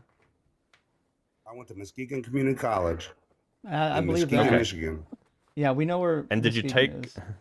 did you take any science classes? Doubtful. I majored in business and minored in psychology. Okay, so what was the name of the last science book that you read? I can't remember. Uh huh. But It must have been know that all long ago, science huh? theories. What do you want? Name a science theory that I don't understand or even talk about myself. So if you can do Yeah, that, thermodynamics, the Big Bang, abiogenesis, all of those Like, things you don't understand. evolution literally is disproven Evolution by you the first don't and second understand. laws of thermodynamics. Except you don't. But you even don't know what they the are. first and second law of thermodynamics are. Okay, I just said what they were. But you Well, didn't. but you said them wrong. You were Exactly. incorrect. You misrepresented them. No, I couldn't remember what the third one was, sir. Like I told you. Well, no, So, you also there's things that got you the don't first remember. and second one incorrectly. Got you, thing to pivot from the actual what I came on and said. You know what I mean? Which you were wrong about. What was he? What wrong you about? came on and Boom. said is what you came on and said was that science proves that the Big Bang was the beginning of space, time, and matter. And I showed you that that's not the case. That's absolutely not the case. Then you tried to talk about thermodynamics, but then you failed on that front because when you tried to talk about thermodynamics, you couldn't even represent what the third law of thermodynamics is, and you couldn't accurately represent what the first and second laws were. Then you Talking pivoted to about the third abiogenesis. law. I So was like it citing the seems like that you second just law keep of pivoting every time I thermodynamics. keep correcting you. Yeah, but You don't even know I what the was second law of citing thermodynamics the is. second law of thermodynamics, and you jumped to No, you whatever weren't. you wanted to use as a thing to keep pushing it. The sad reality is that you weren't citing the second law of thermodynamics. You weren't even citing a correct Yes, I was. sentence. Like the sentence was not even grammatically sensible. Okay, my sentence wasn't sensible. I said thermodynamics proves nature cannot create its own energy. But we That a never Yeah, closed and said that's that. system false. cannot generate its own origin from scratch. But that That wasn't is what something That's science that we false. says. claimed, and you're wrong. And to be clear, Oh, even if that's we did false. claim That that, makes that's you not a scientific uneducated. law. That is That's an not a scientific absolute law. fact. Okay, find So that in a you're book. saying Find that in that, a you science, in a physics textbook. He doesn't have one. So you're saying that thermodynamics does not prove nature cannot create its own energy. Absolutely, it doesn't prove that. Boom. So you're going. You're already. You see, you just sat there and tried to Yeah, rag on me when see, you're you're just already, so uneducated. you're already, like, you don't even know what you're talking about. You've never opened a physics textbook in your boy. life. Oh sure. You surely know that. I do, yeah, and it's evident from the fact that I you just you explained aren't the even forming nuance on grammatically correct helium sentence. retention. And you didn't even let me finish that, but Well, I'm just Except saying that's I wrong, understand because how everything works. There's not a subject you could talk about that I don't know. You haven't got a single yeah, one Because I've right. studied there's it. so many. Well, let me ask you a question, Matthew. What do you What want is to a talk about? coulomb? Epistemology? What's a coulomb? You want to talk about axiology, ontology? That's not What do a you real want to talk word. about? Taxonomy? I'd love to talk about Axiology is not a real word. I'd love to talk about theology. I'm What's happy to do it, but what- also, by the I'm way- still waiting. Can you define what a coulomb is? Or what a marginally outer trapped surface is. Just explain what it is and I'll tell you. So no, we're asking you to explain. You So said you want know the everything. answer? You want the answer so that If you you're can bringing up a repeat it back? subject, all you have to do is explain it, and then I would So- say, oh, this is this. It goes to this. It's simple. It's called talking. Well, I'm asking you for a very specific subset in a subject, which is a coulomb. What is a coulomb? At what subject? If you don't know what a coulomb is, you don't know the subject. Explain what a coulomb is. So you don't know the subject either. See, if somebody asked me what a Hey, coulomb is, I would know what the If subject you is explain because it's a to me very what a coulomb specific. is, and It's a very I don't specific say thing. what's right, In fact, hey then Blitz, that would make me wrong. Blitz, do you know what subjects a coulomb is usually applied to? I do, yeah. See, you don't. Sounds to me like you don't know what a coulomb is. I can name words all day that you don't know. What are you talking about? I'm sure you can. Tell me what phantasmagoria Like is. ality. Like ality. That's a word that nobody knows because it's not in the dictionary. Yeah, Oh, that was so apparently it's a good. That was word. such a I'ma good prove it callback. after the show. I'm gonna post it on my page after. no Another no one's clicking on your page, buddy. That's not I got happening. followers. I'm sure you do. I What, got 5? followers. You have. Hold on. Let's see. Let's see if TikTok wants to load them. My guess is like under 100. Oh, for sure. He has 36. He has You got 36 followers. Oh man, you're really crushing it out here. Fuck, I hope he I doesn't post this got video and clip us. He's gonna ruin our 700 career. followers. Oh no. Golly gee. So Okay. I ain't trying to do nothing. I got 700 followers. Well, you succeeded because you Where? didn't do anything. Anyways, it is 3 True. o'clock now. Blitz, should we It is. send this guy to Yeah, the we should just end infirmary it. Do some and, super chats. and get going? Yeah, you Yeah. end it because I have all. Yeah, you have all the answers. We know. Boy, imagine having to deal with that person in real fucking life. He's probably got like, I would say family and friends, but he doesn't have any friends. He's maybe got some family, but holy shit. Parents, at least. True. That seems. Well, I don't know. Did the parents come or the child come first? Well, I mean, wait a minute. He could just have a mom. Like, it's possible that he was produced by parthenogenesis. That's what I'm thinking. Yeah, it certainly seems to be possible. So he at least has a mom. Sure. Okay. Well, pray for his mom. That's what I would say to that. All right, friends, we're gonna read off some super chats. And before we get started, Blitz, I did make one update. You may have to refresh your browser.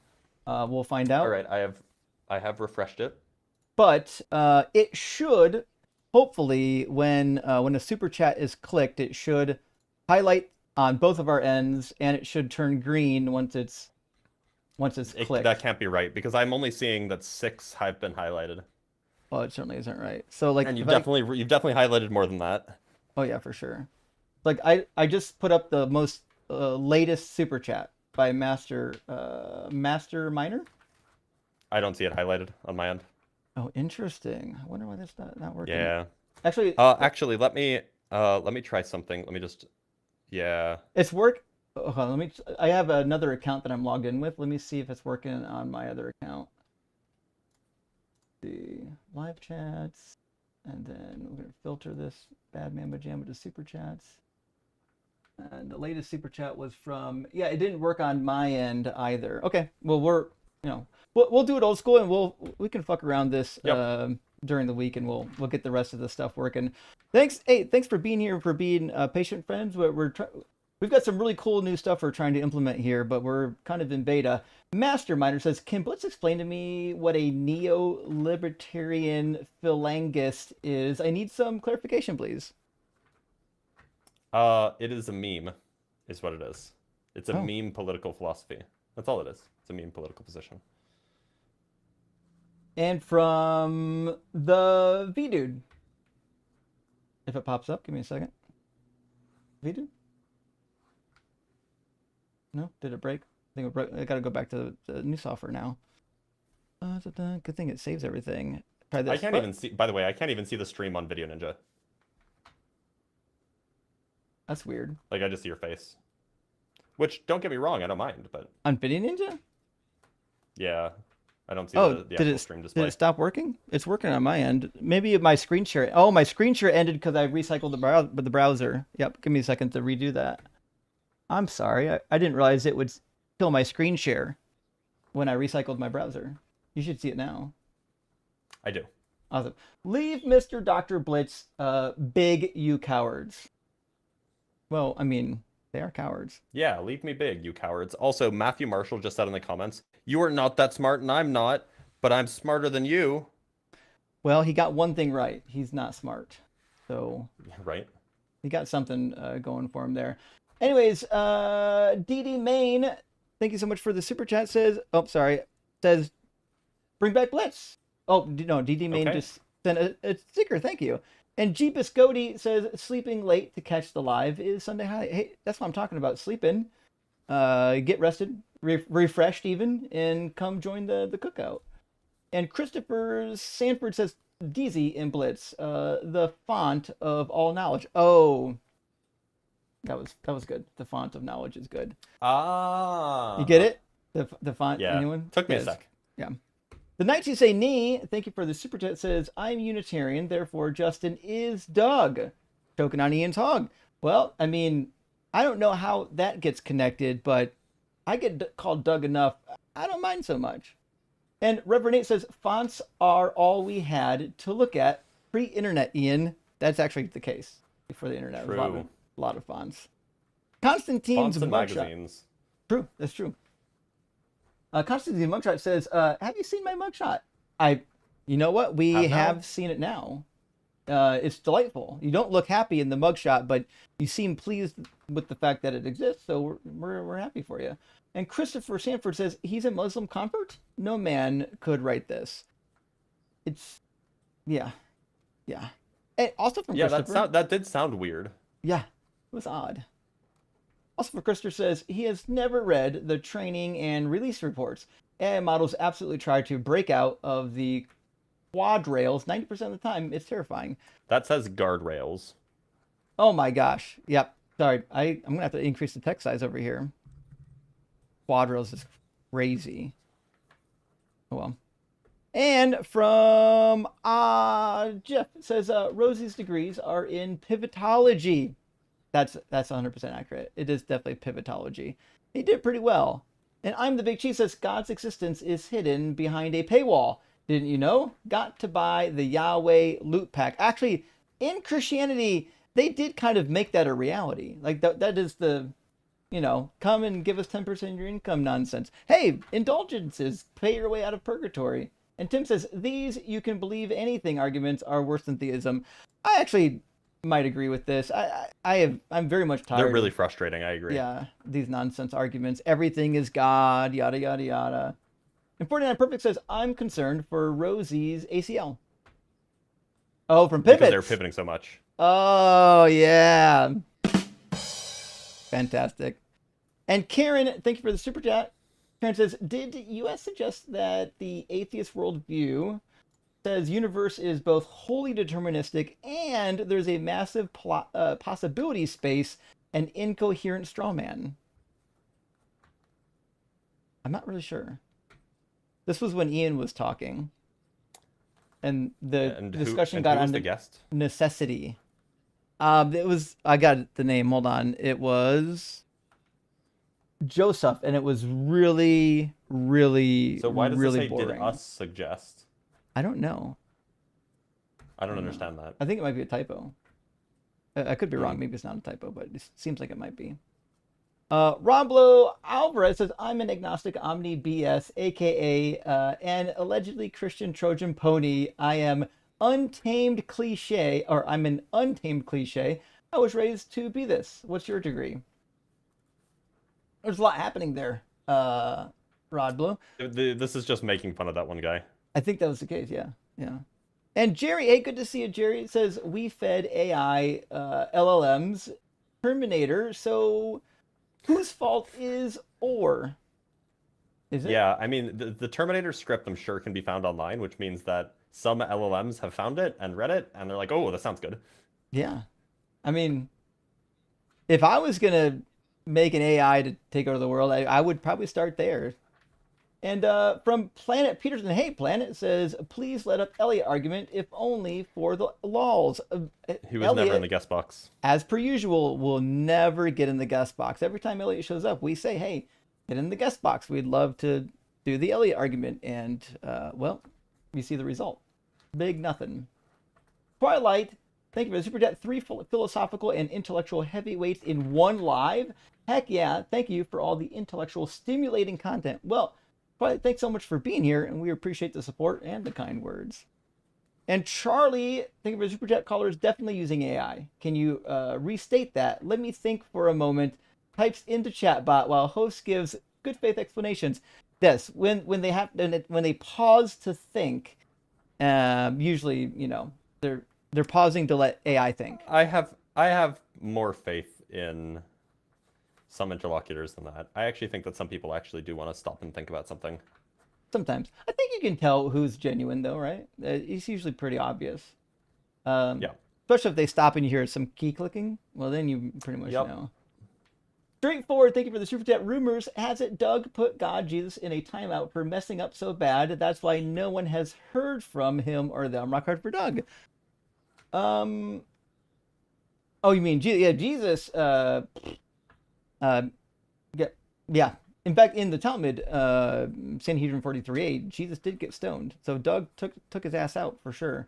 And Big Cheese says, I bet if you cited Aquinas as a famous atheist physicist, that would have been so good. Matthew would claim he studied him and disproved him. That would be amazing. I didn't think about that, but I have the Big Cheese. Next time it comes up. Bacon and Bush, good to see you. I have to say Matthew Marshall is one of the dumbest callers of all time. The last caller was at least intelligent. Very contrasting calls. True. Yep. It was Matthew's level of dumb, I thought, was so dumb, it almost becomes impressive. Like, it's really, really, really it takes dumb. Takes a certain amount of talent to be so dumb. Yeah. Like, you have to work at it, right? It's a skill, honestly. I'm actually sort of impressed. Fair enough. Yeah, fair enough. And also, we got a super chat from the Knights who say neat. Oh, and of course, we got another flag. Restricted. Oh, for harassment. That's okay. And bullying, obviously. That's okay. We should harass and bully Matthew. Some people need harassed. Marshall sounds like Oswald Bates from In Living Color. The affinity of the flatulence protracts the legality of amplification. What a tool. Yeah. True. I don't think he knew what any of those words meant, which is why he had to make up words. Except ality. Yeah, he definitely knew what ality meant. Yeah, he couldn't tell us where he got the information from. He couldn't really tell us where we could find some information on it, but he knew for sure. And the Bro Games friend says episode 6-7. It's true. Let's go. Episode True. 67. Yep. And Big Cheese again says Matthew picked a perfect time to call in when his wife must be in her weekly therapy sessions. I am sure she needs plenty of wine to live in this ality. I'm agreeing with that. And to be fair, like, it's not too late to get out Matthew's wife. There are resources. We can help you. And also, to be fair, like, look, Matthew is incomprehensibly dumb, but he could just be like in real life, he could be like a nice guy who like cares for his loved ones, and he could be like, a hard worker and really loyal. He could have all these nice properties, and his wife is just like, you know what? Maybe it's okay I married a dumb guy. Right. He's a loving husband. He's kind to our, I don't know if he has children, but like it could be that there's other reasons to like Matthew. It's just this wasn't one of them. I don't know. Would you describe Matthew as loving? Not really, but also I think he was a little bit upset. So Well, he was that. I can confirm he was definitely a little bit upset. But nevertheless, I don't know. Maybe he's different at home. Maybe at home his wife and kids love him. I mean, yeah, I find that it's a possibility. It remains a possibility. Anyways, from Robert Summers says Matthew is the avoiding the question final boss. It's true. I don't think he answered a single question, did he? I don't think so. It's pretty rough.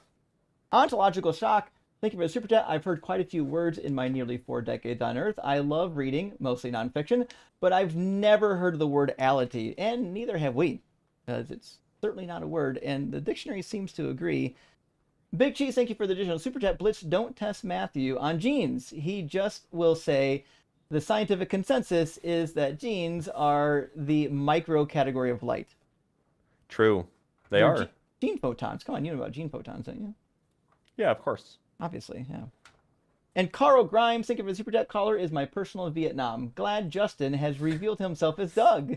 It is time for a holy war. Just look it up. Rock up for Doug. Carl, yeah, that was a tough one to sit through. He butchered every topic, even every word that he touched. It was hard. And Rodwell says the Virginality's son. Reading from the GPT chat, cause Mary was LGBT and Matthew herded his pee-pee. That's crazy. That's crazy work. It's something. And Ferdinand Perfect says Matthew's the dumbest person I've ever heard speak. I got to be honest, he ranks at least in the top 5 of dumb people on the show. Has to. I don't keep a ranking of them in my spreadsheet, but maybe it's time to start. You should. Yeah, maybe. Let's see. I'm going to put a new, category in here.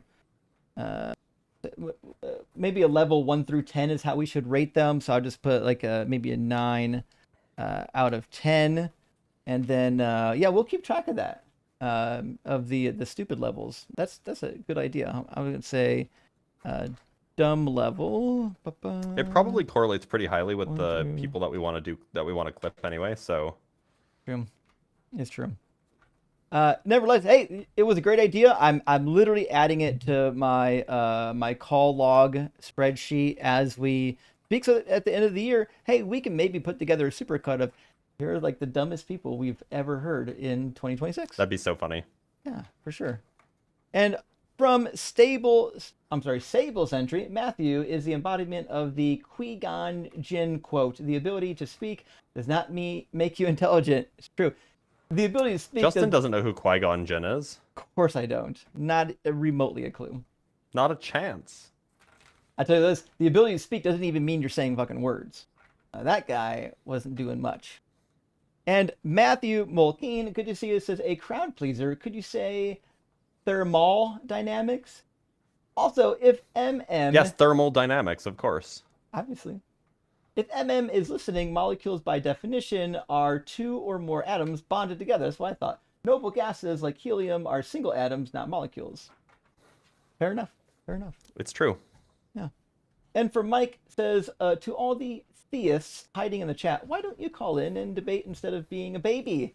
Great stream. Hopefully you get good opposition. Rock for Doug. Well, it was tough to get maybe some interesting opposition. Although Matthew is back in the guest box. He's itching to get back in and defend his position or crash out again. Ontological Shock says Matthew equals Dunning-Kruger effect. Pro Max 3000. True. Yeah.